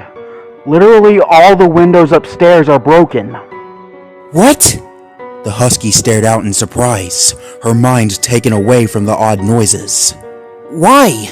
How long have they been that way? Given all the snow that's piling in the bedroom, probably a few hours. Everest shrugged off the thought, knowing there were more important things right now. Tell me if it moves or goes into the vents. Knowing the danger was far, Everest let herself accelerate slightly. Turning the corner in the path, she came to a paralyzing scene that stopped her in her tracks. The entire corridor was completely frozen over. The walls and floor were shining with ice, the ceiling littered with sharpened icicles threateningly hanging above. Some of the ceiling panels had detached and fallen to the floor, allowing the ice to travel into the walls, lurking through every corner of the ski lounge. The vent in the middle of the hallway was breathing with chilly air, further encapsulating the area in snow. The entire building was slowly freezing over, a revelation that made Everest's heart sink. For years she had loved the cold, frolicked and lived in it. It made up every aspect of her life. The winter had turned on her, shrouding the ski lounge and holding her friend hostage. If that creature didn't kill them, the cold would certainly love to. Dwayne, it's gone to hell down here, she said, nervously looking around the ice as she trudged down it. Walking under the icicles was racking her nerves, each one gleefully appearing as if they were mere seconds from dislodging.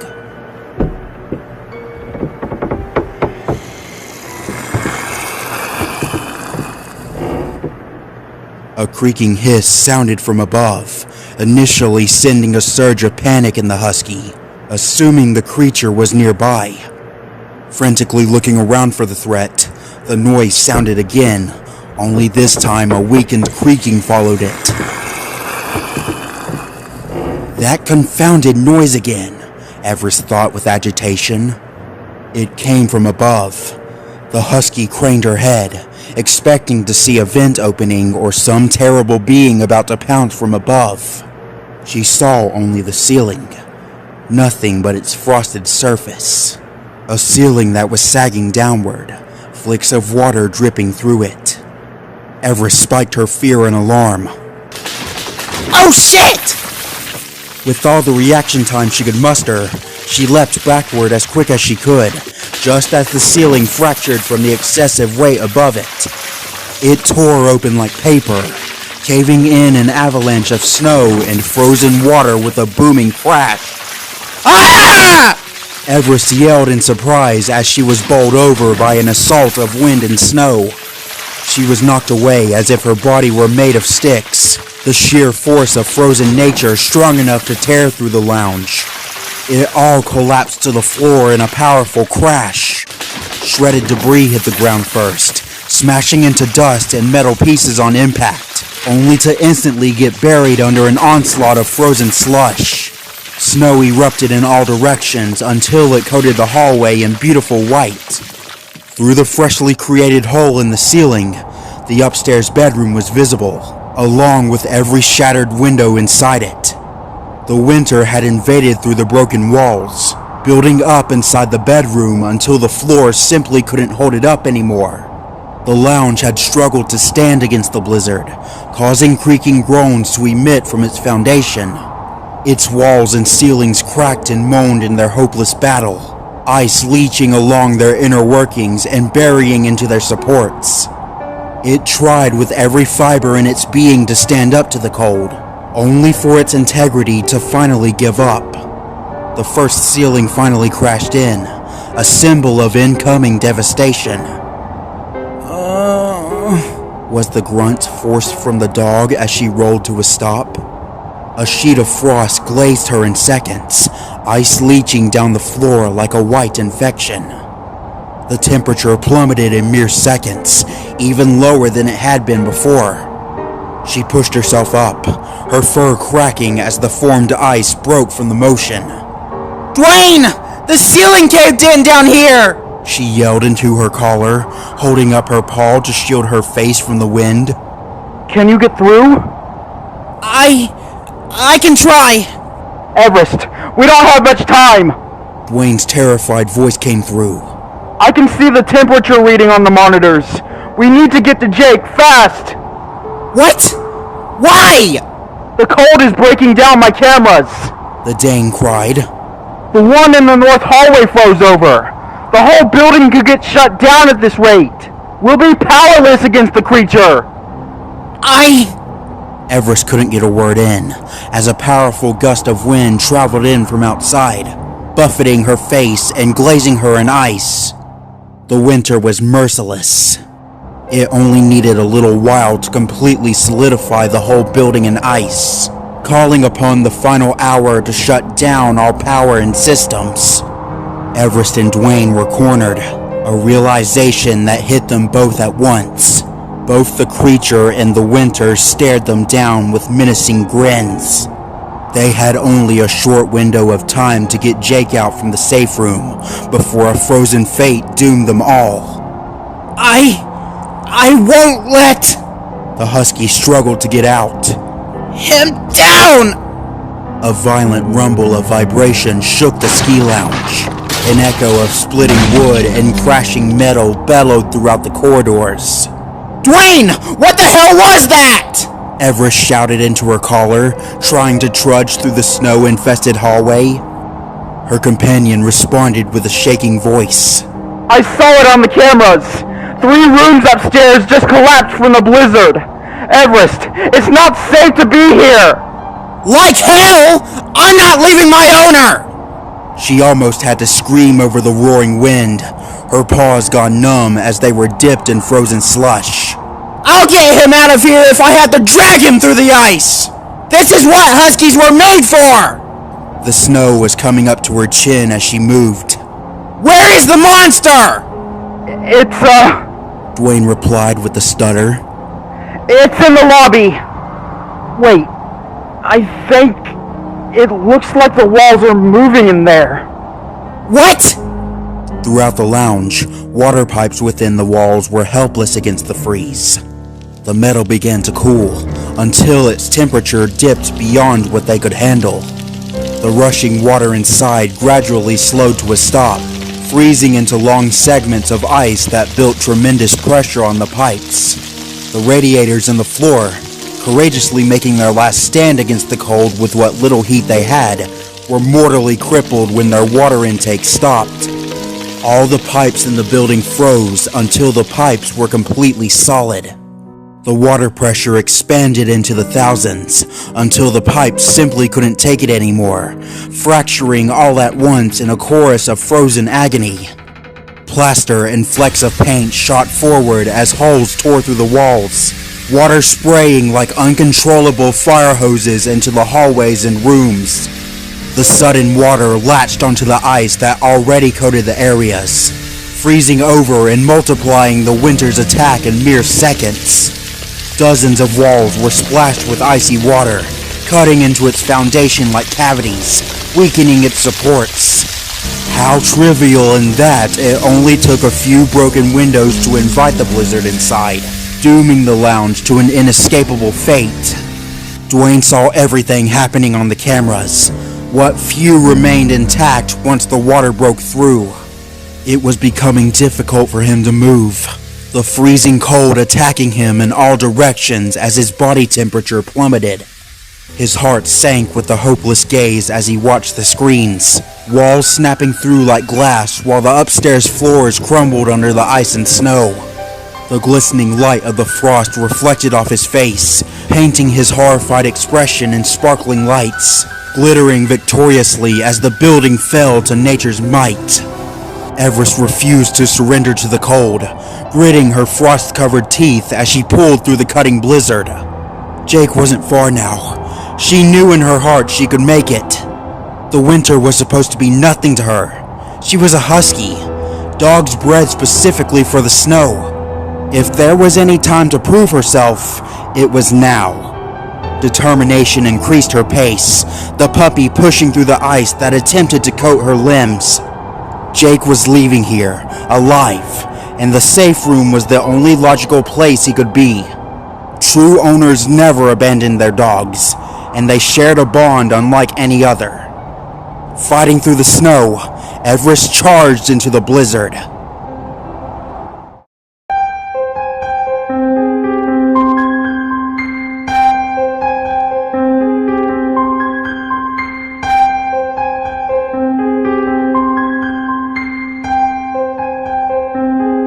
It only took a matter of hours for the lounge to collapse in a raging typhoon of ice. The building itself still stood, although its integrity was slowly fading with every little creak and groan of the walls. There was not a single warm place left in the frozen fortress. Every surface either coated in ice or freezing under snow and frost. Everest had to trudge through the avalanche that invaded the hallway with great difficulty, pushing her nose through debris and crystallized water. She fell through the other side, tumbling onto the slippery floor. Shaking the snow off herself, the husky charged down the corridor as fast as her weary legs could carry her. She was grateful to be under a stable roof again, having passed through the side of the roof collapse, but the water damage had already painted the ground underneath in a shining glaze. Dwayne, where is it? She said aloud, praying her partner was still functioning. The thing, the creature, where is it? Lobby. Came her companion's response, still loyally in his place within the security room. It's breaking more windows, every single one it can find. But it's pretty far from you right now. You should be okay. They went back and forth for a few moments. It felt like an agonizing game of chess, Everest barely able to take 2 steps forward before the monster decided to journey through the vents. Not a single shred of progress could be made without straining amount of observation. At times, Dwayne's delayed responses caused even more anxiety to Everest than the actual creature hunting them did.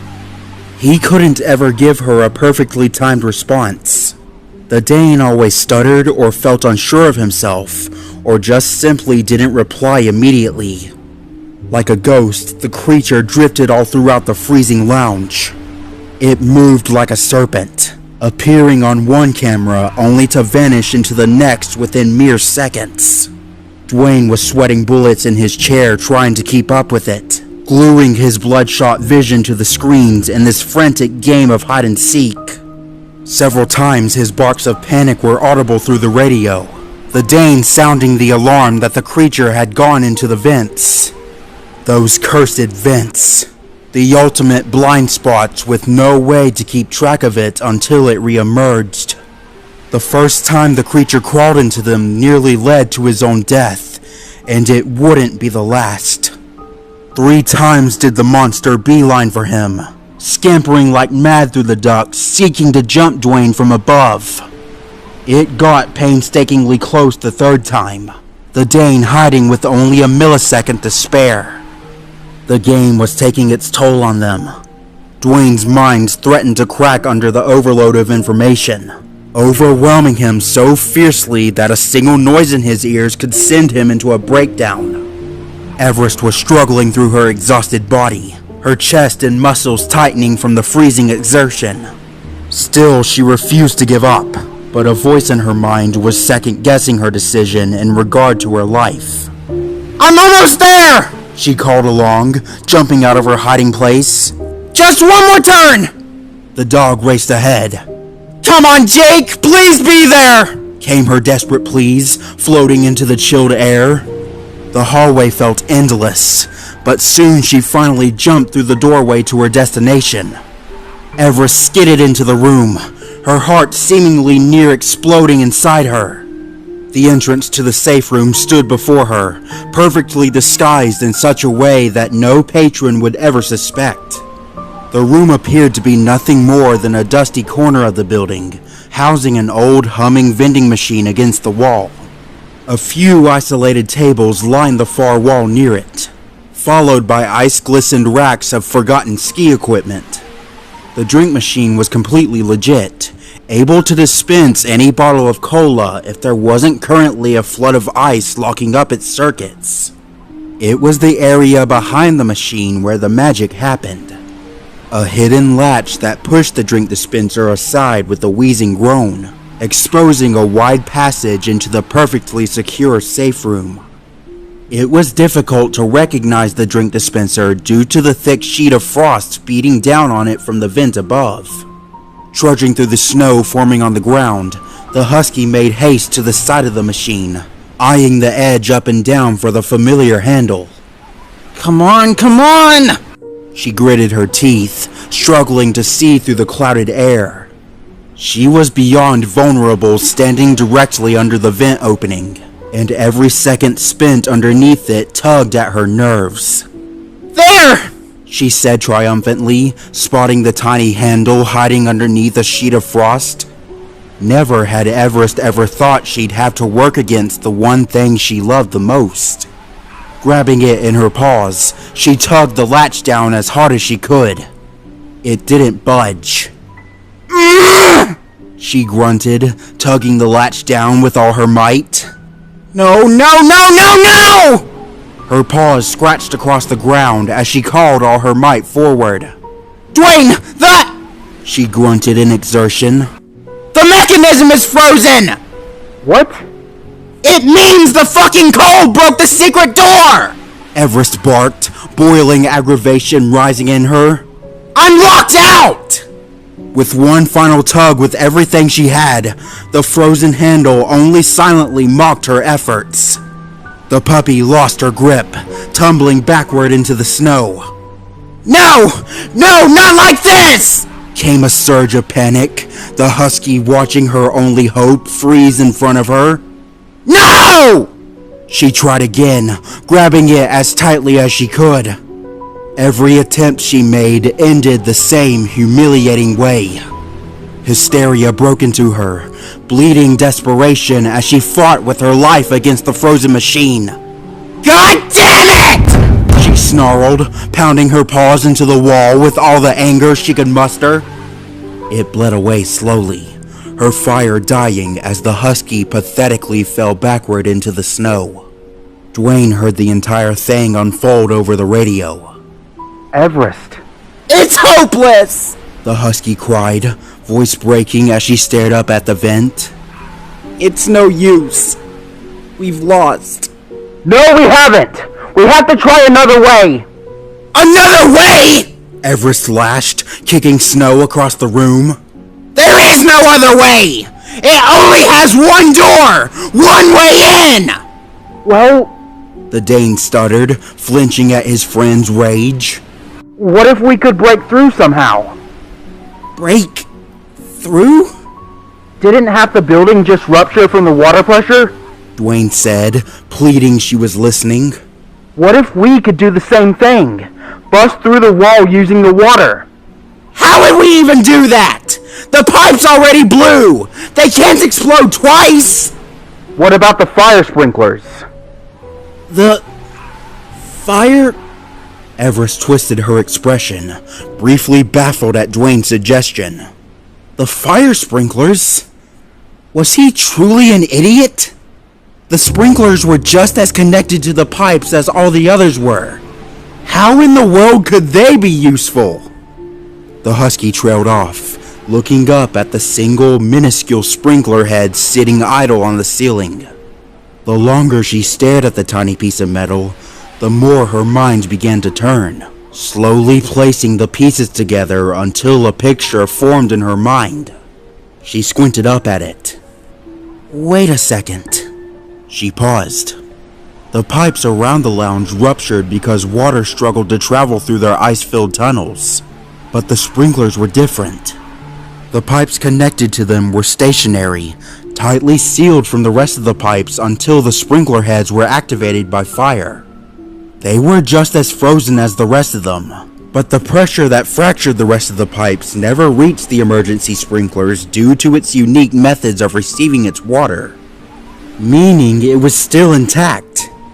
If even a particle of smoke or fire glazed the sprinkler head, the pipes would all unlock at once, forcing hundreds of gallons of water at immeasurable pressure through its ice-filled passage. It was the only thing she could think of, the only plan she had left. Dwayne! Everest exclaimed, staring up at her last hope. We need to trip the sprinklers! I agree, but how are we going to make a fire in an environment like this? You don't need a fire to trip sprinklers! Everest jumped up, determination surging in her veins. Her eyes darted in every direction, searching the room for what she needed. A month ago, Rocky told me of an incident that occurred down in Adventure Bay. She scanned the floor up and down, checking every corner with a hardened gaze. Marshall and Chase were playing in the lookout, and they got out of hand. Come on, she thought desperately. There had to be something, anything. Marshall kicked a ball a little too hard, and it struck one of the fire sprinklers in the most perfect way possible. She almost laughed at the memory, powerful resolve fueling her every step. The whole tower was flooded down the elevator. The water damage was almost too much to handle. There it was. A wooden beam that had fallen from the ceiling, likely snapped from its place once the ceiling had collapsed just in the previous hallway. The debris had flung in all directions, placing the exact tool she needed right where she needed it. Grabbing the plank of wood in her teeth, she lugged it up with all the strength she had left. It wasn't considerably heavy, but her teeth were painfully pressing into her gums from the force of carrying it. Powering through the resisting weight of the weapon, Everest dragged herself up one of the tables, nearly slipping on its blanket of ice. Fury charged her in every action, agonizing memories of the horror she witnessed turning into raw drive. She toiled forward as if she were shoving a boulder up a hill, pulling herself on top of the vending machine, almost stumbling from the unbalanced weight of her plank. The husky was only a few feet from the ceiling now. She could turn her head and stare down the taunting sprinkler head hanging from the ceiling. This was not going to be kind to her jaws, her mind warned her swiftly, but she cared little for such things anymore. Narrowing her eyes at her target, she needed her paws to steady herself. Jumping with all the force she could bring forward, Everest leapt off the machine, holding back the weapon and swinging it into an arc.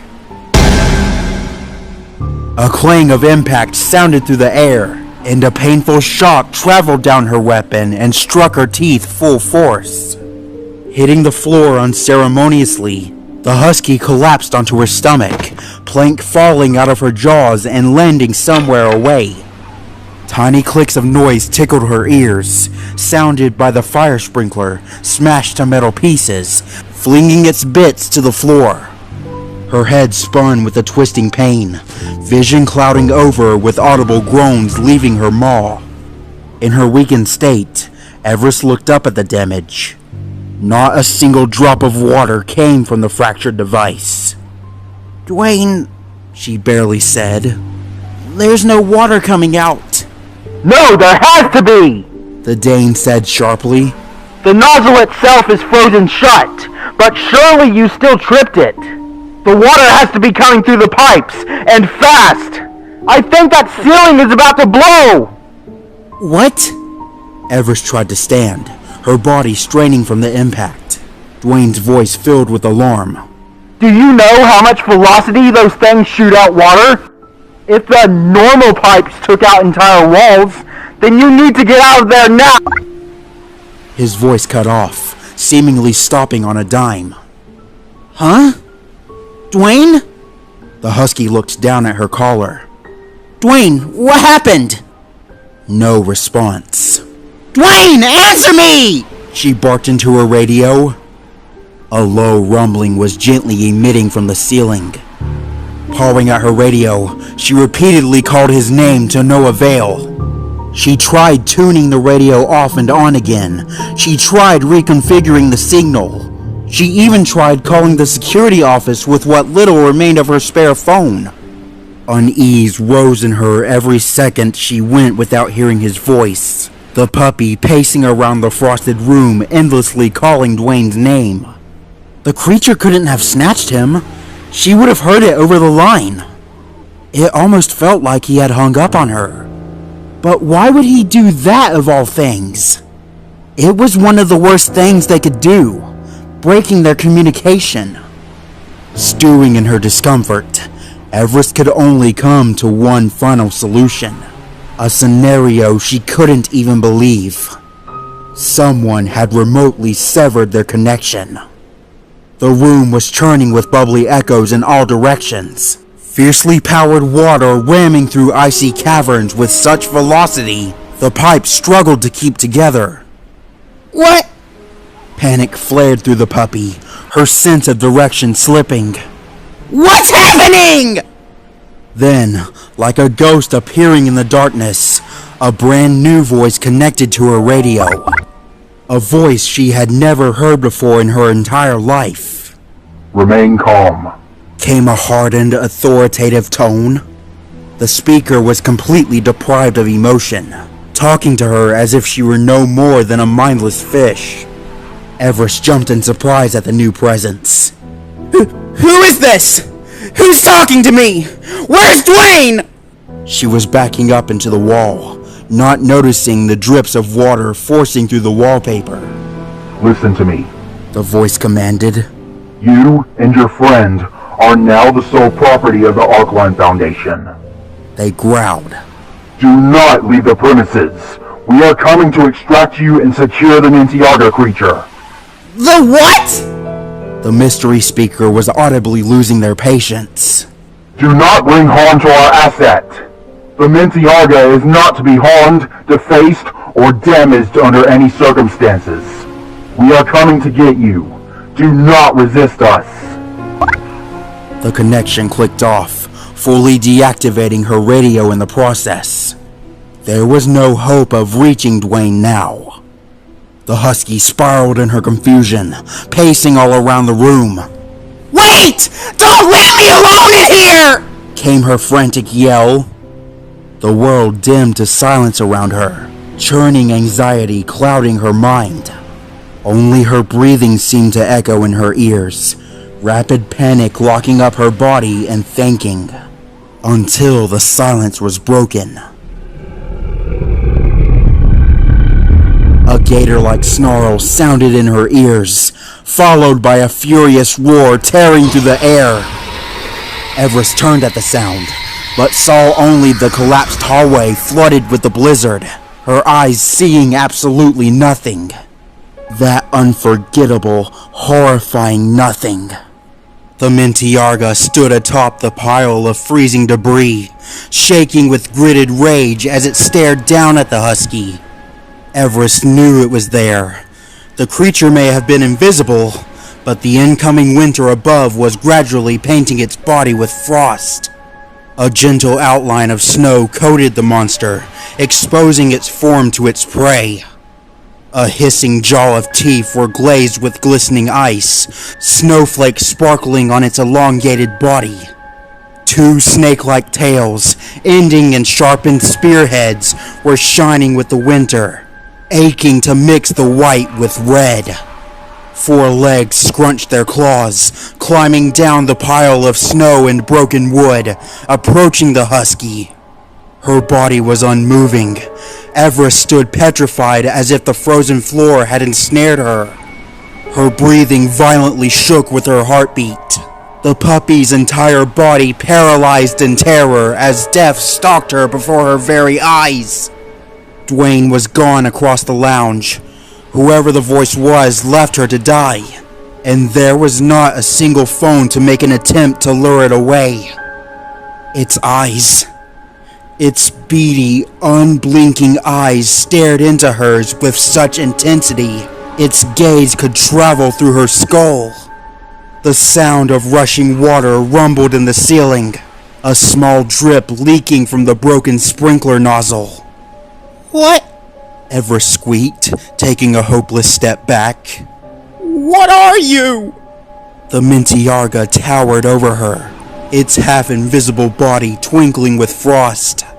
Its pupils shrunk by just a hair, its mouth curling into a wide, sadistic grin. The exact same smile that haunted her from the attack at the outpost. It had always been there. For days, the Mintiarga lurked in the base it broke free from, slaughtering the soldiers and wearing their bodies. But no matter what form or body it wore, two parts of itself always remained uncovered. Its weaponized tails, and the unfazed smile it loved to sport, letting its glee be the final thing its victims saw before they met a terrible fate. Even then, the body it currently wore wasn't ideal, but it was helpful against the cold. A loud snap came from the ceiling, followed by several more in all directions. Dozens of snaps, cracks, and pops of blistering metal breaking under pressure screeched at every angle. Everest screamed as the noise attacked her, covering her head instinctively as high-pressured water started tearing through the walls. Even the Mintiarga hesitated, looking to the side in confusion as it tried to place the sound. A sound of bending wood rose in the air, rising sporadically with the violent torrents of water flooding the inner workings of the building. The realization hit Everest like the rapidly incoming blast. The puppy never had any time to react to what was about to happen. Watching the wall closely, uncertainty befell the Mintiarga, the powerful creature taking only a nervous step back. Then everything erupted.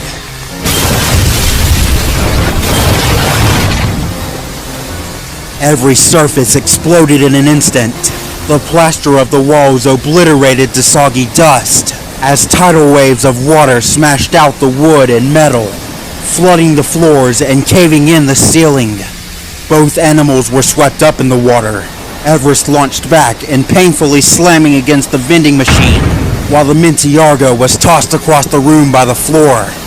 Even as the water drained, ruptured pipes above endlessly sprayed water into the room, already a deadly combination with the blizzard.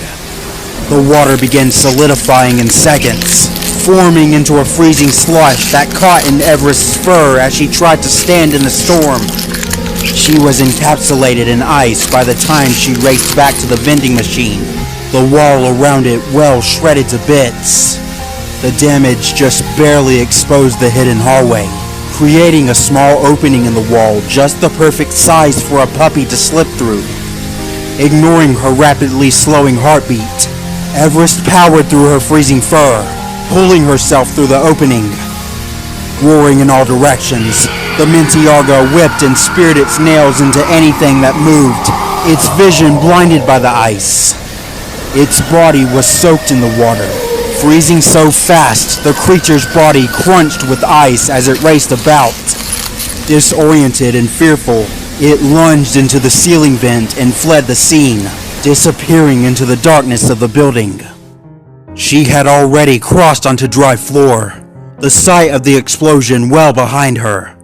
Her speed gradually slowed to a weak state. The ice coating her fur had drowned out all insulation her body could make. But still she pressed on, the mental image of Jake embracing her being the only piece of light able to keep her going. "Jake!" she yelled down the plain corridor, taking a small flight of stairs down.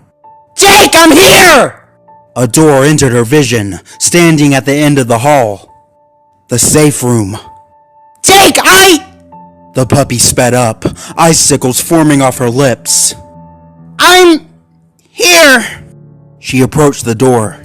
"I know you're in here! I can smell you!" She called into the silence, recognizing the smell of her owner instantly.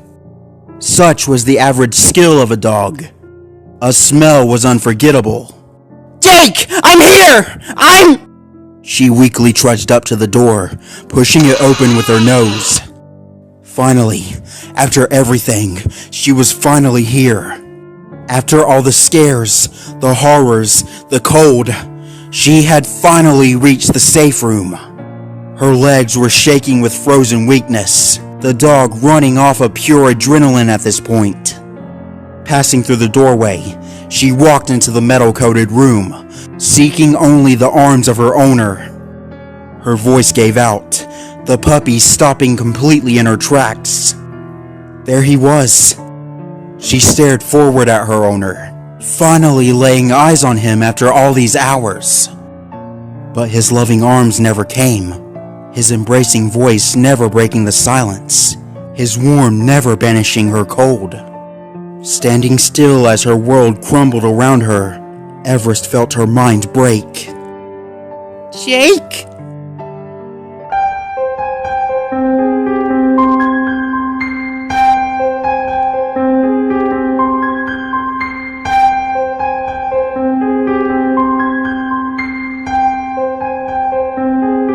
He was talking to Everest when their connection was suddenly severed, an action that took him by surprise as he knew full well he'd never do such a thing, and nor would she. First assuming she'd reappear on the cameras, what few still worked, he watched the monitors closely, only to be met with nothing. Unable to suppress his worries, Dwayne abandoned his position and ran to find his friend.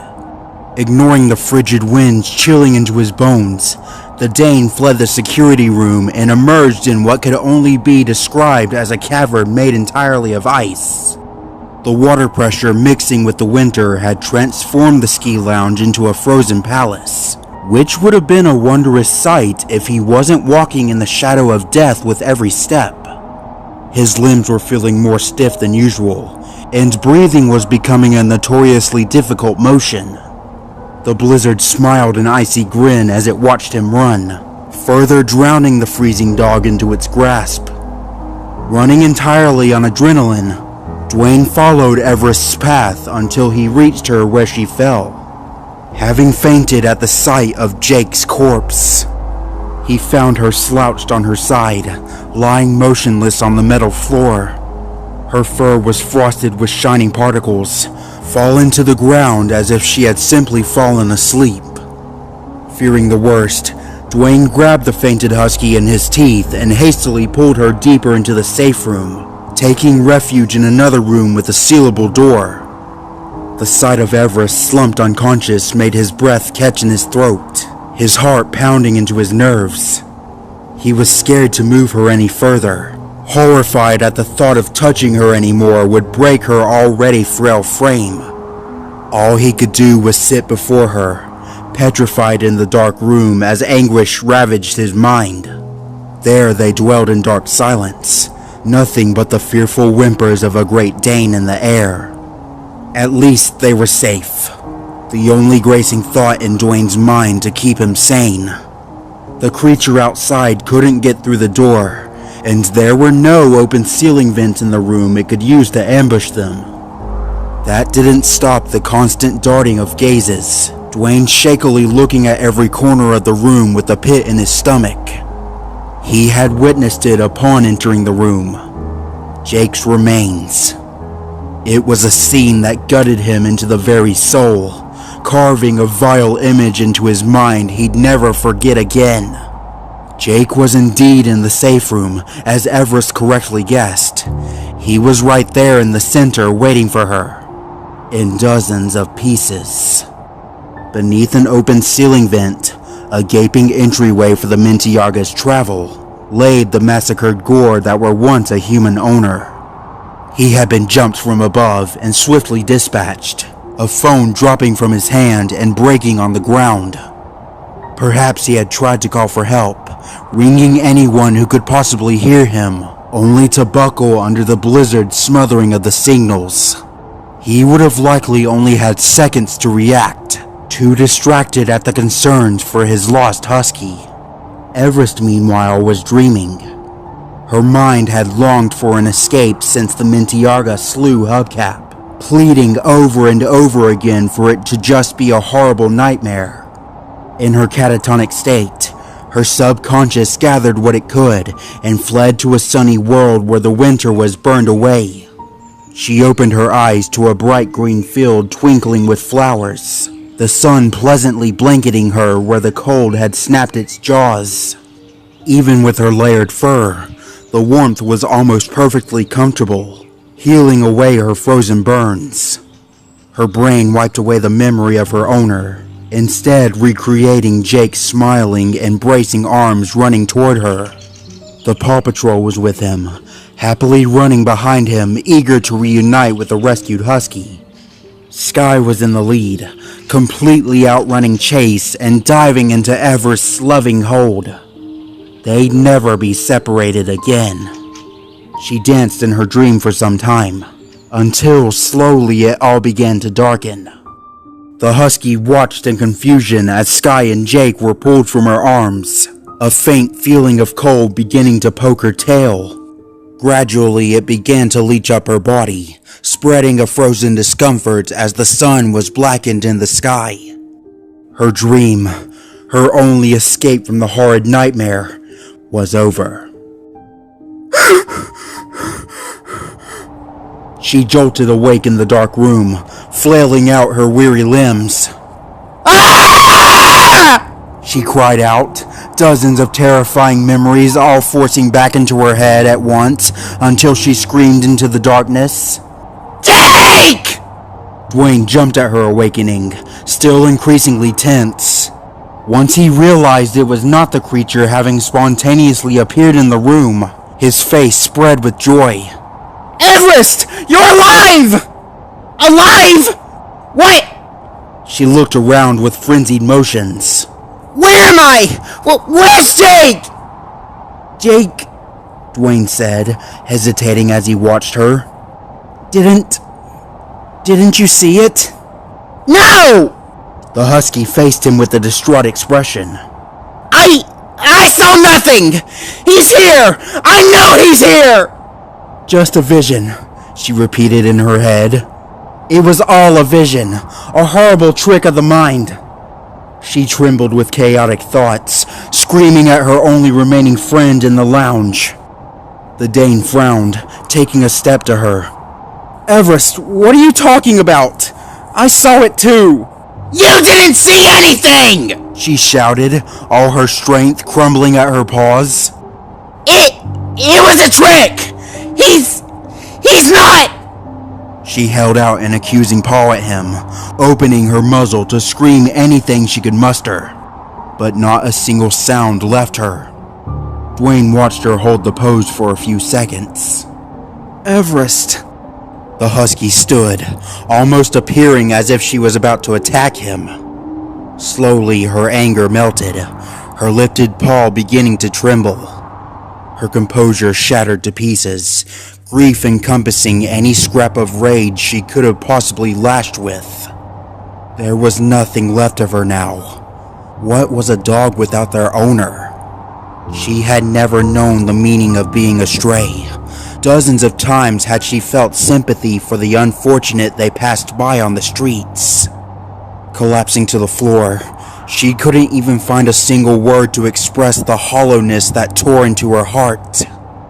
She buried her face in her paws, choking back sobs as that one horrible image flashed in her mind.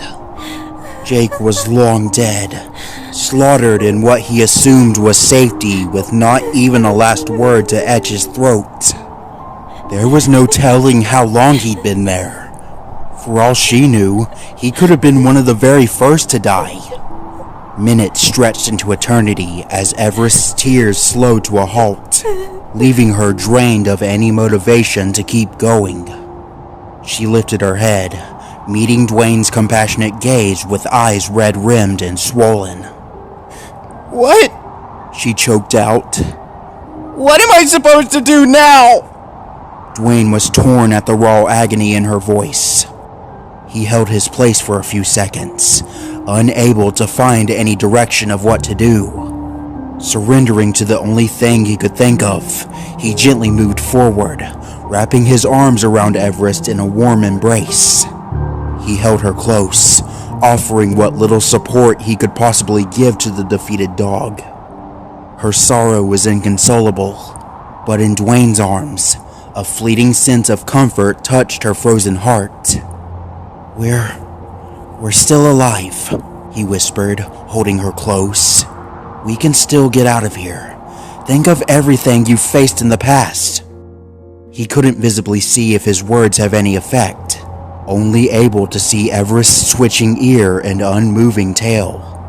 "Even when things were really, really bad, you always found a way out." He sighed into her fur. "I think it's time we get out of here, for good." Gently breaking their embrace, Dwayne leaned back a little on his hind paws. He unzipped his biker jacket and draped it around Everest's trembling body. Everest's eyes widened at the gesture, staring into his gaze. Dwayne, you'll freeze! He waved off her words with a tensed paw. "I'll manage. It kinda looks better on you anyway." He chuckled as he zipped her up, watching his partner look down at her new outfit. "To be honest, I was never that much of a biker anyway. Motorcycles are too loud." Dwayne! "No, keep it." He leaned in close to her, gently gripping her shoulders with a reassuring smile. Despite the icy chill that still lingered in the air, their hearts flickered with warmth as their eyes met, the cascade of dark thoughts briefly unable to reach them. Even with his loving expression, Everest still visibly deflated, frowning at the floor knowing whom she had lost. Jake had been many things to her. An owner, a friend, even a father on occasions. Never would she ever be ready to lose it all in a night, with nothing but old memories to preserve the feelings they shared together. Her expression hardened, body tensing up slightly against the cold. Her eyes searched the ground, processing information in her mind. He wouldn't have wanted this. She looked up at her companion. Jake wouldn't have wanted me to die in some hunting ground. Furrowing her brows, she gave Dwayne a narrowed stare. He would have told me to get out. He would have wanted me to live. Maybe even distract the creatures so I could run away. Dwayne nodded, giving her a reassuring, although shivering smile. Holding her arms, meeting Dwayne in her own embrace and interlocking them together, she flattened her ears in cold determination. We are getting the hell out of here. Agreed. Do we have anything we can drive out? The Dane asked. It took the husky a few moments, thinking over an answer before she gave him a nod. My kennel. Your kennel? It can turn into a snowcat, she said, breaking their hold on each other. It was a gift from the Paw Patrol. It's essentially a tracked vehicle that can drive on the snow. And it drives fast. It's our way out. Great. Where is it? It's Everest blinked, turning away to ponder her plan of action. It's outside, somewhere in front of the lounge. Probably buried in snow by now. We'll have to dig it out. Walking to the edge of the fortified room, she eyed up the sealed door. Meaning, we have to go back out there. The creature was still very likely hovering around the lounge, skittering along every wall and ceiling until it laid eyes on a lost puppy. If we can get to the front door, go outside, dig out my kennel, I can transform it and we can ride out.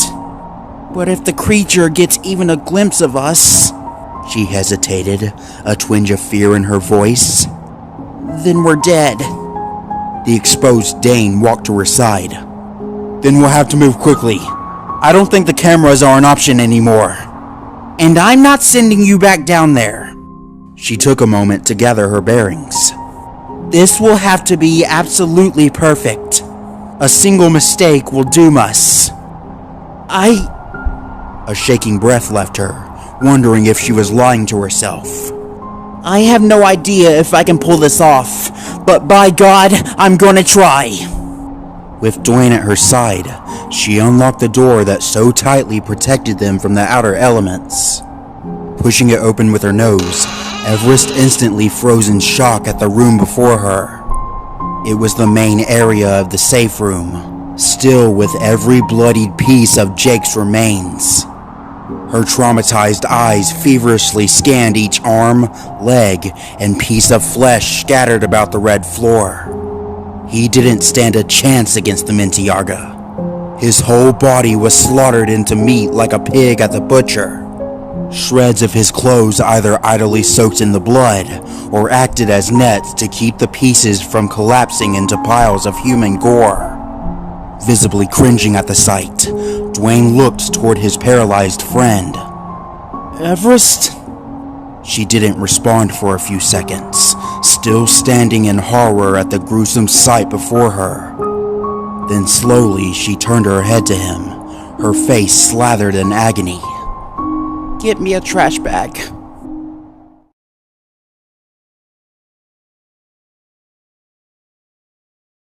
They moved as a grief-soaked pair, Dwayne keeping his ears pricked while Everest dragged a large trash bag, heavy and leaving a red trail behind it. Trekking down the hallways and climbing over the collapsed debris, they emerged in the north hallway where two rooms branched at their sides. Everest beckoned Dwayne inside one of them, taking the bag with her as they entered what was once a locker room meant for patrons. The Mintiarga had undoubtedly infiltrated this particular area a long time ago, as its windows were shattered outward for the blizzard to gratefully pile inside. However, there were no open vents in here, and the door was firmly closed behind them. It wasn't secure by any means, but the Mintiarga had no way of sneaking in unless it either broke in or came from the outside. Breaking in would alert both dogs, leaving them to flee outside. Going outside would paint the invisible creature in frost, allowing Everest to perfectly spot it stalking nearby. The two were safe at least, safe enough that they could do what needed to be done. Thinking nothing of the danger, Everest walked to an open window, uttering for Dwayne to come over. Together, they lifted the bag and heaved it through the windowsill, hearing it plop down into the snow outside. What are we doing? Dwayne asked. Everest held up a paw. Wait here. Taking a sharp breath, she jumped up and climbed through the window. Landing outside, she was immediately assaulted by the full power of the blizzard, as no longer was she protected by the walls of the lounge. The husky had left her safety, crossing into the winter's blistering realm with the violent wind and snow to greet her. She looked around for a moment, trying to squint through the blinding white for any possible thing that could have been waiting for her. Whatever, she thought with a huff. She was made for this weather from the beginning. The winter was her home, no matter what morbid face it wore. Scoffing at the winds, she took the bloodied trash bag in her teeth and pulled it further out, leaving a trail in the snow. Coming to a small hill of white, she dropped the bag and walked a few feet away, leaning down to dig. Excavating the ground was always a dog's specialty. There wasn't a single breed out there who didn't love to dig a good hole. Putting her front paws to work, she dug out clumps of snow and kicked them behind her, soon forming a deep pit in the snow. The cold bit at her with every scoop she made, but she ignored it, even easier with Dwayne's jacket warming her in tandem.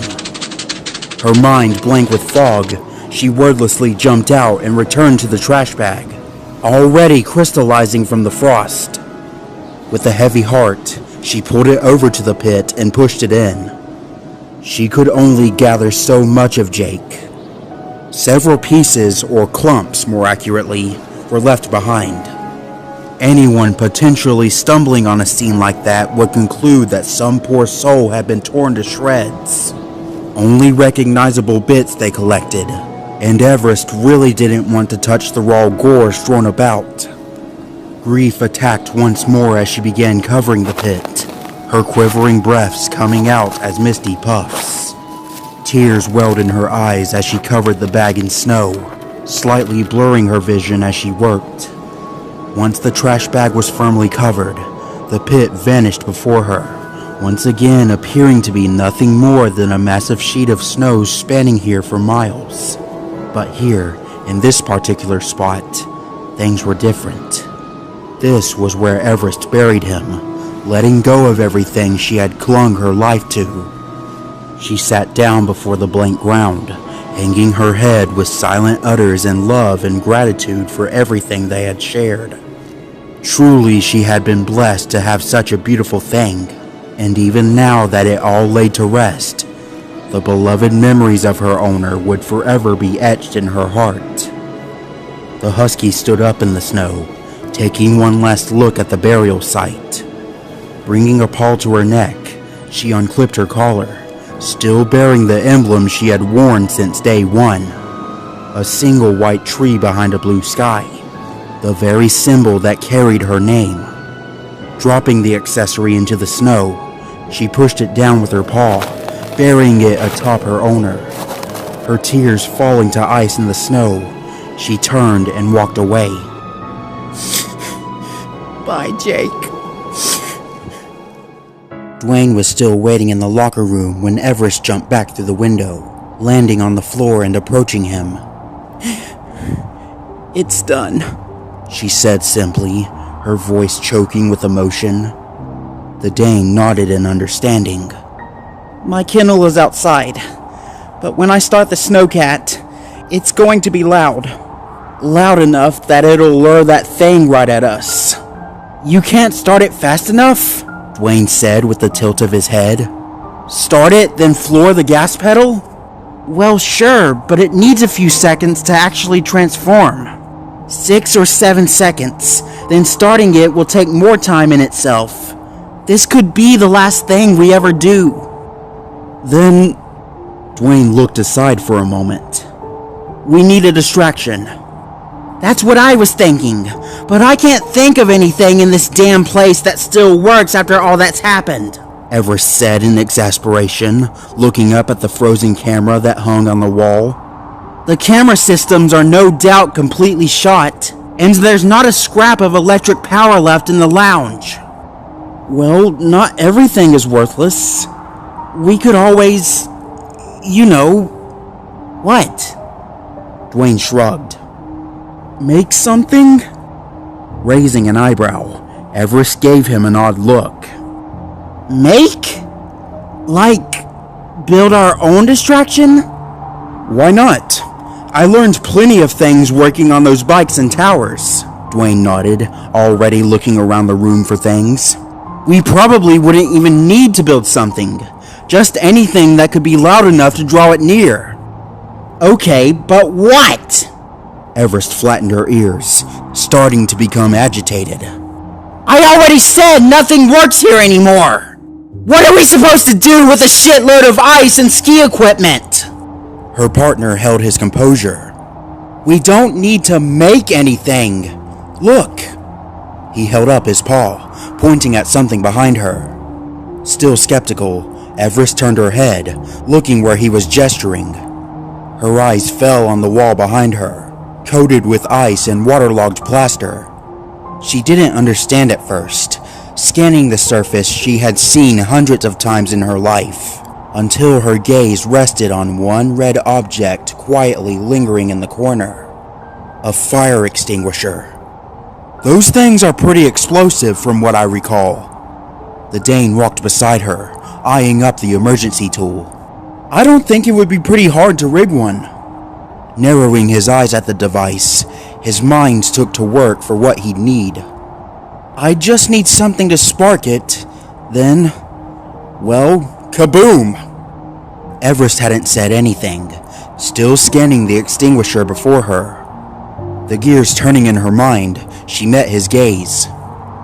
That would actually work, she said, incredulous at the reveal. How would you spark it? I'll think of something. Dwayne jumped up, running to unhinge the pressurized container from the wall. I remember something Hubcap said about that. I know it'll work. I just need to find 2 things. Huh, was all Everest could utter. You fucking genius. Thank you. The Dane gave her a sweet smile, wagging his tail while he worked. The plan started piecing together in her mind, An hour of drive surging through both dogs as escape felt on the horizon. If you can rig that thing to blow, we can set it off in one of the farther rooms, Everest said, rushing to help him. Digging out my kennel won't be loud at all, so we can wait until... Everything clicked at once, her eyes widening. I dig out my kennel, you sound the explosion, I start the car, and then... we're out! Elation flooding through her, a grin peeled across her face, lighting up the husky in resolve. Alright, let's do it.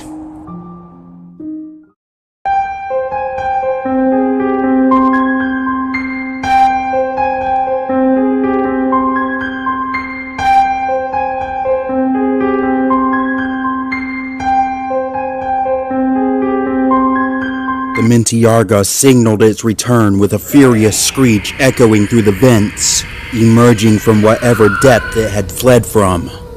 The sound drove fear into every corner of the freezing building, Everest and Dwayne stopping tense as the call washed over them. The lounge itself was swaying from the damage, the destructive water damage having fractured its integrity beyond what was considered stable. The dogs could hear it as they moved, the drawn-out groaning of bending wood and metal that eerily warned of what was coming. This place is coming down! Everest looked around the water-frozen corridor, her sparkling fur tense on end. Whatever we're going to do, we need to do it fast! Dwayne ran ahead, dragging the fire extinguisher in his teeth. His teeth ached from the heavy instrument, but the slippery floor was a blessing in disguise to help him drag it. Just get to your rig as fast as you can! What's the best place I can set this off? Any of the 4 hallways! That's your best shot! Everest said, following him. Do you have a way to ignite that thing? I'll think of something. The Dane waved off, trying to mask his unease. The uncertainty of the plan was making him increasingly anxious. She did have a point. How in the world was he going to ignite a full metal extinguisher? He'd find something. He had to find something. Everything was riding on the plan. Crossing over the ice that carved along the floor, they appeared from the north hallway back into the lobby. The room was completely unrecognizable since the water pipes burst. Gone was all semblance of Everest's once home, now shredded and wasted into a winter wasteland. Looming icicles were hanging from the ceiling, threatening to drop on an unlucky passerby.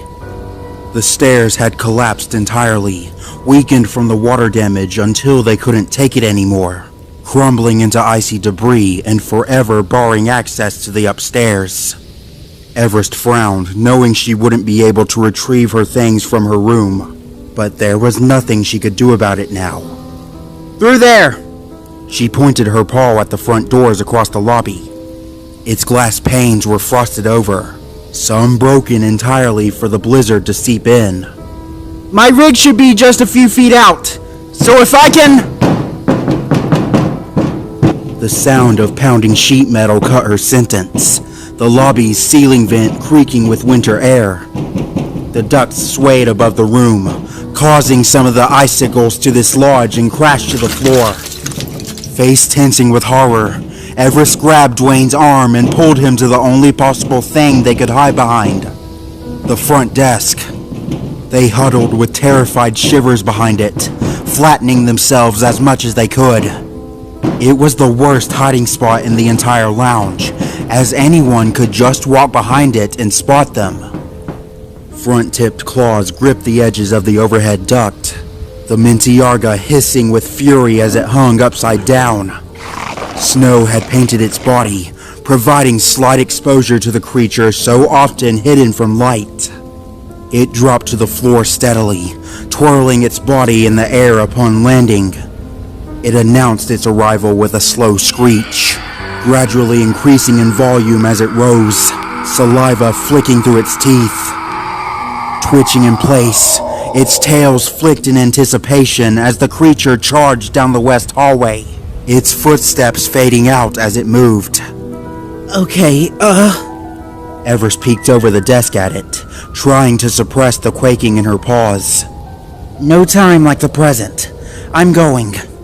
She crept out of the hiding spot, making towards the doors as quietly as she could. A paw suddenly grabbed her shoulder, making her flinch in surprise as her body was turned around. Everest, wait, Dwayne said, looking around nervously. What? What is it? The biker stuttered for a few seconds, almost feeling trapped from the husky's searching gaze. Shuffling his paws on the icy floor, his words began choking in his throat. Everest stood awaiting his word, but a hollow feeling in his gut was stalling him. Look, you need to... he tried to say, only to lose his voice again. Need to what? Just be careful, he belted out, forcing through his insecurities. I don't fully know how I'm going to do this, but I will. He added the last part quickly, not wanting his partner to think of him as incapable. I can get you out of here. His voice trailed off slightly. I'll get you out of here. Everest stood quietly, trying to read her friend with a concerned expression. A faint sound in the distance caused a flick of her eyes, and she knew in her mind how unsafe it was to stand around. Well, of course, she shrugged. But you're coming with me. I'll make sure of it. She moved forward, affectionately nuzzling into Dwayne's neck. You be careful too. Her face gently brightened with a smile, savoring the feeling of them together. You can do this. I believe in you. Pulling away from him, she began walking off, but not without giving the reddened Dane a reassuring look. We'll get through this, both of us, all right? I'll be waiting for your signal outside. The husky turned and sped off, pushing through the front doors and escaping into the outside. Dwayne watched her tail vanish into the blizzard, leaving him completely alone in the lounge. His neck tingled where she had nuzzled him, creating an electric feeling that tingled into his skin. Shining light burned inside him, filling him with resolve as he realized everything he was fighting for. He won't fail her, he thought with a hardened expression. Everest had lost enough already. It was about time that someone actually came through for her. Retrieving the fire extinguisher, the Dane ferociously tugged it toward the east hallway.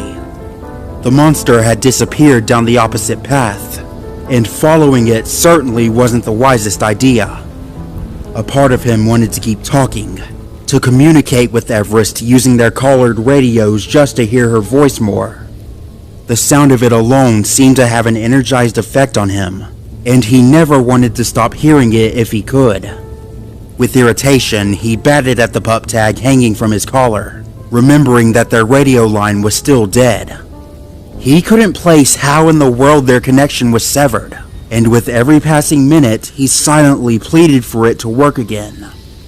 Would Hubcap or Gasket have done this? He wondered aloud, tugging the giant piece of metal along. They were always the braver ones. Gasket probably would have escaped this hell by now. The image of Hubcap's death still skewered his mind, an image he'd never flee from for the rest of his life. Gasket's whereabouts were still a mystery, and he could only hope she was able to flee the massacre while she still could. His body sagged from the cold, muscles crying louder and louder as they froze over, but still he ignored it. He couldn't let Everest down, not now. He entered the east hallway, moving along the icy floor. Passing under the bristling ceiling, dripping with water droplets and failing structure, he hummed a song to himself. Wasn't there a cafeteria down here?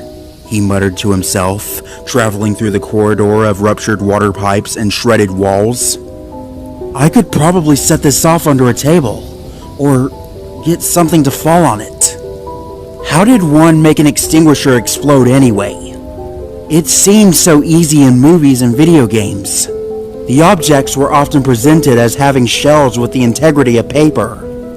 In real life, it was a stark contrast, as they were fully reinforced with solid metal that Dwayne couldn't fathom how to puncture. Crumbled drywall and ice flakes rained above him, sprinkled by the now sagging ceiling. A piece of the lounge suddenly dislodged from above, falling to the floor with a crushing impact that made Dwayne jump. He stared at the fallen ceiling piece with fearful eyes, trying to quell his anxieties, when another one suddenly fell at his left. Then another, and another. Looking around frantically as the roof crumbled around him, Dwayne took one look above him and realized he had mere seconds to react. Jumping backward as quickly as he could, high-pitched snapping noises popped in the air as the entire ceiling dropped. Unable to hold up the immense weight of ice and debris and weakened foundations, another piece of the second floor broke through, crashing to the ground level below. The roof smashed inward, opening for a storm of snowy debris and crumbled roof segments to empty inside. Glass shattered as it collided with the floor. Plaster clumped into slushy glue.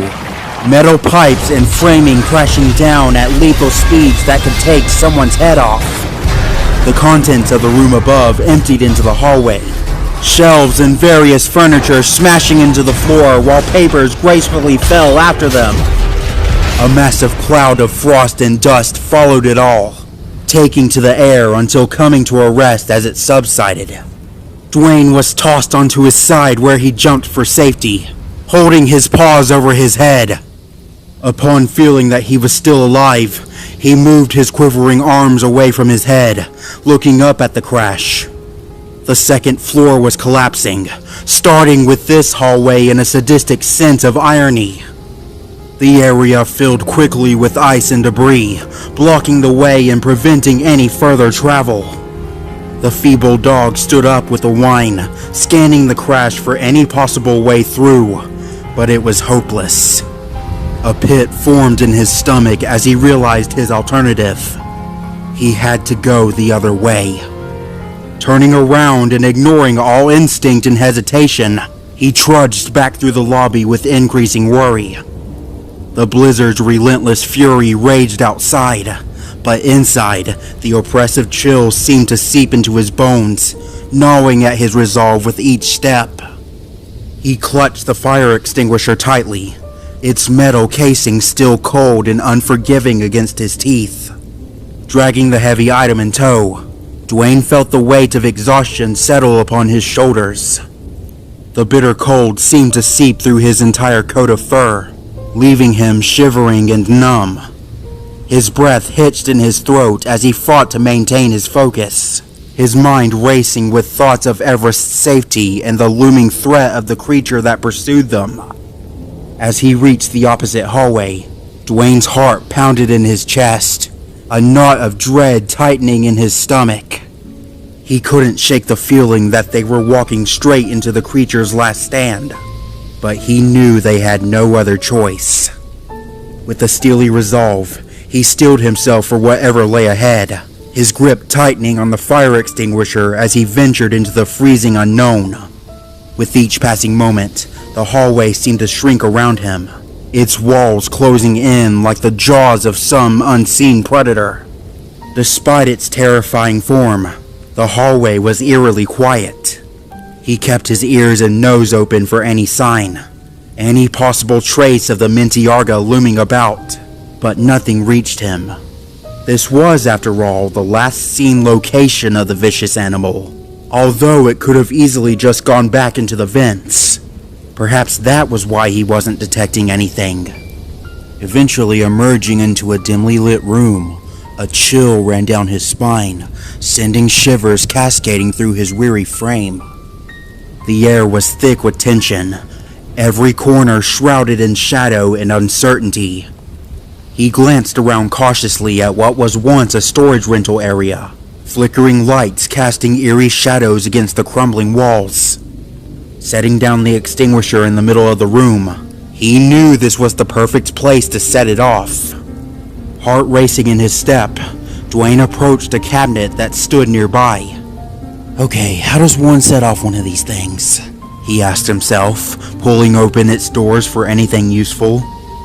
Nothing but unsharpened pencils, rubber bands, and a plastic bag of clothing pins. No chance of making fire in here. Maybe I could hit it with something? He looked back at the explosive. Or maybe something could fall on it? He had to act quickly, for the sake of distracting the creature, and as to not fail the husky he had promised so dearly. An idea hit him. Actually, I could probably... His sentence was torn from his throat as a spear-headed tail was shoved through his chest, impaling through his body in one instantaneous motion. Dwayne screamed as he was ambushed, howling in agony as blood spurted out in all directions, spraying the floor with a sickening red.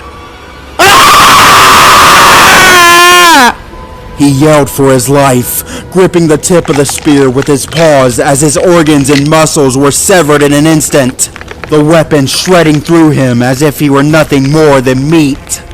The tail quivered for a second, a deep laughing filling the air. It pulled upward, lifting Dwayne's body off the ground with immeasurable strength. He was turned around in midair, rotating his vision to the ceiling. In his paralyzed state, he saw nothing but bloodied vision while he flailed in the air helplessly. The Mintyarga uncloaked before his very eyes, dropping its invisibility with a triumphant grin. It had been perched on the ceiling the whole time, watching the plan unfold below with curiosity. It had stayed still as concrete, hanging upside down like a bat as the doomed Dane worked underneath it. It put great care into showing its breathing, keeping its body calm to not make a sound, and the abundance of water in the area masked its smell almost perfectly. Pulling its speared prey close, Dwayne's eyes widened as he saw the full glory of the monster. "Gasket!" he squeaked, rearing in horror at the creature's form. The Mintyarga flashed him a crooked smile, peeling across its stolen face. Gasket, as Dwayne hopelessly realized, had been dead for a very long time, likely even one of the first. Her body was being worn, equipped like a sagging disguise for the creature puppeteering it. If its two spearing tails were tucked in somewhere, it would almost perfectly imitate the deceased biker with not a single eyebrow raised. The only staggering detail was that her limbs were forcefully stretched, her neck craning outward as the creature struggled to wear a victim smaller in size than it. "No!" Dwayne twitched in its lethal grasp, whimpering as he was pulled in, only mere inches between their faces. Gasket! The Mintyarga silenced him in an instant, shooting its second tail through his skull. It cleaved through his head with a delightfully sickening snap. What remained of the walls were splashed with a beautiful red, and it lowered its tail so Dwayne could slide off and hit the floor. Dropping off the ceiling, the Mintyarga flicked the blood off its tails and placed a paw on the victim's head, grabbing it and turning it around to admire its damage. Lovely. Leaning its head back, the creature roared into the air the loudest it ever had, victoriously standing above its prey while its call radiated around the lounge.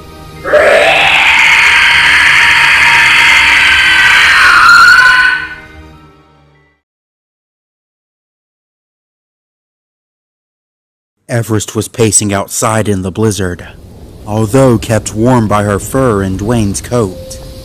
She had just finished excavating her blue kennel from the snow, digging with all her might until it was completely freed. Stepping back to look over it for damage, she found there was none, and smiled, thinking everything was going to plan. Looking back at the lounge a small distance away, all she needed now was the signal. Hearing the explosion would be a breeze. Dogs were perfectly capable of hearing long distance, and she sat patiently in the snow. Seconds turned to minutes. Snow caked around the dog as she waited, kneading her paws into the ground, Any minute now, she thought to herself. He's probably just taking it slow. He has to be. Her patience slipped ever so slightly, the husky frowning at the ski lounge with a concerned expression. Come on, Dwayne, she uttered to herself. I believe in you. Standing up, she paced in a few circles, looking back at the crumbling building every few seconds. Any minute now. Any minute now. Come on, she whined, looking at her dormant vehicle. Come on! The explosion never came, with only the eerie silence of the blizzard continuing on and on. Dwayne! Tension flared inside her, alarm pounding in her mind. Her fur flattened down with fear, a piece of her still holding on. Come on! She barked into the winter, tears welling in her eyes. Dwayne! Abandoning her position, the husky was clouded with fear as she sprinted back to the lounge, their devised plan now lost in the back of her mind as she charged back to the doors. Not like this, she pleaded. She couldn't lose someone else. Everything she ever had was either ripped to pieces or buried in ice. Why couldn't there be even one dog left to love? All rational thinking was flung away as she threw herself back into the Mintyarga's hunting grounds. Charging through the doors, Everest sprinted into the lobby, looking around fearfully. The first thing she saw was the east hallway, clogged with collapsed debris. Ignoring the damage, she turned to the opposite direction, running for the west passage. Emotion drove her on the brink of insanity, disregarding the danger with only Dwayne's loving face pasted in her mind.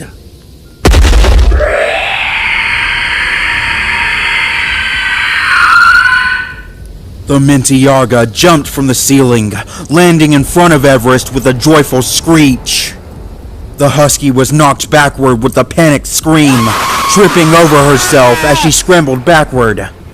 Laughing at her terror, the Mintyarga uncloaked itself again, revealing its macabre form to its final target.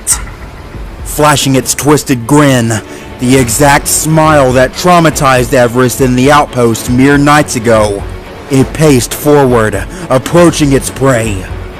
Everest gave in to her panic, screaming for her life as she was backed into a wall. She had no weapon, no way out, and no one left to help her. There was nothing to save her now. She watched helplessly as the Mintyarga stalked to her, almost strutting like it basked in its own victory. Brandishing its teeth, the Mintyarga flicked its claws and lunged for the husky. It staggered. Everest braced herself for a killing blow that never came. She flinched sharply, shutting her eyes expecting the worst. But nothing happened. Opening her eyes, she saw the Mintyarga before her. It was shaking. The creature was almost in pain, swaying on the floor with disoriented movements. It raised a claw to attack her, only for the arm to suddenly get yanked away as if some supernatural force pulled it backward. Everest was lost in her confusion, only trying to stay as far as possible as the Mintyarga fought itself. With every move the creature made forward, it would inexplicably get pulled backward, creating an awkward display that resembled forced hesitation. It shot its tails forward to spear its prey, only for them to suddenly veer off and hit the wall, its own limbs disobeying it. A distorted, gurgled voice emitted from its body, forming a single sound. Ev! The husky flattened herself against the wall, cowering for her life, although her ears piked at the sound. It was a voice, although filtered through a nightmarish maw, was all too familiar to her. Who? What's going on? She cried out.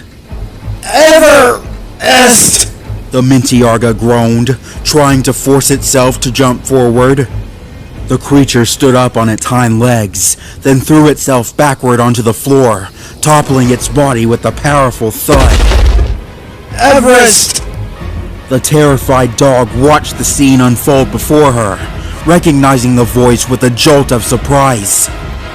Gasket! Is that you? Drunkenly trying to stand up, the Mintiarga attempted to shake the splintering headache it had come under. Baring its teeth with a snarl, it reached for Everest. The claw failed immediately, throwing itself in another direction and making the creature stumble. I've been trying to... Gasket's strained voice could be heard. I don't know how... The monster scrambled backward, writhing and pulling its claws to its face. I don't know how long I can control this thing! Embedding its claws into the floor, it lashed out with a furious scream. Go! Run! Gasket! Everest said, hyperventilating in place.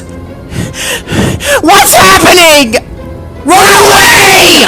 Gasket cried out from the creature's body, forcing all her willpower into staggering the shared shell. The two minds had engaged in a violent battle over control, fighting tooth and nail to dominate their form. I can't do this much longer! Just run! Everest jumped into action, fleeing for the doors, but calling over her shoulder. I'll get help! She yelled. I'll get someone! Anyone! I won't leave you here! She raced outside, entering the blizzard. I promise! Escaping just in time as the building's foundation began to fall, the creature spotted her and attempted to pursue her, only for its mind to violently jerk it back. Fractured wood and metal bits rained down into the lobby as the ski lounge began to crumble. The Mintiarga staggered in a circle, its body refusing to stand itself up. You killed my friends! Gasket barked within it. I won't let you take her too! Balconies snapped from above and smashed to the floor, exploding into splintered pieces. You! She ripped its legs out from under it, toppling the creature again. Depraved! She struck the nerves in its spine, making it launch itself into a solid wall. Psychopath! Taking a firm hold on the floor, the Mintiarga screeched with fury, mentally gripping Gasket's conscience and shoving her down into the darkest depths of its mind. The deceased husky tried to call out, but her control of the body was finally severed, silencing her for good. Powerful resolve surged through the monster, sparking an epigenetic inspiration with its body. Like leeching vine, its limbs stretched longer, along with its spine and neck pulling out at increasing length. Its smile pulled up its face, nearly tearing through Gasket's skin as the monster underneath mutated with hatred. Its chest tore open, flowering out 4 smaller arms, each tipped with clawed fingers. Icicle-like spines ripped out of its back, growing directly from its spine and jutting upward. Rising up with doubled height and furious malice, the evolved monster screeched loudly into the winter air, charging at the doors with such velocity it smashed through the wall itself. While the ski lounge collapsed behind it, it aggressively raced out into the blizzard. Everest was not escaping. Its eyes were centered directly on the final piece of prey as it sprinted at full speed.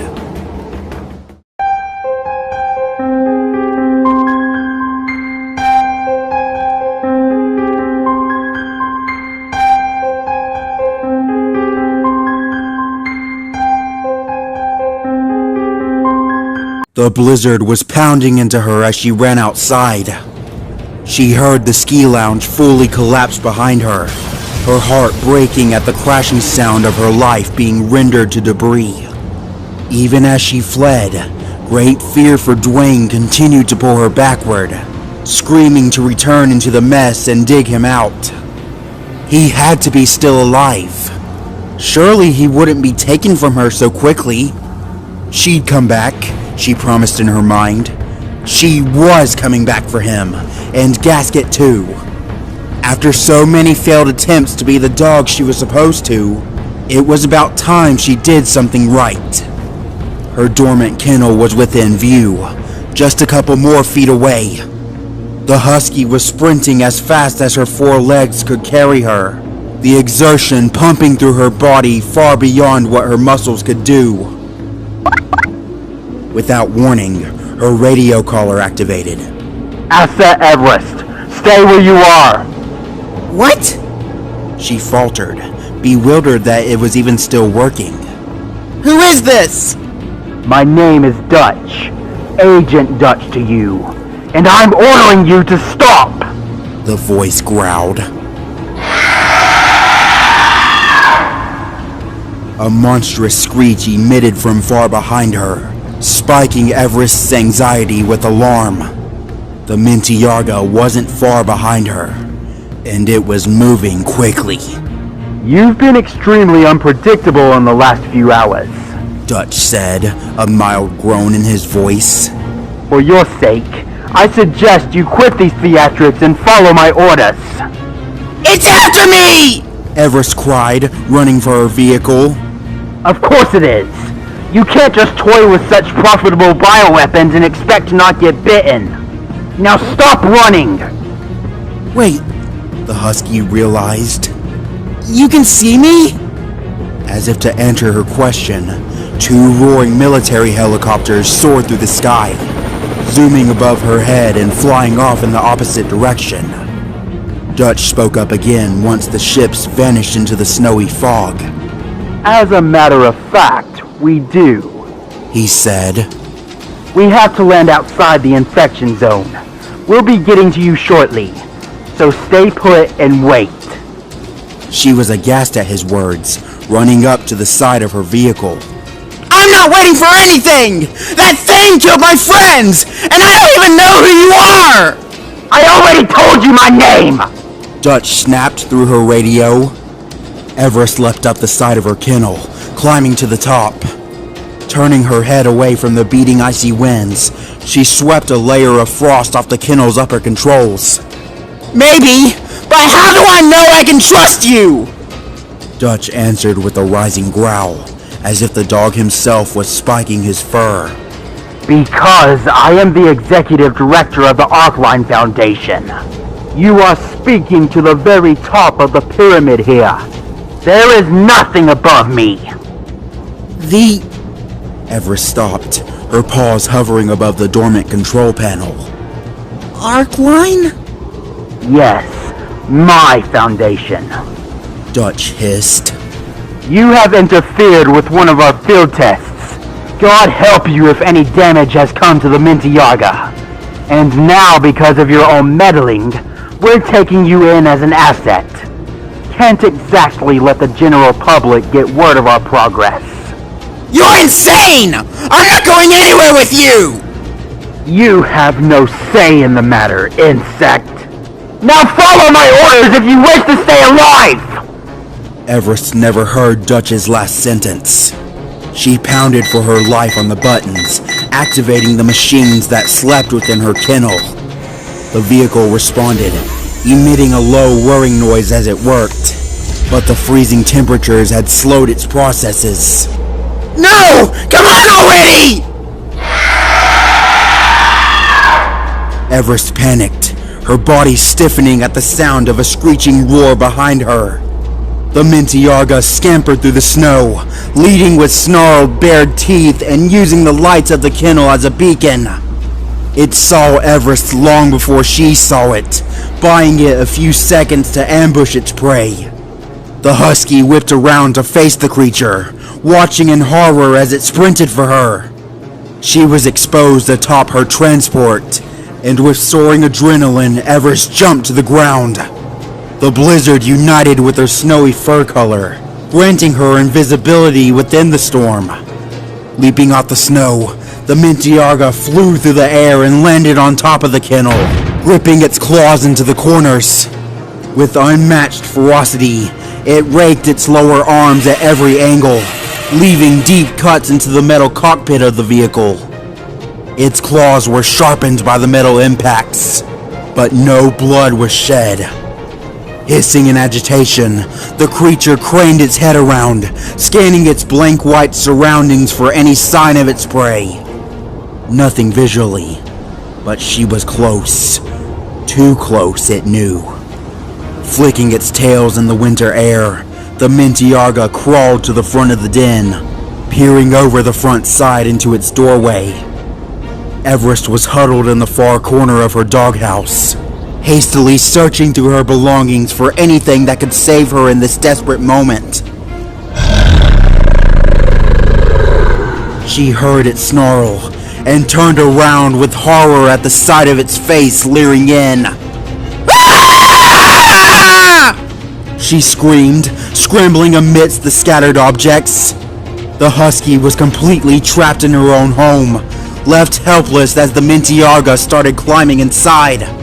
"No! Get away from me!" Everest cried with what little she had left. "Just get away!" The Mintiarga screeched at her misery, reaching its claw out to her. In an instant, a metal hatch slammed down the front entryway, crushing onto its tails.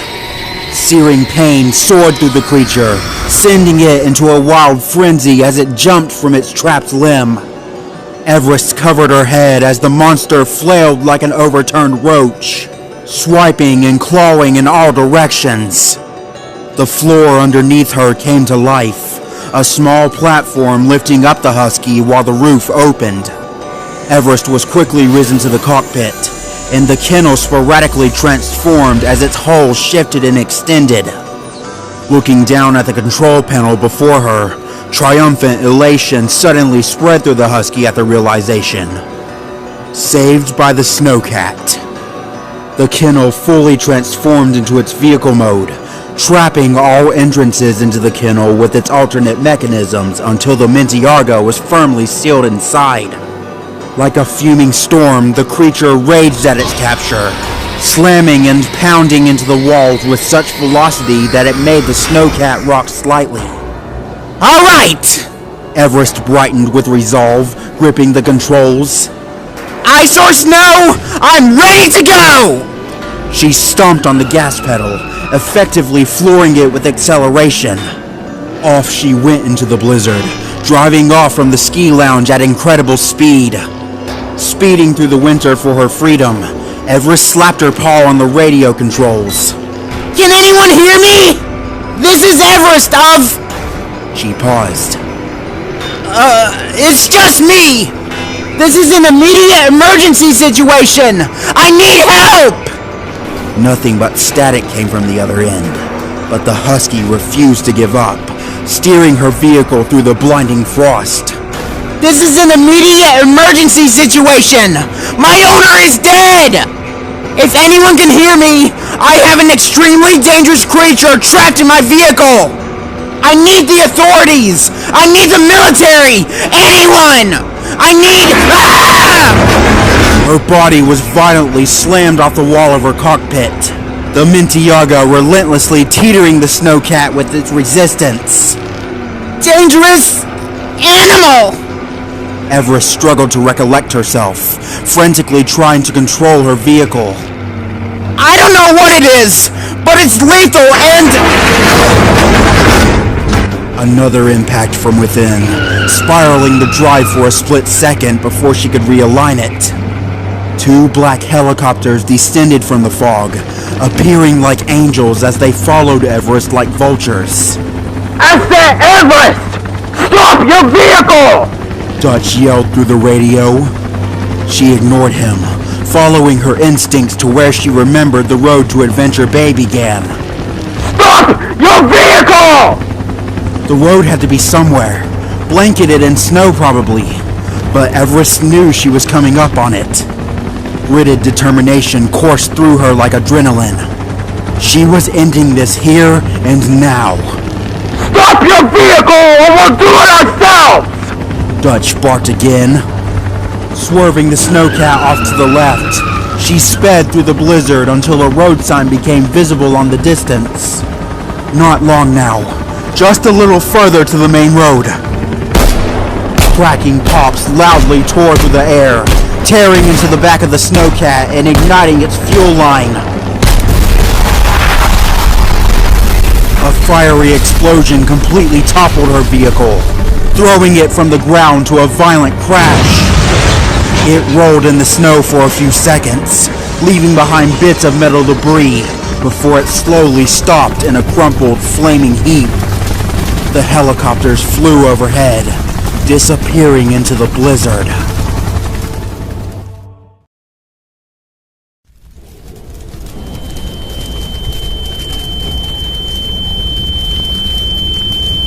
Everest awoke in the snow with blurred vision, an irritating ring stuck in her ears. She blinked her eyes to see her snowcat a couple feet away, smashed on its side and burning to blackened metal. Her body stung with impact, bruised over from where she had been thrown. She groaned, trying to push herself up. It took immeasurable effort to even stand, pushing through the agonized protests in her legs, and putting one paw in front of the other was an ordeal of its own.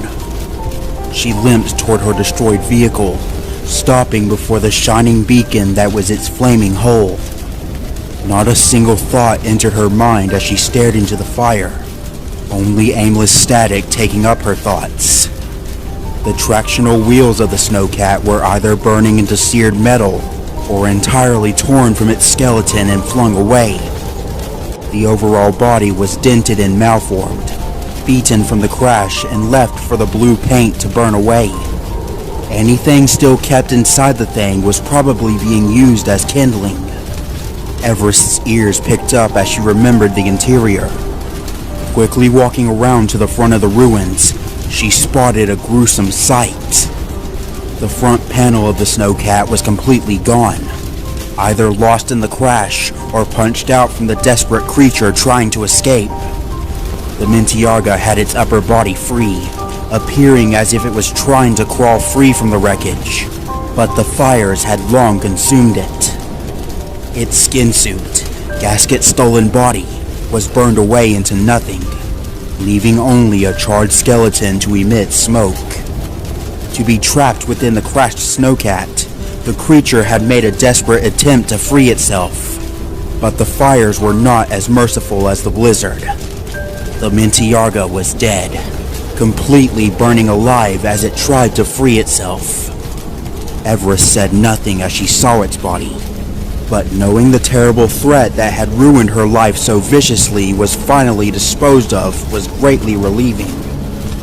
There was nothing left to do now. Sighing to herself, Everest aimlessly turned away and walked out into the roaring blizzard. The wind whipped at her fur, stinging her skin with icy needles as she moved. Her breath came out in ragged gasps, crystallizing in the frigid air before dissipating into nothingness. With each passing moment, Everest's movements grew slower and more labored, her limbs weighed down by the oppressive weight of exhaustion and cold. Every muscle screamed in protest, begging her to stop and seek shelter from the merciless storm. As the blizzard raged on, Everest's vision began to blur and fade, obscured by swirling clouds of snow and ice. She stumbled blindly through the whiteout, her senses overwhelmed by the deafening roar of the wind and the bone-chilling cold that seemed to seep into her very soul.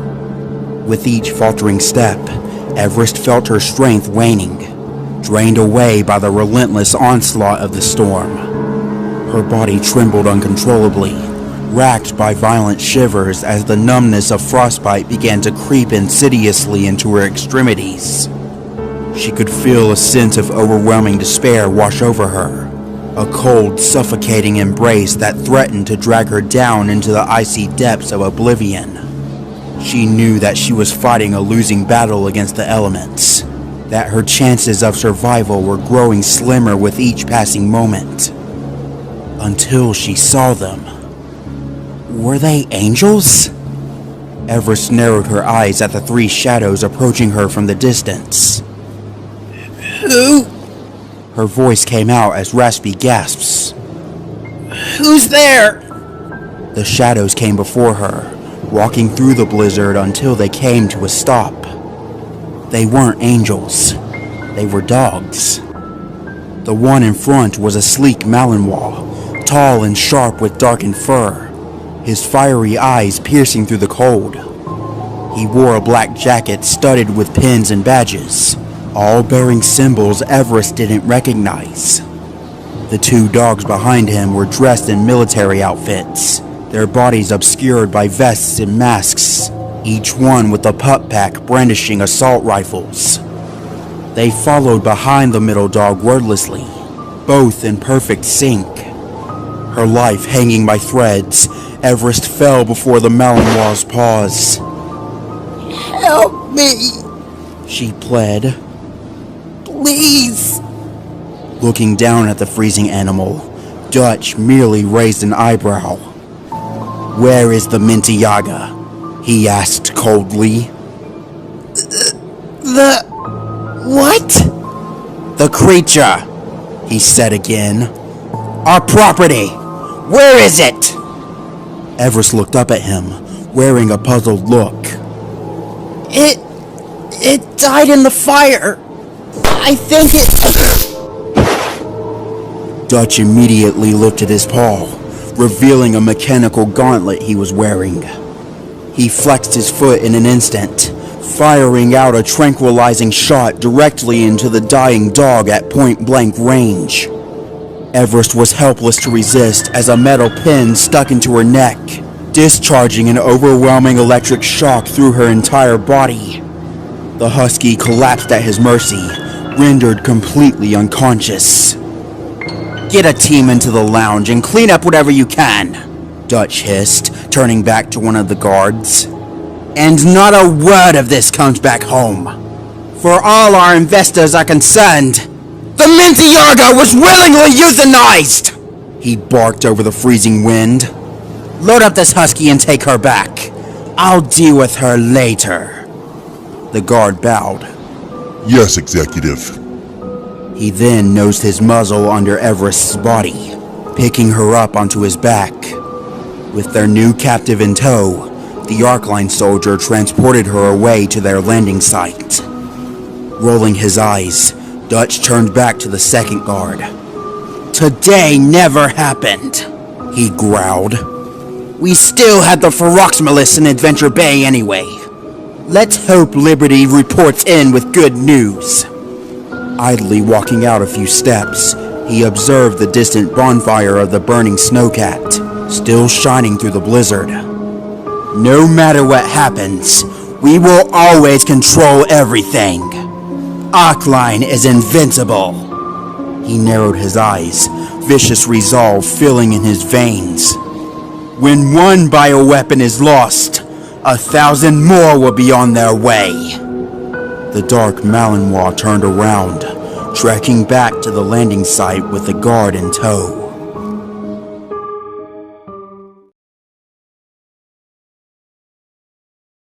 The Arcline helicopters left hours ago, but it wouldn't be the last visit the mountain would see.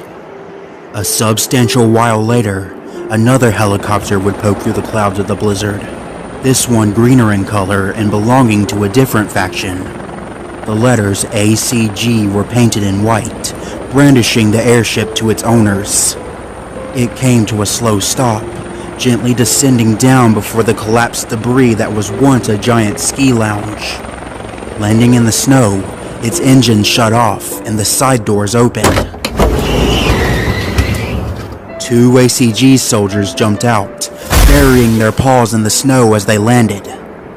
They were clad with military gear, kept warm by insulated coats worn over their armor. Their pup packs firmly attached to their backs had readied assault rifles, but the soldiers broke formation as they walked to the site. The ruin shocked both dogs with awe, leaving them standing in the wind as they took in the tragic sight. They looked around from their position, set up a few machines, and scanned the premises with small devices. Once they were satisfied there wasn't any direct threat, they nodded to one another and started digging into the rubble. They worked for hours, unearthing through the lobby and taking pictures of the ice-covered hallways. They documented the blood on the floor and sketched a map of the ceiling vents as they walked. The first one climbed down a set of stairs into a server room, all the machines frozen over beyond repair. He walked around the narrow passageways in curiosity, but soon left the scene. The second ACG soldier dug through the north hallway, made difficult as the ice was extremely defiant against his tools. He made a sudden discovery as the frozen wall broke away, making him fall forward into what appeared to be the hallway's end, although showing signs of excessive ice and water damage. Hey, Tesla! He spoke with heavy panting into his radio. I think I found something! He tilted his head at where a vending machine had been moved, exposing a hole in the far wall that led into a secret corridor.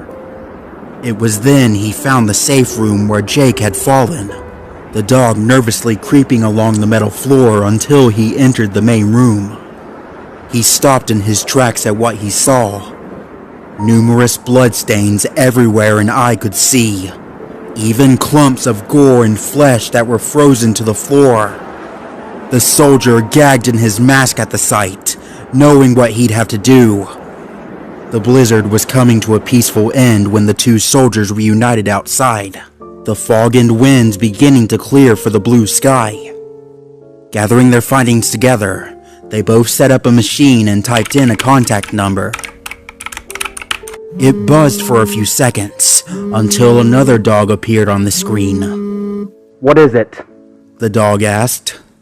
Captain Cyrus, sir, we've completed our investigation, said the first soldier. Unfortunately, whatever happened here, we were too late to stop it. We found human remains in the safe room, and blood belonging to both man and dog all over the place. Cyrus paused, thinking over the information. The only two who reportedly live there are a man named Jake and his dog Everest. Did you find any bodies? We found two, a Great Dane and a French Bulldog. Everything else was just gory clumps. Well, that doesn't match the two inhabitants. But if they're dead, and you found human remains, then it's safe to say everyone in that lounge is dead now, the captain said grimly. Any idea of what did this to them? That's what we were thinking. The soldier looked to his partner. The gruesome nature of the killings matches Feroxmelis. We think it's possible it might have attacked this mountain too. Wait, I don't understand. Cyrus furrowed, looking puzzled over the call. Feroxmelis is here, though, in Adventure Bay. When would it have been in the mountains? That doesn't make any sense. It's the only theory we have, sir. There's no evidence of any other creature being here. It's the only logical conclusion we can draw. Even though it places Feroxmelis in two places at once? That's physically impossible. Cyrus sighed, irritated at the inconsistent information. But that's all we have, isn't it? Alright then, just close this case for now. We need more help down here in Adventure Bay. This tropical storm's been hitting us, and we need as many soldiers as we can get. Yes, sir. We'll head there now. Tesla nodded, and the call ended. The two soldiers packed their things, wrote the final documents, and loaded it all into the helicopter. Taking to the sky like a soaring bird, the squad flew away from the mountain, abandoning the broken ski lounge to its secrets. Jake and Everest were written off as dead, along with the two bodies of Dwayne and Hubcap to be taken to the morgue. No record of anything or anyone else was ever found. The declaration of Everest's death was a shock to many when it hit the public news. Televisions and radios dramatically blaring about the quote-unquote mountain ruins that had appeared in the blizzard. Dogs in the extended Paw Patrol were distraught at the news, but some of them were skeptical at the information. They couldn't shake the lingering feeling that somewhere, out there, Everest was still alive, fiercely being withheld to protect the vile truth of what had occurred. With nothing left to go with, the dogs sighed and held on to their hope, believing that one day their questions would be answered. But for now, life was to continue on. Citizens would continue to get up in the morning, go to work, see their families. Children would still go to school and play. Dogs would still emerge outside and run along the fields. With heavy heart, their lives continued on, believing truly that Everest was still out there, battling to keep her light burning bright amidst the darkness. The end.